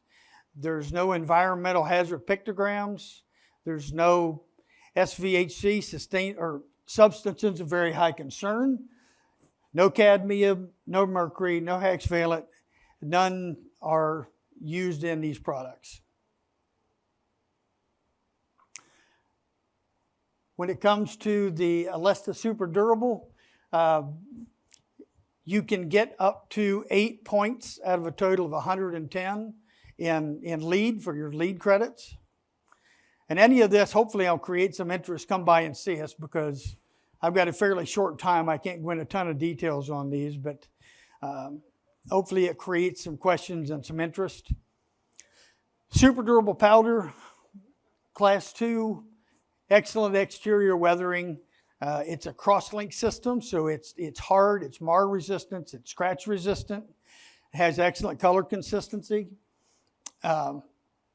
Long life with up to and beyond a 20-year expected life. So you have low maintenance cost. You're not repainting. You're not having to do anything with it. Mar resistance, which powder coatings have been known for quite some time. whether it's any kind of where it's touched, whether it's a railing, handrails, doors, push bars, whatever. The powder coatings are going to be excellent for these high wear kind of areas. Alesta UD or our ultra durable AMA 2605 Qualicoat Class 3. That is a fluoropolymer. It's what many of you may know as the old Kynar, Hylar kind of things. It's a little bit different fluoropolymer, but it has the same weathering. So if you want an AMA 2605 and you want to use powder, not liquid, this is what you want. It has the fluoropolymer. It has the long-term weathering. You're going to have minimal to no chalk fade, color change, etc. And we go over to our liquid coatings. Basically, this goes the same place. It goes on the facades. It goes on the residential curtain walls, storefront, all the same application areas that you would have for the powder coatings. On the liquid side, we have the Ceranamel E5000, which is, or 5000 CX, which is our 2603 product. It's going to perform similar to the 2603 powder. Then we have our Ceranamel 5000 FX, which is a flex product. So if you have a round top window or anything that needs significant bending, this is a product you want. It's got the flex. Now, I always caution everybody, just because it's flexible, you're not going to have the same durability. Any paint is give and take. So if you want it flexible, you're going to give up some hardness. You're going to give up probably some durability. So I wouldn't use this on the exterior of a monumental building because it's not going to have the same durability you're going to be looking for. Then the E7, Ceranamel E7000, this is a super durable. This is a liquid version, if you will, basically the same chemistry of the 2604 powder, just in a liquid version. Then the Durapon 70, that is the typical 70% PVDF that most everyone has known, the Kynars, et cetera, that's been around for longer than me, 50 years. The 2604 has become a real workhorse in the industry. It's many times used on the interior of commercial buildings as well as exterior. It really is a good fit in institutional, schools, hospitals, etc. Just like in the powder, super durable, it's a cross-link system, so it gets really hard. It's really mar resistant. You have the same high-quality pigments that you do in the ultra-durable. So you're going to have low energy and the long life cycle. It's a really, really good product. I wouldn't put it on the exterior of a monumental, but it is going to fit in most mid to low rise applications. Now here's the part that's going to be a little bit questionable by some, is the sustainability of liquid coatings. Liquid coatings are assumed that, hey, powder coating has no VOC, therefore it environmentally is dramatically better. It is better, but not as much as you might think. When you use a liquid coating, you got a lot of VOC in it. If you use it with thermal oxidizers, which most of the coaters that are doing the high performance coatings, the big vertical lines, extruders, applicators, have thermal oxidizers. And with those thermal oxidizers, they are destroying the VOC. And when they destroy the VOC, the energy from that is fueling the finish oven. So we're not using much natural gas to cure the liquid coating. We're using the heat generated from destroying the VOCs. So there is a difference. Powder's still going to win the environmental question, but it's not as big a separation as you might have heard over the years. The Dynapon 70 are ultra durable. Like I say, it's the 70%. It's been around for many, many years. You don't get any UV degradation, chalk fade. There's buildings out there that has this product on it for 30 plus years and they still look pretty much like they were built. You have your pre-treated substrate, all aluminum or steel, whatever, has to be pre-treated, especially aluminum. We don't stick to aluminum. We stick to pre-treat. Whether it's a chromated or a chromate-free, we stick to pre-treat, not aluminum. In most cases, whether it's a spray liquid or a coil-applied liquid, there's a primer, then a color coat. Primer's only put on at 0.2 of a mil or a little better, so it's a thin film. It helps to enhance against corrosion and adhesion. And then you custom color coat. Clear coat's an option. Back in the mid-90s, probably close to 35% of the colors that were produced in a PVDF high performance used a clear coat. They had metallic in them. They had different, less durable pigments in it. Should put a clear coat over it to seal it from moisture and oxygen so the pigments didn't degrade. Today, it's maybe 4% that we use a clear coat because we've gone to micas that are durable. We've gone to higher quality pigments that no longer require the clear coat. It's available. In some cases, the architect just says, I want a clear coat. In some cases, they say, well, it's going to be on column covers at the entrance. The podium level, it's going to get rubbed up against, so a clear coat will help hide that marring, which it will. But them's really the only places we typically use a clear coat anymore. I've chaired the AMA finishing committee for quite some time, and some of the tests that we do, like acid rain, I always mention that one because we have a test, a nitric acid vapor test that was developed to mimic the damage to the coating or pigments from acid rain.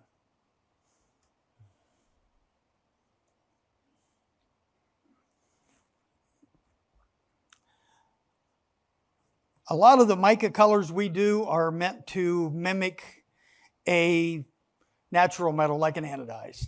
So we do a lot of those, a lot of metallic look, even though we use primarily micas. Custom colors, we live in a custom color world. I know coders that change colors 70 or 80 times a day. So custom color is our world. Many of which have a blend system in-house. So if you need 17 gallons of Charlie Brown, they can go mix it and run it the next day. Or if you have a drum of extra bone white, you can shade it over to Sierra Tan. So in that way, we can also reduce some of the waste from the liquid by excess paint being reused for something else. And it's an easy repair.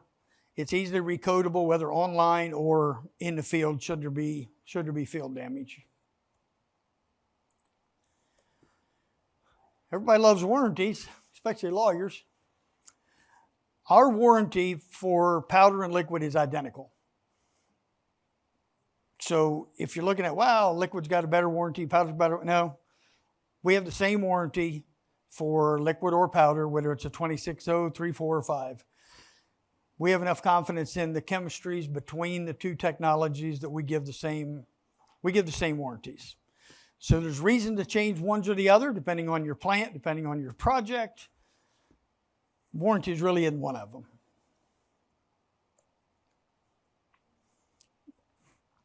Colors and finishing, some of the marketing material that we use, the Anika, and we had several of these out at the table, and I think we've about ran out of them.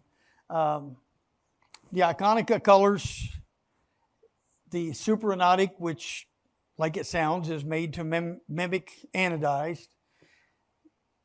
And then the old Duracoat, which was purchased by Axalta about 6 years ago. Those are the liquid ones. So the first two are powder in a 2604. The third one is liquid in a 2605, which this particular piece is focused on the spray market. but they're also available in the coil market if you've got composite panels or any other kind of a coil applied product. Vibes is one of our digital magazines that we put out that shows color trends and interviews and highlights projects and a lot of really good, probably get good information our marketing group puts together. The track record, I'll go through these fairly quickly. These are buildings we have product on. Some are liquid, some are powder, and several of them are a combination of liquid and powder.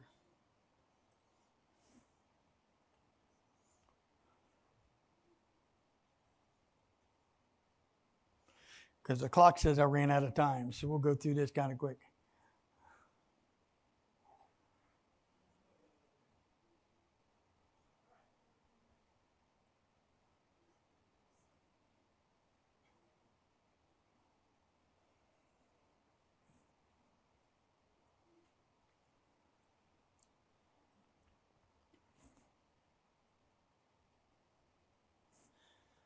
So with that, I thank you for your time. Hopefully I answered a couple questions or at least brought some questions up. If we got a couple minutes, we can answer a couple questions. If not, Greg, Michael, Dave, Demi, we're all roaming around out at the table and be more than happy to talk to you. Thank you.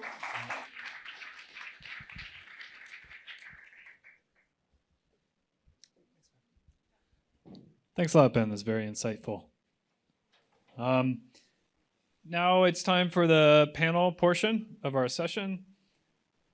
Interesting panel taking a deep dive into sustainable building products, integrating those into facades.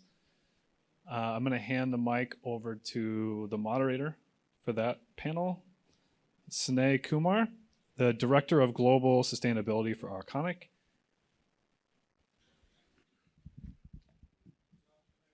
Let's give them a welcome to the stage. Have a seat. Can you guys hear me? All right. Sorry for the delay. I know it's late afternoon, but I got an incredible panel here and with diverse background and experience, and hope you'll enjoy hearing from them. So I'm Sneh Kumar. I have the responsibility for sustainability for Convenor and Arconic architectural product. So anybody, I hope you guys, are you familiar with Convenor? Anybody not familiar? Okay, that's always a good feeling. Thank you. So Convenor was founded by an architect back in 1906, and his whole premise was trying to innovate the framing materials. What he saw during that time, wood was already rotting, while the project was getting finished. So he figured there must be a better material choice to create these storefronts and facades. So he iterated on different materials and finally landed on aluminum, and aluminum is still the material of choice on the commercial building facade. So we have 3 panelists here, starting with Tim here. He is a facade consultant with Canny.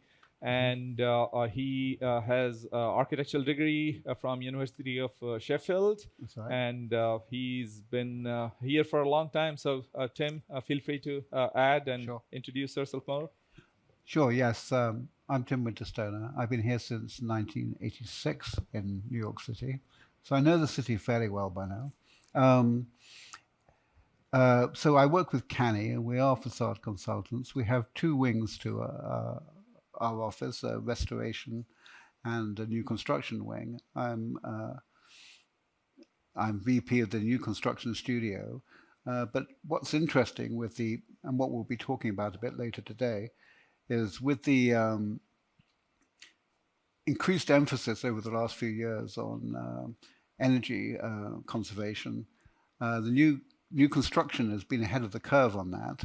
And what we've started to do now is fold our expertise, which we've been developing, into the restoration work that we do.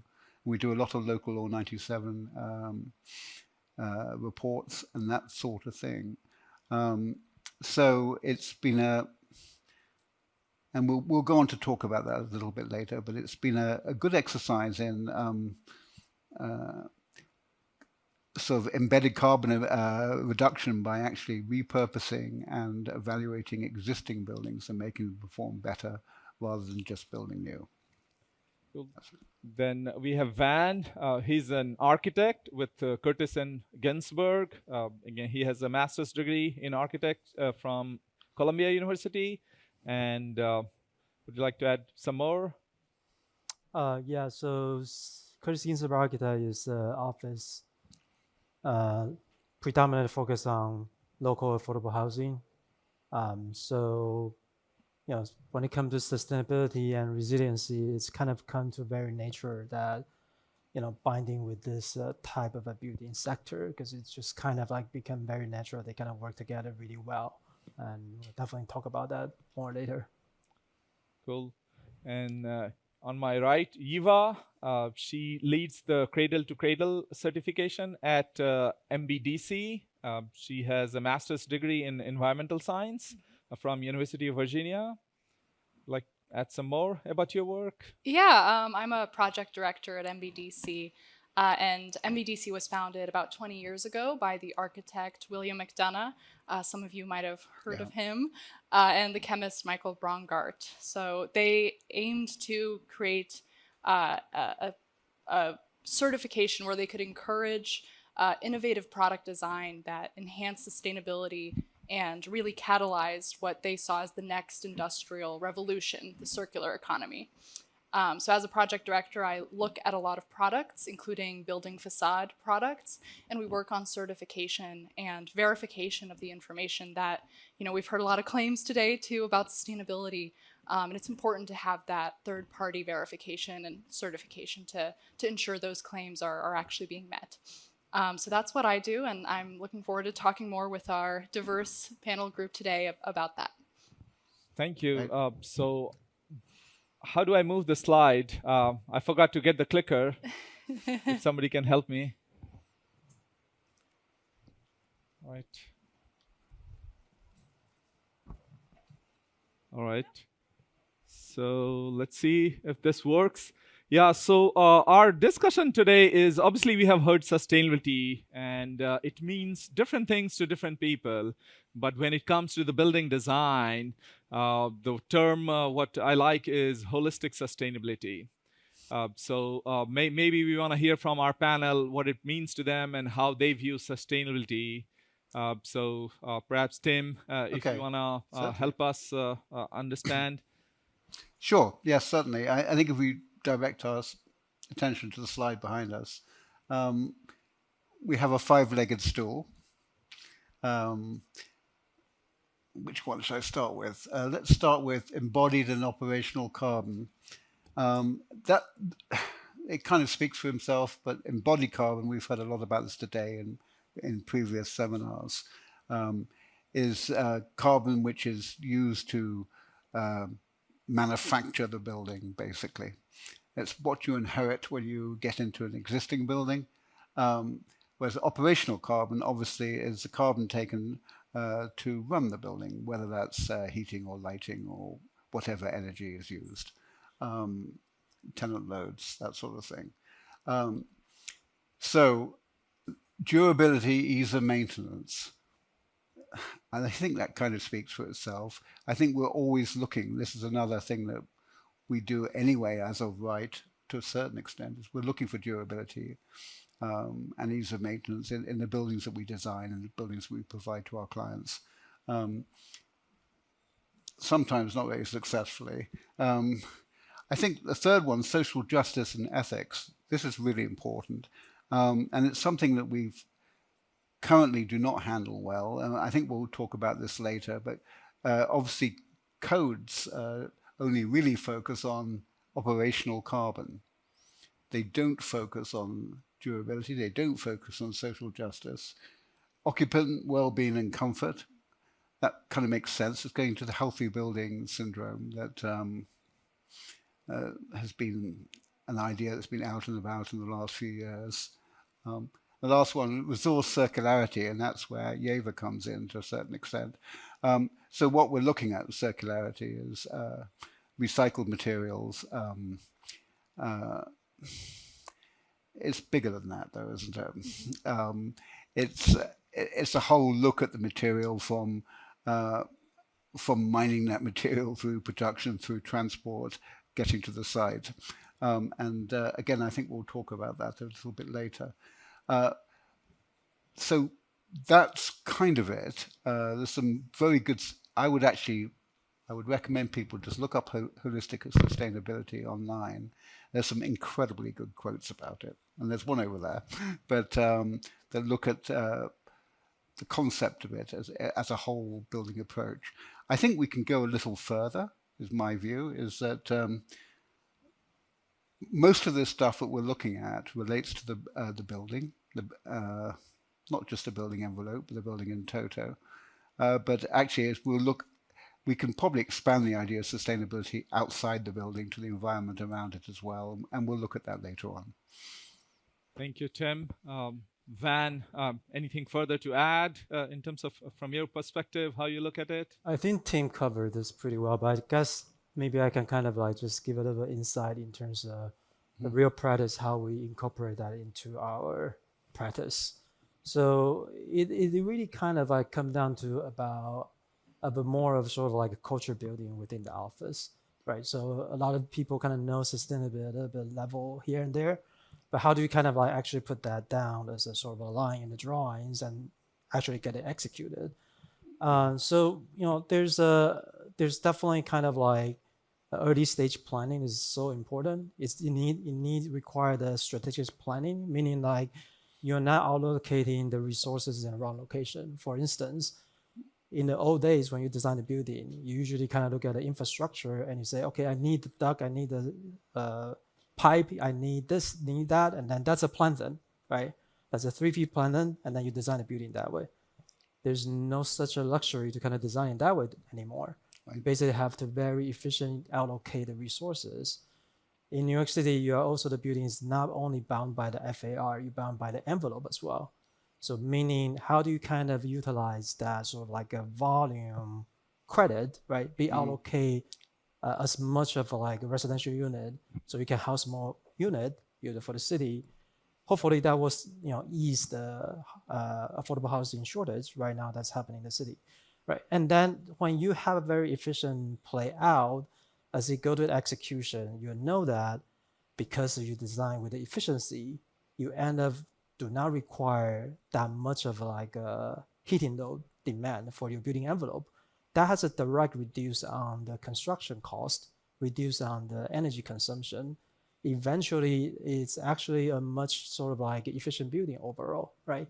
And then you have more people kind of living in the building itself. So it's very important to sort of like early stage planning and create these sort of like a positive loop in your design process, and that feed into different, you know, sector or stakeholder, and everybody kind of like feedback, you know, their input. And then so when you kind of document that, be able to execute it well, then you really kind of can achieve this sort of holistic sustainability. And that operation call is a real thing, because a lot of these buildings that we design, I don't know if people understand, know a term called EUI, right? Like energy use index.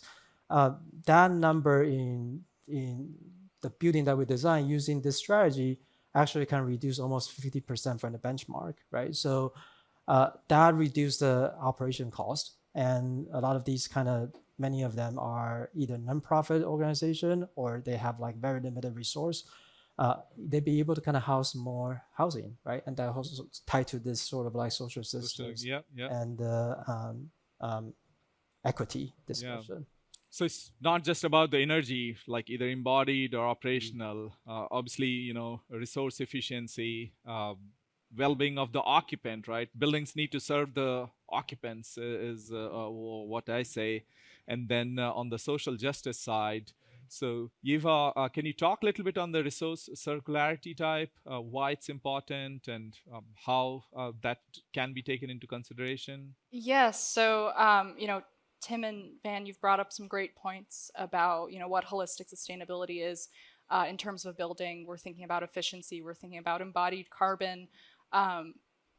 But I find that sometimes, especially with built environment products, there is such a narrow focus into the embodied carbon. When we think about sustainability, we do want to think more holistically. We want to think about the complexity of the system as a whole. We want to think about, like Van was saying, communities, that we're affecting, and well-being of the occupants and stakeholders. And as part of that, there's the circularity aspect. So thinking about where are the products that are going into the building? Where are they coming from? How have they impacted, within that value chain, within that supply chain? What are those impacts? Is a building sustainable if it's, maybe it has great efficiency, the embodied carbon values look great, but when you look at the products that are in the building, maybe they're coming from places that are de facto high-risk locations for human rights abuses. So we want to think about, how has this building come together? What are all these different components? As part of Cradle to Cradle, we also think about how that building comes back apart, right? So at the end of life of a building, where are those products going? Is there a way to reuse them, to get value back from that product? Because even though you have embodied emissions in a building from the products that have been built in, if you're able to reuse those products rather than create new products for another building, the embodied emissions of that next life cycle is so much lower. So you actually have a much greater impact. If you think about when you're doing building design, you think about circularity and how can this building be disassembled at end of use, which isn't, I think right now, the way the infrastructure and kind of design pathways are set up for building design, that isn't as much at the forefront of thought as I think that it should be. It's a great point in terms of what happens at the end of the life, as well as what you raised is very intriguing, is the supply chain and how the human rights are being valued in procurement of the products. So we'll touch more on that. So when we look at the built environment, you all here in the mainstream media, the news is dominated by electric vehicle. But those of us in the building industry, we know building facade, not just building facade, but the buildings as a whole are the largest emitters of greenhouse gas emissions. Right. So there is 40% of emissions coming from the building operations as well as from manufacturing of the building. And the biggest crisis of our time, which is the climate change, obviously we have a limited carbon budget, and they have tried to kind of do the carbon budget for the buildings, and we need to reduce our carbon emissions by close to 40 to 45% by 2030 and get close to net zero by 2050. So maybe Tim, I'll start with you, or maybe Van. How are the building codes evolving to address these challenges? Perhaps at the federal level, Van, if you can help, and then we'll dive into local level. Yeah, if you kind of look at the codes, maybe start from the decades ago, right? And then when it comes to right now, you will know that it's pretty tough to meet. More and more, right? There's still a lot of area need to improve, but you're looking at the sort of like overall envelope performance. And if you think about this, like, from the intensity of the use of the building, a lot of these projects we're designing for the housing, right? You have like a much smaller unit versus to like sort of like a luxury type of units, right? And then when you have more, you house more unit, you actually increase your energy use intensity. And then end of that, you're kind of trying to balance, okay, this is sort of like the code you have to meet. And then you have to kind of like make sure that, like these balance get to the point so you can pass the current code. So what are the extra things you can, bring down your energy performance? Your facade is pretty limited, right? Because like you kind of have a facade, you boost up the performance, you boost up the insulation, what else you can do. And I think a lot of things actually need to exist in certain kind of a renewable energy. So a couple new projects that were designed these days are integral with the geothermal system. And I was kind of in shock. Like it was like a lot of these kind of projects, like very small site, and the engineer be able to kind of like evaluate, saying that, okay, we usually the standards are every 20 feet on center. That's kind of how you lay out the grid. We even have project go to like 15 feet on center, 1.5, and that's really dense.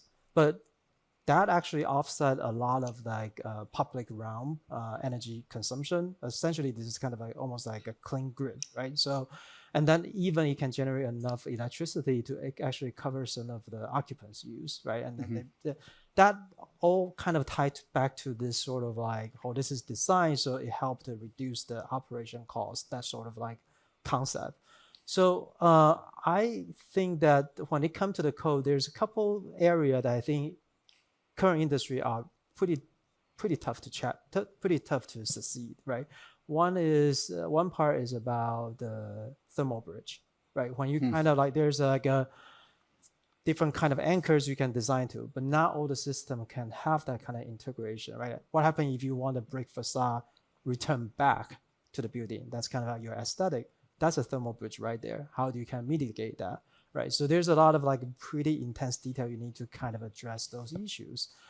If there's a better product, right, the product is held inherently have that kind of property, we can address that. So the code itself, that say that you have to kind of document that, right? You have to kind of talk about that. They give you penalty. Like I think I work with your company that talk about this sort of parapet that you have to wrap the insulation around, otherwise that is zero. Yeah. And we put in this calculation as that if this is zero, we fail. So there are things that you just kind of have to really address smartly. Yeah, so obviously on the operation side, codes, Tim, you mentioned codes are focused on the operation side. Are you seeing any movement on the embodied carbon side getting addressed with the code? Embodied carbon? No, I'm not. I think it's all operational focused right now. And obviously the codes get more stringent with every iteration. So 2030, Local Law 97 is when it really starts to bite. And then the iterations every 5 years thereon get more stringent. New York City Energy Code Compliance, NYCECC, 2025, it becomes performance-based for the first time. Up to now, it's been basically thou shalt not do this, and thou shalt not do that. And then 2025, suddenly it's going to be the building has to meet certain metrics. We don't know what they are yet because they haven't released that version to us yet, but we know it's coming. So that's, again, it's all about embodied carbon, which is what New York City is focusing on right now. This slide behind us is an excerpt from the Mayor's Office of Climate and Environmental Justice, and it's every 4 years we're required to do, or they're required to do a report. Looks at sustainability options, and this is what I was kind of alluding to before. We've been focusing on buildings, but in fact, as you can see just from this diagram here, we're getting into resiliency in the widest sense of the word, right down to flood resiliency, right down to protection of hard-hit communities who communities that live in poverty often live in the most environmentally degraded areas in terms of heat sinks and neighborhoods that are prone to flooding. If you look at New Orleans, that's a great case of that. But it's also looking at green spaces, tree canopies to reduce overheating. Extends way beyond the building, and I think that's really a healthy way forward. It also looks at the whole idea of social justice, and I would. It's probably worth a read. You can get it online, and I would read it. It as a statement of intent, it's great. How much of that intent becomes reality remains to be seen. So obviously that's a great effort trying to encompass, just beyond traditional operational energy to, a holistic look of, not just the building, but the community and the impact to kind of incorporate into it. What else are there areas like which is kind of like missing from code's purview? And obviously this is New York and not at national level. So obviously this needs to get transferred into it. But are there areas, anything you guys think is still being overlooked by the regulations? Well, recycled content might be one. And there are certain programs you can sign up to, like LEED, like Sustainable Green Communities, which have recycling targets that have to be met to comply. But obviously those are not required. So I'd like to see it built into the code. I don't know what you think. Yeah, and I can definitely add to that. I think the new building codes are definitely a huge step in the right direction. Of course, embodied emissions and taking that into account is incredibly important. And as you said, Sneh, scaling that right across the world globally, not just in New York City. But I would like to see regulations that go a step further. So not just looking to do less bad, but how can the building be good for the community? How can it be good for the planet, for the environment? Creating a legacy around the design that creates innovation in maybe increasing biodiversity or even maybe drawing carbon from the air. So being, negative carbon or cleaning water through like dehumidification processes. I think there's still so much, innovation and creativity. There's so much space there. And I think we're not really reaching our full potential yet of what buildings can be and envisioning them, again, in this circular economy, this kind of cradle-to-cradle world where we prioritize healthy buildings, circularity, again, those recycled materials and making materials recyclable from the built environment, as well as, thinking about the broader global impact, climate change, use of water, and at the local community scale as well, resilience, like Tim and Van, you were saying, thinking about flooding, wellness, things like that. I think there's still a lot of room for growth there. I think when you guys mentioned about the in carbon footprint and also the recycled content, I think that's just kind of remind me that recent movement, like actually the city initiated that to kind of start studying about the mass timber construction, bring that kind of construction method back to the city. I think that's a very interesting challenge because, one thing we do kind of like document the embodied carbon footprint of the building that we're designing, and then we're realizing that, well, there's one thing that we can't change much unless the whole industry change, which is the concrete structure and the CMU structure, because that kind of like, that take up 40% of the carbon footprint of the entire building, right? So in order to kind of toggle that, you basically have to rethink how you're going to build from the basic kind of like core and shell perspective. And this initiation will definitely has a huge impact on this. But we all know that, I think many of the previous speakers talk about this, fire retarded or like combustible issue. That's definitely a big challenge for the timber construction. But I think there's study and research going on. I'm excited, but also have a huge hope. I hope that this can take off. Good points. So let's switch gear a little bit. So obviously, as you see, the definition of sustainability is expanding in terms of expectation from the products is growing, not just the traditional performance, but additional requirements. Eva, how our architects or building designers are getting reliable product information, and how is the product sustainability certification world evolving?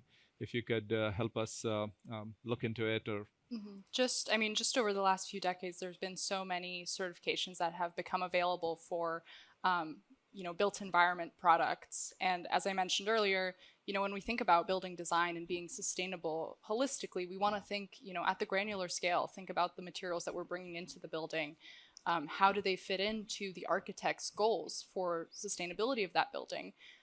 We want to make sure that, we can verify these claims too that the products are making about their materials, about their supply chain, about their own environmental and social governance at the corporate level. So that's really where certifications and standards can come in, and that's what MBDC does. So here are just some examples of commonly used certifications within the built environment. A lot of you might have heard of the EPD, the Environmental Product Declaration, that provides information about a product's climate impact through life cycle analysis.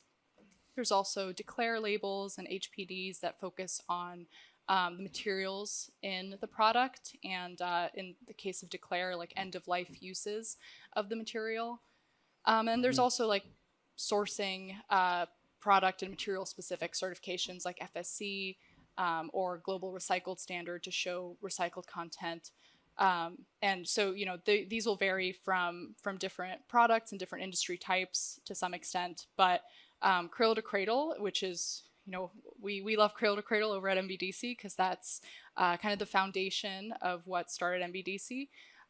Cradle to Cradle is a certification that can be applied to almost any product. So we work, you know, I look at shampoos and, you know, apparel to built environment products like facade products such as Conyers. Aluminum facade systems right here. So they're Cradle to Cradle certified, and just some information about what that looks like and what does that mean, right? So the other certifications I've mentioned, they are mostly narrow. So they're looking at, you know, one aspect of a product's sustainability claims, whereas Cradle to Cradle, we look at the material health.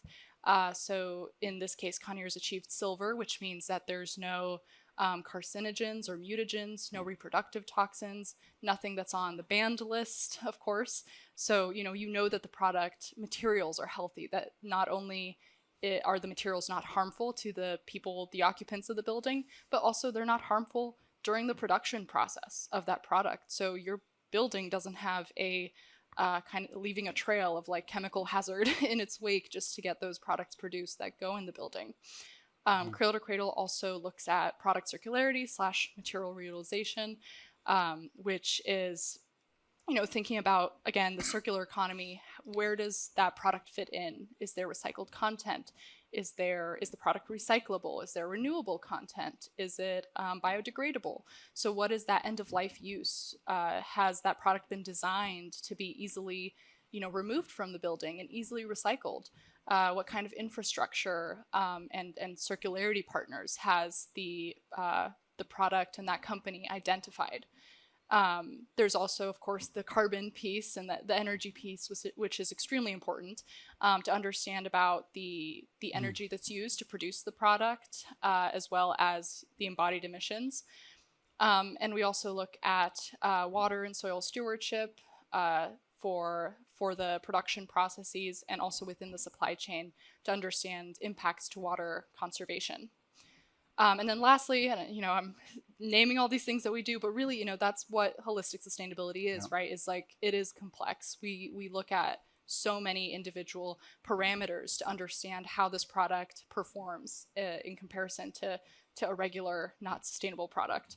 But lastly, you know, we do look at social fairness. So what are the social impacts of that product supply chain? What about that company? You know, what are the governance structures that are in place to ensure that there's no concerns to human rights impacts and things like that? So, you know, as you're thinking about a building's design, having products that have these certificates, you know, and I've mentioned previously, we heard a lot of claims today about sustainability from people, but this, you know, really verifies those claims. It put your money where your mouth is, right? Like you have this verification, you have a third party assessor that reviews all of your data, investigates your supply chain, and you have something to show for it. Like, yes, we've achieved Cradle to Cradle certification or a similar certification standard. Thank you. That's very well explained. So on your last point, in terms of social fairness, obviously you're looking into the product, which is kind of like goes through its entire supply chain and whether the human rights has been addressed. Maybe I want to go to at the project level, Van. How do you incorporate social equity in your design when you're considering? If you could just quickly guide us through. I know Susan is pointing. We have around 3 minutes left, so we can.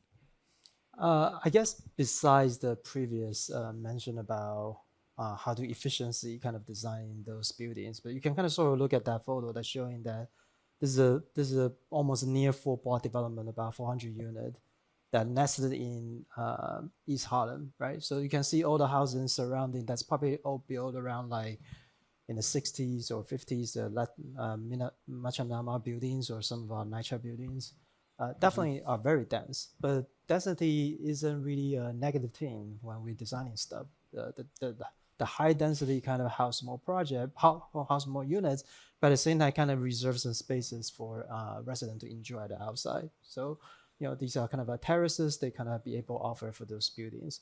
I think there's one thing that earlier that we talked about at a design standpoint. There's one last piece we didn't mention is about the execution part. And that execution part that it became very tangible when we start working on some of the rehab project for the old buildings that previously operate by private developers or owners or by NYCHA themselves. And a lot of these buildings, they are around like 70 years or 80 years old. The biggest problem people kind of suffering is leaking, right? And when the water move or moisture move, your energy move as well, right? So your entire envelope is not very sort of like energy efficient because it's not airtight at all. So a lot of these new building, when we're designing, when it comes to the execution process, we have to do this sort of like a Bordeaux test just to make sure that you don't have that kind of air leakage inside of an individual unit. And that will ensure when the building is complete, you have a tight envelope.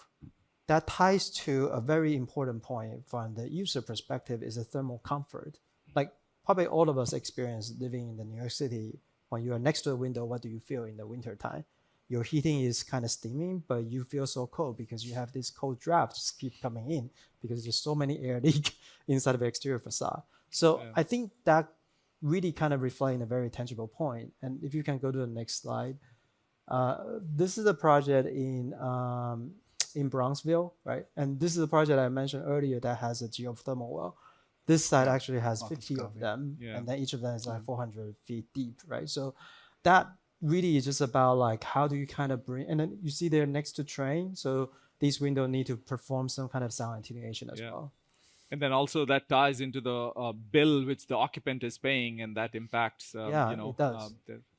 So again, I'll like to thank you all. We're talking about on the holistic sustainability. So maybe a quick round. What else we should be doing? We talked about looking into the product. We're looking into the supply chain. We're looking into the social fairness of the supply chain. We're also talking about companies which are doing good for the planet, for the people. So from stakeholder, maybe a quick last word, what else we should be expecting from our community? Well, I think we should be, we've been focusing on jurisdictions which have actually quite good codes with regard to certainly energy. So New York City, California, maybe Massachusetts, where these things are getting quite well defined. So it seems the most obvious thing as a starter was to expand that to the rest of the country, and by default the rest of the world. That would be one. Van, anything from yours? Yeah, I've been kind of thinking about are there any measurement can help us better understand and aware of the amounts of consumption that we're doing, right? So if you think about this whole global warming issues that has been raised almost near 50 years ago, right? People have started wearing, and if you look at the energy consumption in a recent chart, that basically just a skyrocket kind of, and like, so how do we kind of like curb that energy consumption? It's not just about better product, better execution. It's really about, almost like a certain lifestyle. How do we kind of embed it into that lifestyle? And the resource is everything, energy, things, basically what we are extracting from Earth. Right. Anything from you would like to add? Yeah, no, I echo those points. I think it's really about changing our mindset and the infrastructure that is available for the built environment and making it more sustainable.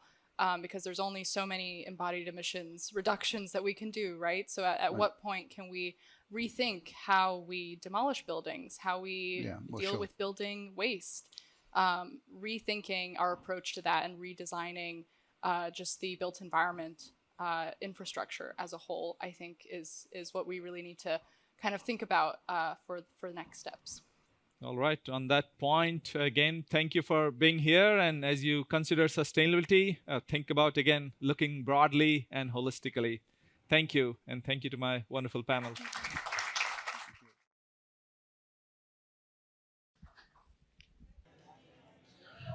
Hello, everyone.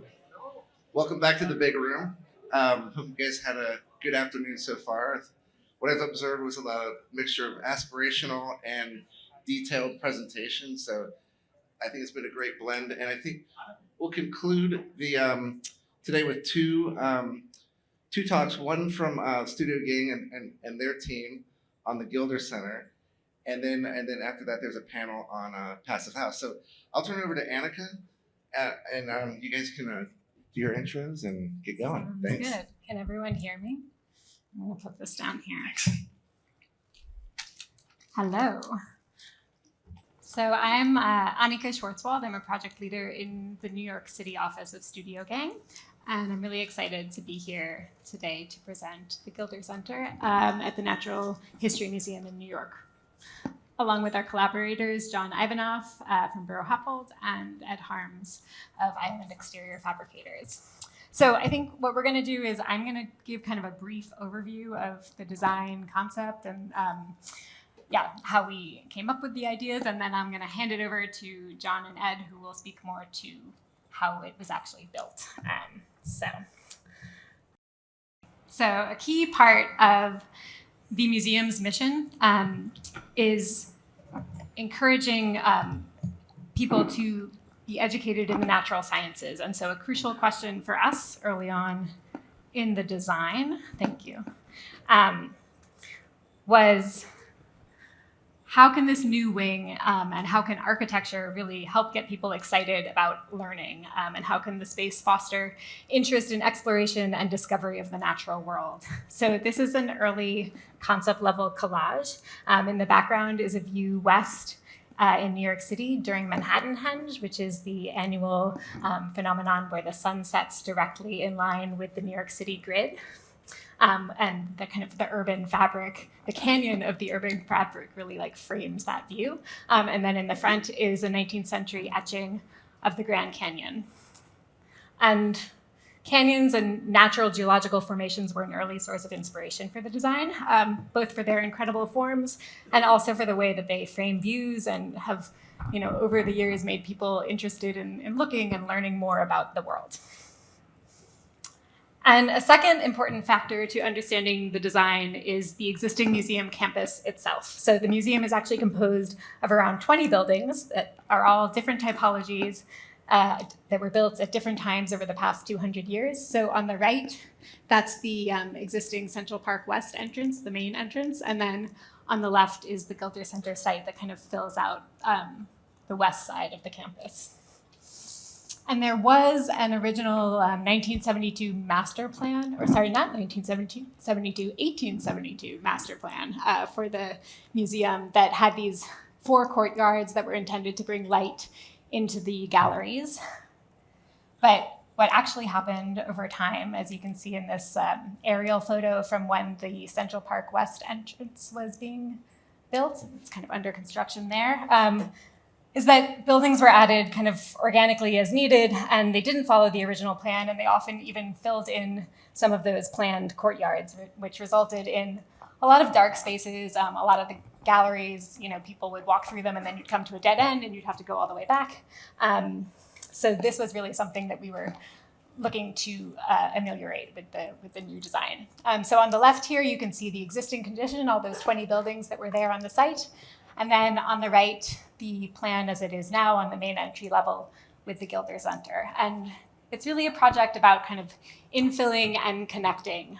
The Gilder has over 30 connections to the existing campus, both public and back of house. And it's really improving the visitor flows and also the flows of the museum's own day-to-day operations, right? If you're in the exhibition department in building 17 and you need to get over to the Gems and Minerals Hall in building 8, now you can kind of just go right through the Gilder Center atrium.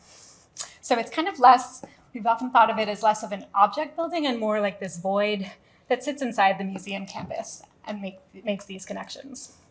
So the central atrium void, with its arches and bridges and skylights, has many functions. It's another main entry. It brings light deep into the museum. It's also the main structure of the Gilder Center. It supports the roof and the gravity loads of the slabs. It serves as an orientation tool for visitors, exposing the different programs and exhibits that are held in the spaces beyond. And this is the collections core there. The museum has, I think, over like 40 million scientific specimens, and they've relocated about 4 million of them into the Gilder Center, and integrated it with this exhibit about why they collect, what they collect, and how that helps science. And it also instills what we were looking for, is this like sense of wonder, and it helps inspire people to explore the museum and learn more about science and the natural world. So I'll touch briefly on the materiality of the atrium. So it's formed using shotcrete, which is a fluid application of concrete that's primarily used in infrastructure projects and underground tunnels. So they spray liquid concrete directly onto pre-bent cages of rebar. And the main advantage here is that there's no formwork that's used, so we save a lot of material that would otherwise end up in landfills. And the material is both structure and finished surface. It's also a beautiful piece of engineering, I have to say. We worked really closely with Arup and kind of carefully crafted the geometry to calibrate the thickness of the walls and really like bring down the loads as efficiently as possible. On the right, you can see Arup also did the 3D rebar modeling. So here in the transverse section, you can see the general organization of the space. There's the void in the center, and it's surrounded by the program all around it. Now, I have been talking a lot about how we've conceived of this building as an interior space. You can see in the plan that it actually connects to the existing campus on both the north and the east and the south sides, but it does have a facade. It has this main face on the west side.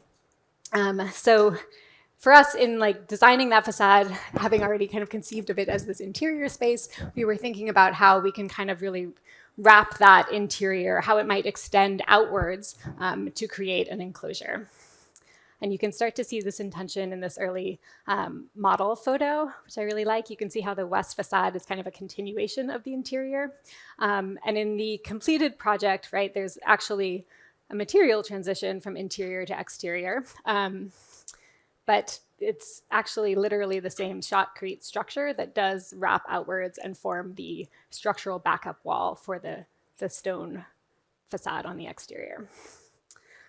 And it was really important to us, this is like a long section cutting through, right, that all of these lines, these creases on the interior really kind of seamlessly continue from the interior to the exterior. And likewise, the kind of structural arches appear as well on the exterior in the windows. And then as the facade kind of turns and wraps back to meet the adjacent buildings, all of those creases kind of flatten out and it becomes a bit more regular as to meet the adjacent buildings in a sensitive way.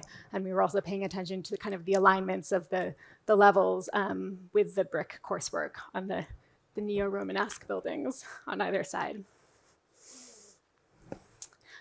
So here we are. This is the main entry view, and I chose this image because it's a little more zoomed in. You can start to see also the stone line work.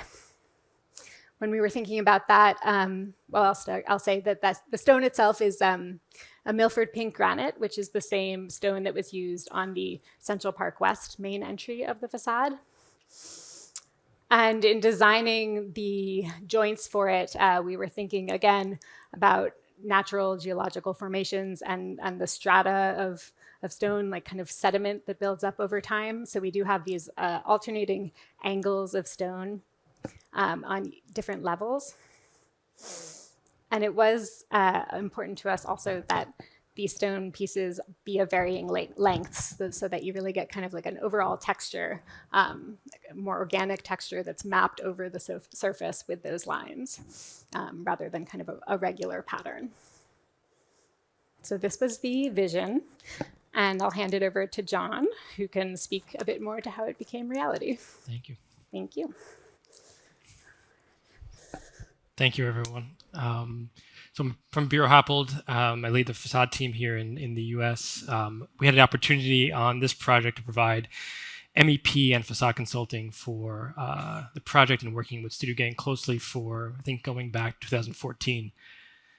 We're just going to kind of fill in the in-between in terms of Studio Gang's vision and getting it to a set of kind of systems and documentation that was executed and handed off to Island, essentially. So this begins to kind of illustrate, just a small portion of some of the work that we're producing in terms of identifying facade systems, performance, and understanding the requirements of the project. And so while today's conversation will focus on the main west elevation, there's multiple other parts of the project that are consuming of the overall building. Here we begin to kind of get in terms of the behind the scene elements to start to understand the actual system that makes up the actual west facade for the stone itself.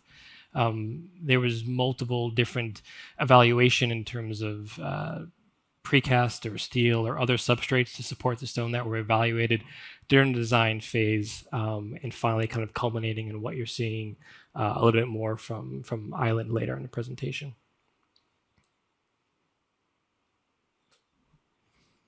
So within that kind of geometrical vision established by Studio Gang, there was various evaluation in terms of panelization, in terms of constructability, transportation, logistics, to ensure that we're still staying within the overall design vision, but accounting for other parameters such as structural movement and other considerations. Within that, their subdivision kind of yields and generates a range of complexity and sizes to kind of stay within a boundary that was kind of continually evolved throughout the project. And here's a kind of an example of the granularity studies that were between our offices in terms of understanding the impacts from a visual standpoint of the panelization. Should these be curved stone pieces, flat stone pieces, panel? What's the appropriate size of the actual stone? And I think it was critical for this to ensure that we were always kind of feedback loop with industry to understand what are the actual limitations and capabilities in terms of actually being able to achieve the curvature that we wanted, and we didn't need to kind of continually refine and make the flat panels so everything is curved. And here's the kind of probably the best illustration quickly to kind of give the parts and pieces, as Anika mentioned. The shotcrete itself is the main star of the show in many cases on the inside of the building. It's also the structure for the building. So all of the facade panels are tying back either to the slab or directly to the shotcrete itself. On the inside, that's the interior finish. And here, in terms of working outboard, you have some fairly standard systems until you get the kind of the strong back system that's supporting the stone itself. And here starts to kind of illustrate in a bigger view in terms of the various panels, but also starts to touch on, and not forget, the kind of work that we were doing in terms of the punch window openings with WW, SADC, and Interform in terms of the various conditions that we have on the project on the west elevation. Two key components. We have three, one being the skylight that's not shown, the Great Hall entrance, and then the punched windows that we have on the west elevation. Oh, sorry. So within that system itself, the kind of complexity of the geometry kind of continues and is not only within the stone itself, but it's within the glass system in terms of achieving almost every option that we could have, convex, concave, planar, and there's also kind of bird frit and low-E coatings and other complexities associated with kind of manufacturing that and executing that work. To kind of bring it back full circle in terms of what Anika spoke about in terms of this relationship between the inside and outside, it's probably not even illustrative of the kind of critical detail that was able to be kind of developed and designed, but further developed and executed in the field in terms of the creases that you see in the stone kind of travel and navigate through and are established our kind of key datum lines within the Great Hall facade system, and then we can continue on to the interior. So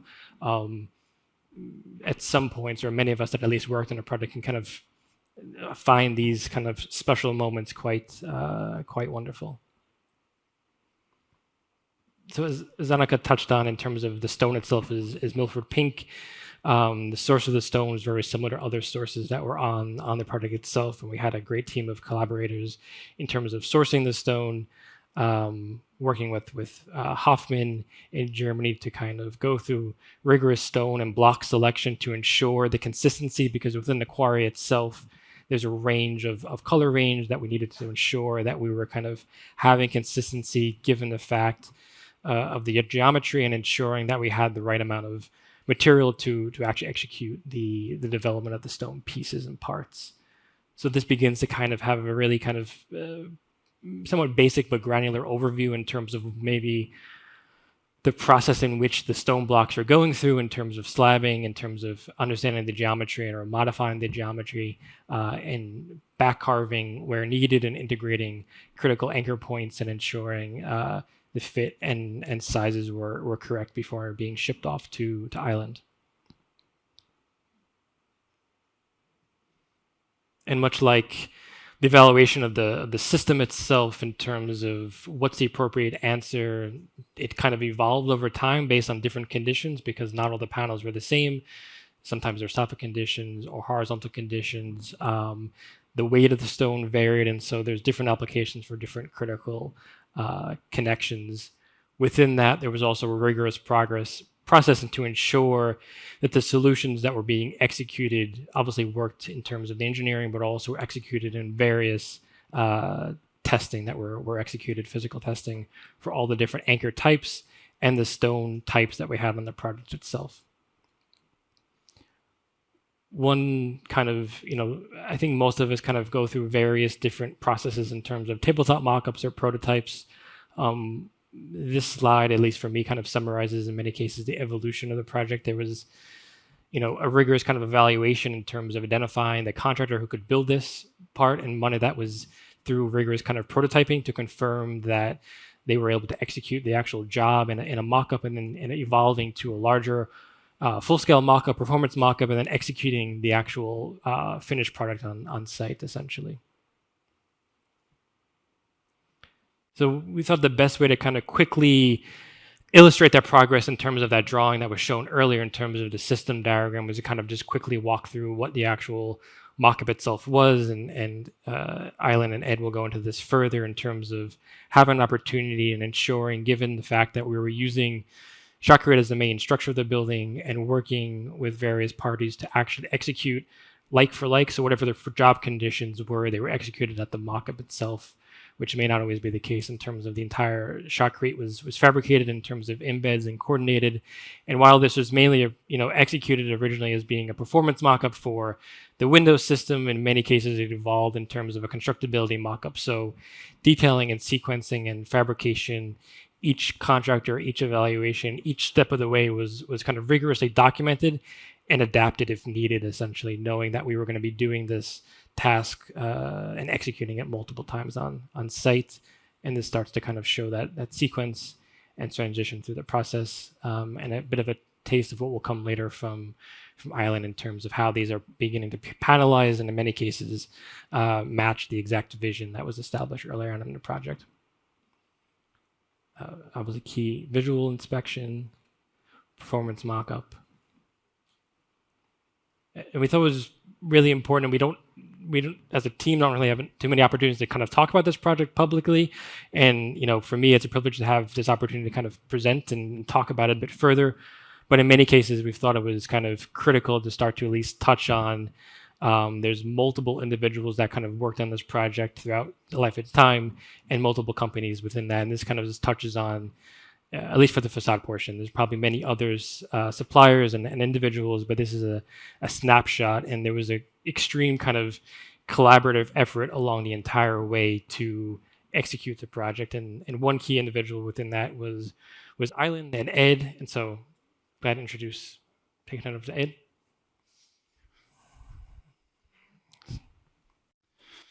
I first refuse to take the extent of credit that John is offering, but thank you, John.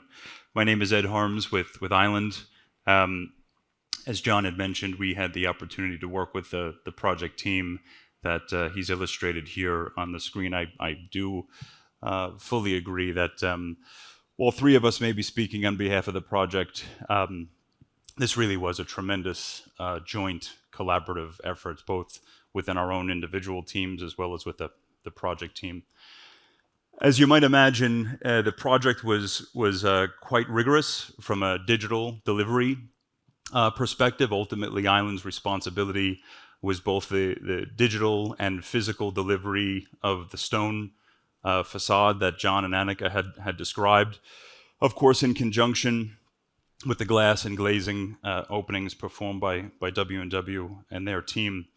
A few very fast facts for you here. The project ultimately, as you see color-coded by these variations in shade, ultimately was comprised of 156 what we call mega panel facade units.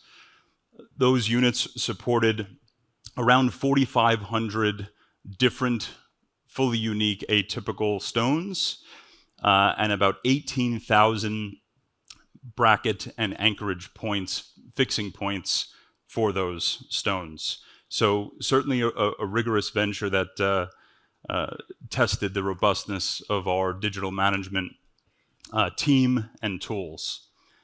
This is a sneak of that. Essentially behind the scenes there's a script driving any variety of criteria, unit size, weight, bounding offsets. As John mentioned, there are significant considerations that went into the handling, weight management with respect to crane capacity, logistics management with respect to what we could and could not navigate to the project site. A bunch of that criteria is embedded within that script. Ultimately, it brings us to a full digital twin, if you will, for each of the units, their components, the bracketry, and this. I'm definitely not going to spend any more time on that one, and how they mate to the building. I think I've lost control of the drive. Or maybe I'm running out of time and I'm being encouraged to move on. So ultimately, what's critical in our business is the development of a production lot. A production lot identifies how the project is to be produced, how it ultimately was to be installed. The project had a very particular sequence within which the erection needed to be managed, both by level and the directionality of the level. This is a sampling of our bounding box analysis, some of the core criteria of the units, and embedded within this information base would be not only all of the stone parts, but all of the steel vertebra elements that you see within the frame here. This was quite critical to our success in the project, and that was the use and development of a fixturing system that essentially indexed back to our digital shop floor, if you will, all of the critical fabrication points in the build. So the fixturing was laser cut consistently in the manner in which we managed the fins and the horizontal crossbar members, as well as the fixation and stone anchoring, which ultimately attached to the framework. There was a process of hot dip galvanization post-frame assembly. So once the frame was fully assembled, welded, it was sent for galvanization. This is a concept of how our digital shop floor was managed. Essentially, each of the frames that you see resembled there carried with them a very unique set of datum points. These datum points indexed all of the critical dimensions and geometry within each facade panel. So each of the crease lines, peaks, valleys, all of the key indexing points in order for the individual units to ultimately fulfill the completed facade geometry. There was a consistent process of checking and back-checking the indexing methodology of the finished stone surface back to the building's primary structure fixation, which is actually where really the critical dimensional control is. Of course, part A is maintaining the stone surface as it was intended, as it was envisioned. Most critically, how that surface indexes back to the primary fixation control on the back of the frame that ultimately mounted to the shotcrete structure. So here you see our digital 0-0 shop floor in process. This is a frame back from galvanization. Post galvanization, we would perform a dry fit and a recalibration check to understand how the hot dip galvanization may have affected the frame's behavior, its tolerances, and its critical dimensions. Each of the unique stones were indexed by a unique numbering system that informed us where that stone's ultimate location on the building facade would be, its panel make, elevation, where it resided on that panel, certain other criteria as to the complexity of the stone, if it was back cut or a flat stone. Here, more installations in process with ongoing overlay of our digital critical points in the build.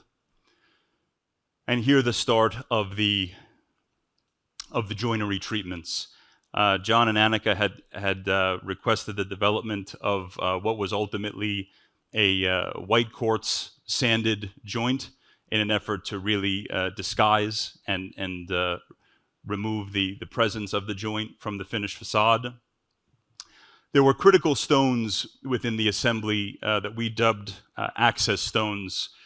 These were strategic leave-outs on the panels. They were left out for purposes of anchor and bracket adjustment. And then ultimately there in the images you see some of our ongoing wash down, final wrap, and pack for staging for site. Ultimately, while all of those operations were ongoing in our shops, of course, there's the critical operations in the field. So here you see the succession of predecessor and concurrent works ongoing with the glazed openings being performed by W&W, the shotcrete surface being waterproofed, the setting, calibration, and adjustment of the anchorages on the wall. The insulation, which was a field applied insulation, continuously jacketing the shotcrete structure, and then ultimately the start of the panel installation. The panels were designed to ship horizontally in their fixturing, as you can see here in the background images. Ultimately, that horizontal unit was removed from its tailored fixture, and we developed this tripping and rigging device for purposes of getting them into their vertical orientation, but ultimately their final orientation on the building based upon their tilt and their lean criteria based upon that final set. And that was done through a means of adjustable rigging. Here you see the installation ongoing, again with the access stones being left out for purposes of anchor access, ongoing setting and installation in the field. Ultimately, those access stones were set with a follow-up team, and the joints were treated then consistently with the sanded joinery in the field, ultimately bringing you this project that I think as a team we're all collectively very, very proud of. Thank you.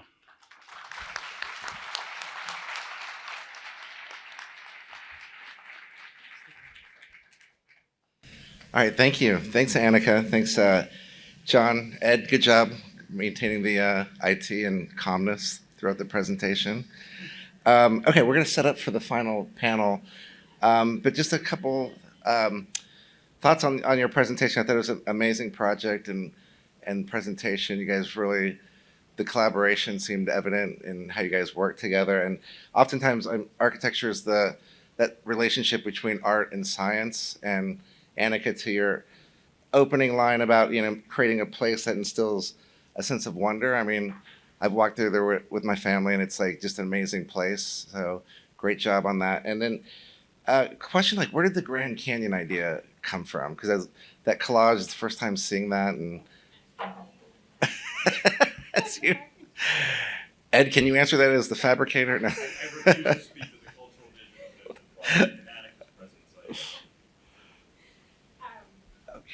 Yeah. Hi.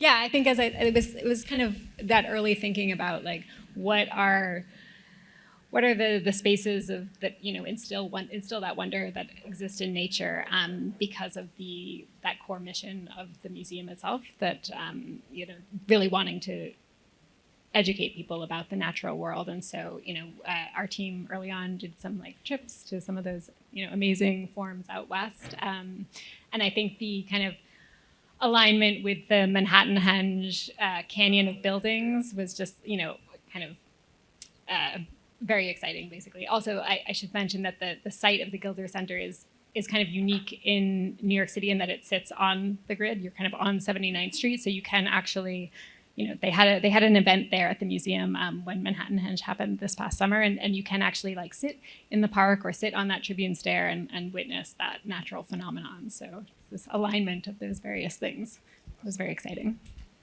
Great, thank you. Are we all set up for the next? Okay, good.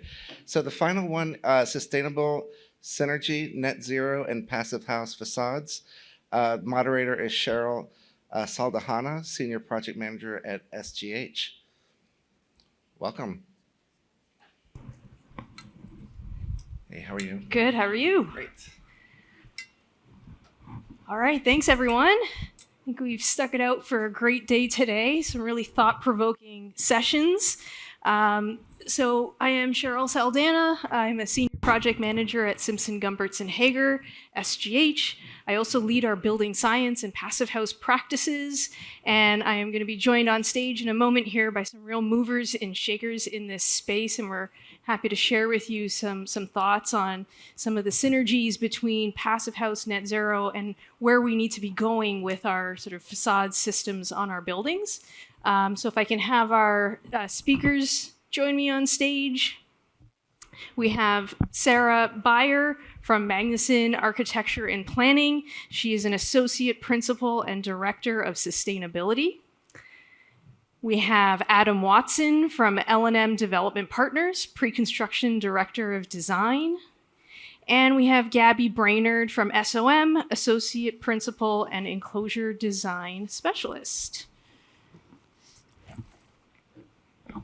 Oh, actually, I need the clicker for her. Hopefully it behaves. Let's give it a try. You see that? Great. So to start things off, we thought we'd sort of level set, have some definitions. So when we talk about net zero, I think traditionally we think of net zero as balancing or offsetting our energy consumption in buildings with renewables, right? So it's this balancing act of step one, reduce consumption, and then step two, offset with renewables. And passive house can be thought of as a certification, but also a set of principles that we can use, building science principles. It's using a facades first mindset to reduce that consumption, right? In that step one of achieving net zero. So we're thinking about continuous insulation, air tightness, minimizing thermal bridges, and what's the last one I'm forgetting? Air tightness, continuous insulation. Right size HVAC. Right size HVAC. Great windows. High performing fenestration systems. Yeah. So yeah, actually, Gabby, why don't you take it from there? What else are we thinking about with net zero? And I think you have some sort of cutting edge news Cutting where edge that's news. concerned. So yeah, traditionally we think of net zero as producing as much as you're using. Could be on site or off site, but it doesn't necessarily have an imperative for efficiency.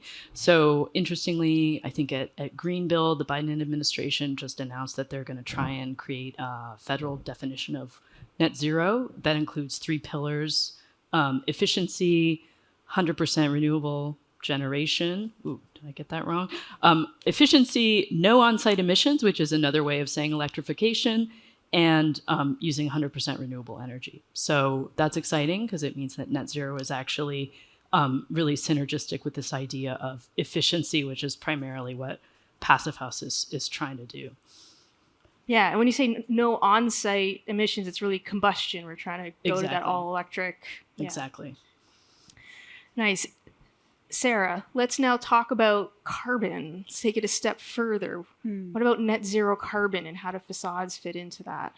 So carbon emissions, right? Carbon dioxide and other greenhouse gas emissions. There's a lot of embodied carbon, we're calling it, or upfront carbon sometimes, in facades. And yes, there's a lot in the concrete, but actually there's a lot of innovation happening in the concrete space. We might get to net zero concrete or carbon sequestering concretes from what I hear.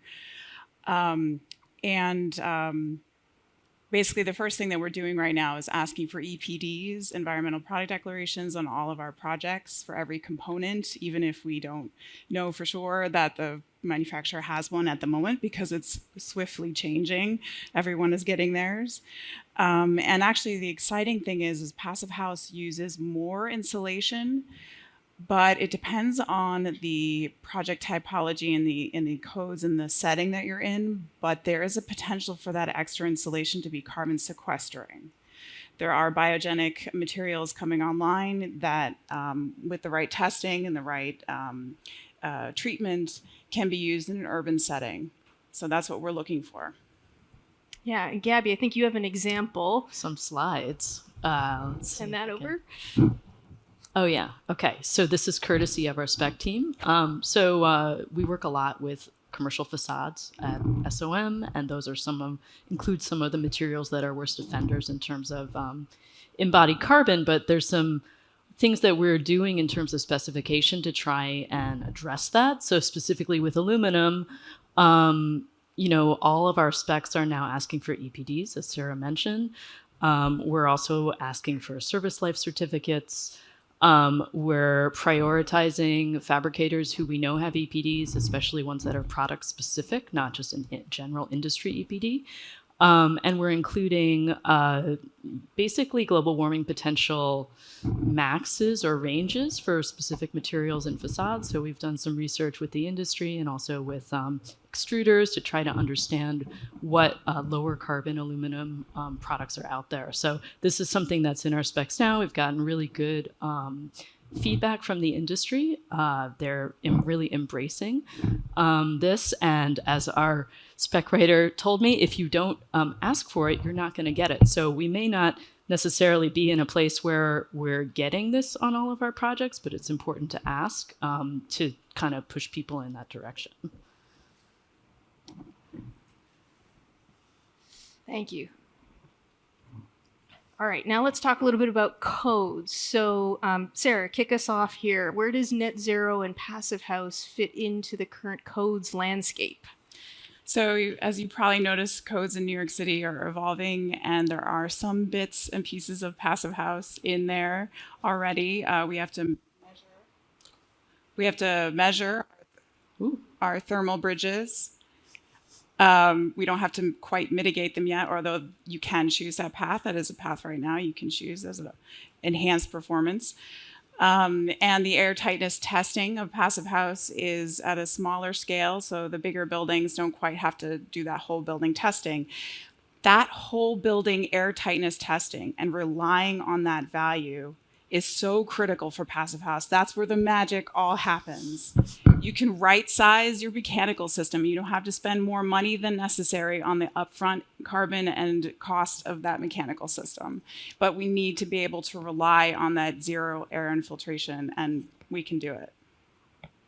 Yeah, and I will say the code does have, even if you're not performing that whole building test, if you're too big or too tall for it, you still are required to do some level of air barrier commissioning, so testing sort of localized areas of the building, visual inspections, to try and get to that end intent of a continuous air barrier. One thing I'll layer onto this as well is, energy codes really are the minimum standard of what we can build right now, right? And I think in the facades industry, we've gotten a little used to, the prescriptive requirements are so stringent. I'm just going to use trade-offs. I'm going to use ComCheck or an energy model and use my mechanical and lighting systems to offset the envelope and kind of get away with it. And we've gotten away with it as an industry for some time now. The codes are starting to get more stringent. And you heard from Emily earlier today, Emily Hoffman from the DOB, she mentioned that New York City is pushing towards a performance-based code. Well, they're going to, they're recognizing that the mechanical and lighting systems have gotten better. So they're ratcheting down those requirements, which means we no longer have that wiggle room to offset, a poor performing envelope system. So we're going to be held to higher standards, very soon here. So all that to say, the sort of cost difference between something like a net zero or a passive house facade versus typical code compliant construction, that's narrowing. So let's get a little bit more uncomfortable here and talk about some of the biggest challenges towards implementation. Gabby, I'll let you take it away. So if you have a complex design, you may be building in some real challenges that are going to be hard to mitigate in the future. For example, introducing big thermal bridges into your curtain wall system or into your core design concept, that's going to be really hard to take out. So I think making sure that everyone, including the members of the design team who are going to be generating these design ideas, is really well versed in the passive house or net zero ambitions of the project is super important. Yeah, I'd say from an architect's perspective, definitely having everyone on board in the concept phase, thinking about thermal bridging, thinking about where their air tightness layer is from the beginning. We've involved the structural engineer earlier in thinking about what interacts with the facade, and it really helps a lot. Right. If you can have a nice smooth plane for your air barrier, that simplifies everything. And it's important to think about the trades, right? The folks who are actually having to install what you're drawing on the page. And the more complex the details are, the harder it's going to be. You're potentially now, having multiple trades involved in a detail, and the sequencing of that. That's a real challenge. That puts a lot of strain on, the GCs who are having to corral all these folks and make sure, scope is covered appropriately on these. Adam, you've been patiently waiting. Yeah. It's finally your turn. So share with us, I guess, from the payoff standpoint, as a building operator, what are you thinking about? Sure. So I work for L&M Development Partners, and there's others like us, but we're a developer, builder, property manager, mostly of low-income affordable housing. So, and we've been doing more and more passive housing. It happens so fast. I say 5 or 6 years ago, I wouldn't be saying that.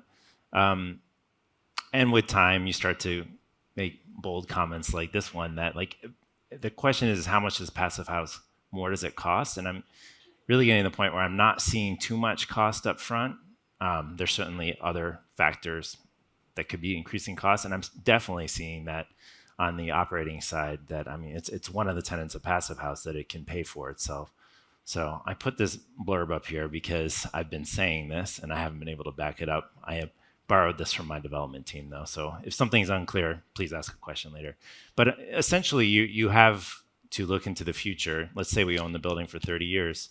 What is your net operating income going to be? And if you can reduce your energy costs, your utility costs, you're going to have more net operating income. So that obviously helps you as a for-profit developer, but for a subsidized developer, the city of New York, for instance, can say well, this is good for you, good for us. We don't have to subsidize much in the long term, so that we can actually give you more upfront. So that may help cover any additional costs in the beginning, and it also benefits your terms with your bank lenders too, because they're worried about you running into default as you go. It's super risky business running affordable housing. Your rents are capped at the start.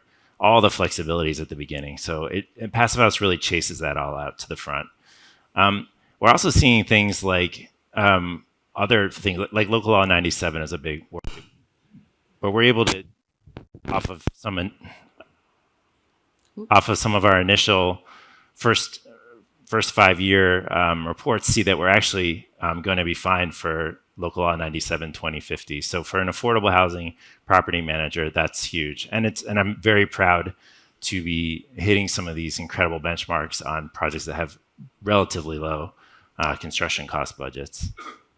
There's many other things that come with it, but obviously, to use the old adage, the energy that you don't use is the cheapest energy. So we're always thinking of our tenants too. New York City landlords pay for folks' heat; they don't pay for air conditioning. And as the climate warms, air conditioning is something that you just absolutely have. It's life or death.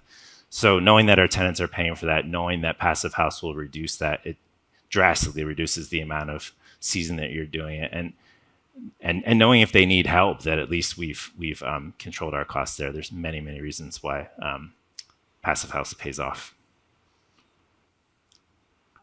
Yeah, Sarah, if you can add some other ways that it pays off beyond just cost. Right. So when you have such an airtight building, you need balanced, filtered, fresh air dedicated to all habitable spaces. And this can provide innumerable health benefits. Obviously, if you have a large pollution event, which we've had a few of this summer in the city, you're protected from infiltration of that, and you can filter the incoming air. You may want to lower your ventilation rates for a little while, check with your building systems, nuance that, but you definitely have more control. The air tightness layer gives you control. And in normal situations, indoor air is contaminated as well as outdoor air, but just being able to filter that supply air and actually provide dedicated ventilation to the habitable spaces. Right now in multifamily, we are not required to document that we're actually getting makeup air to our habitable spaces. That's sort of a missing thing in the code. We're not getting fresh air, really. We're relying on infiltration from our leaky enclosures. Sometimes we put a trickle vent in and it's not an energy code thing. And we don't even really know if the air is actually coming in through that trickle vent. And we know what a hypoxic environment can do for our cognitive abilities, and the list goes on. So the more we focus on the health of the people we serve, that will come back to us in returns. Most folks, even if you have the trickle vent, are closing it because when it's the dead of winter, I don't want that cold air coming in. Not to mention New York City streets are pretty loud. So there's the acoustic side of it, one of the first things that a lot of folks, when they walk into a Passive House, they're like, wow, it's so quiet in here. The cognitive benefits absolutely are huge.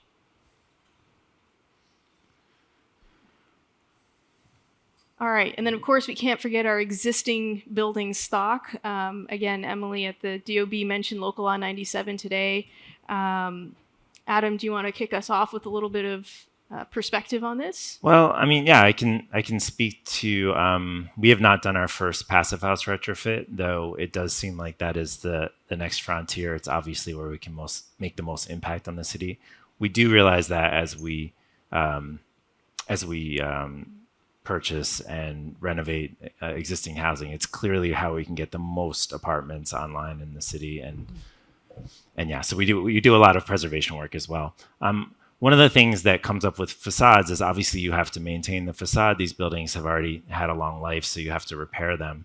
I think there's some comfort in knowing that you can, while you're repairing them, actually overclad them. It adds more cost, of course, up front, but as I said before, the fact that it controls your long-term costs is really beneficial. So there's many ways of doing that. We'll often use EFIS.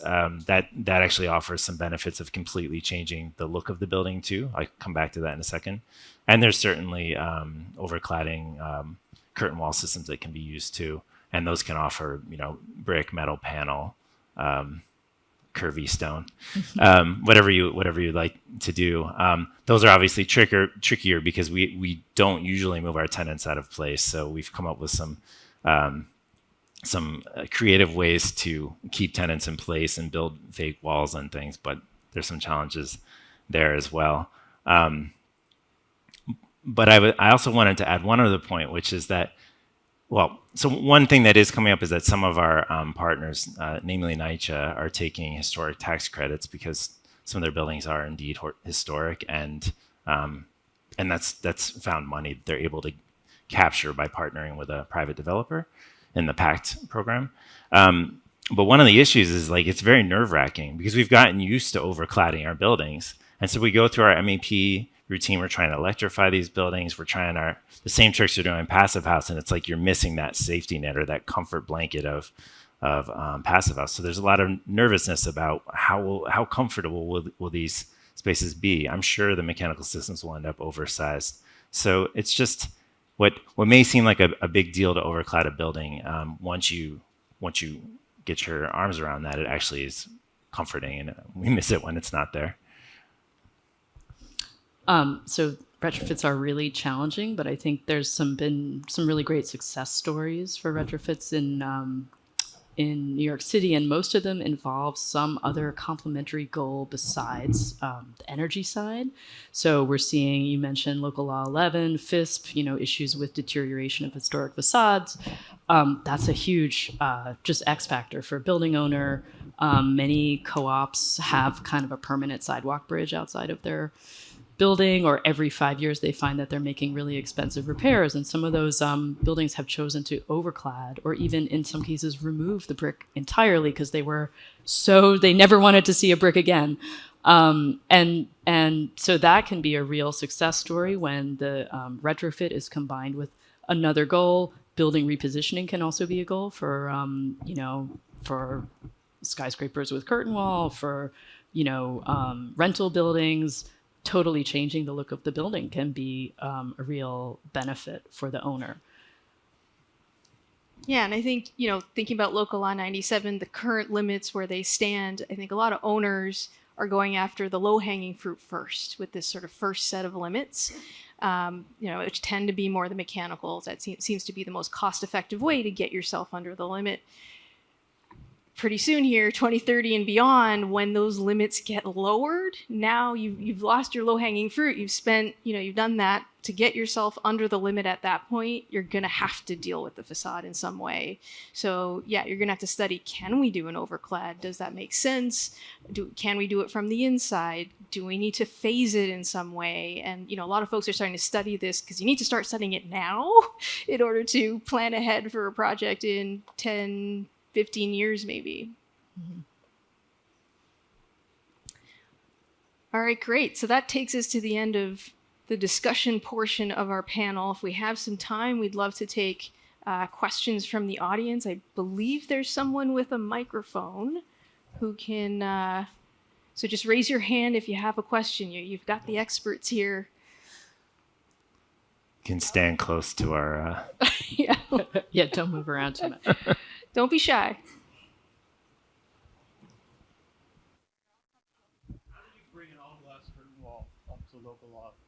So the question was, how do you bring an all-glass curtain wall up to Local Law 97? Or 85% glass? Well, you could swap out the glass. You could, probably the frame is going to be the worst performing part of that wall. And if you want to leave the original wall intact, you're kind of stuck with that. So that's sort of a limiting factor. But you can address the glass. You can actually overclad it with another glaze system, or you could do a complete reclad and remove it. So there are some options there, and there's some precedents of folks that have done it. But if you're stuck with non-thermally broken aluminum framing, that's going to be a limiting factor on how well that wall can ever perform.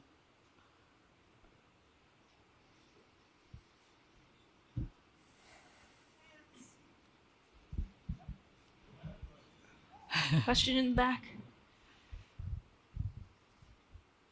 Hey guys, so the passive house discussion, I've come across it mostly of it being pursued in a residential kind of application.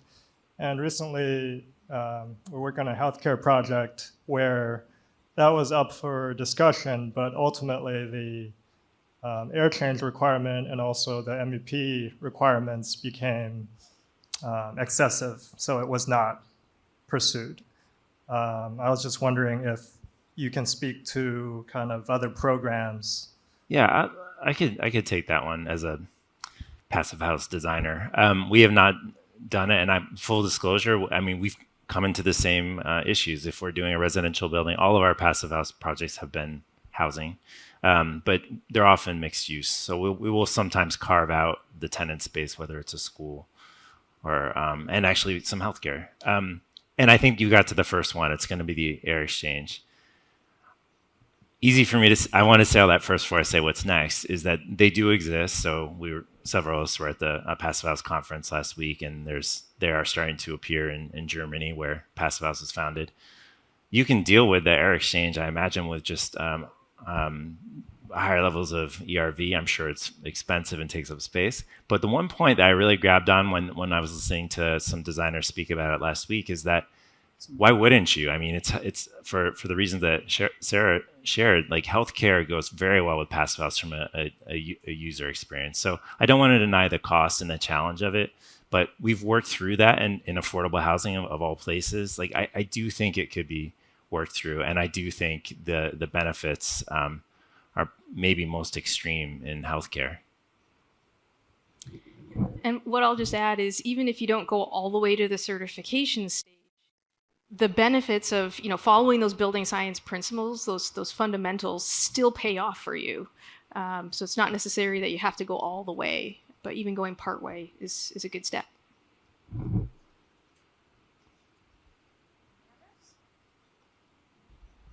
Before we end, if there's no more questions, I do have to add, I apologize earlier, I forgot to mention Bill Zoller from Stephen Winter Associate. He's supposed to join us today. Unfortunately, he's sick. He had a terrible cough. He said not COVID, but he wasn't able to make it. He definitely helped us with the preparation, and I want to give him that credit for helping us out.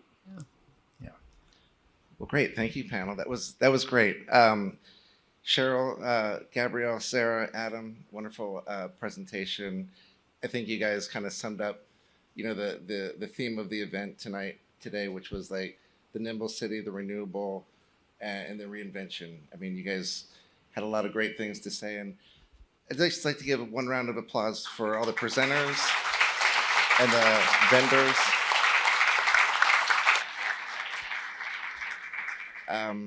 Really inspired day. I know we've got drinks. We're going to raise a toast next door, thanks to Sadak. And one of the special things for the staff and for the caterers, for the people who stayed up all night last night putting these screens together, and to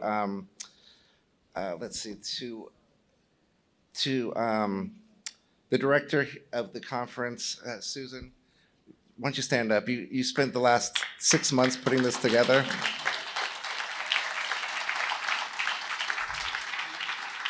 She was the mastermind that themed it all together, who speaks and everything, and then to Ahmed, the director of Zak. So thank you all, and we'll see you for drinks later.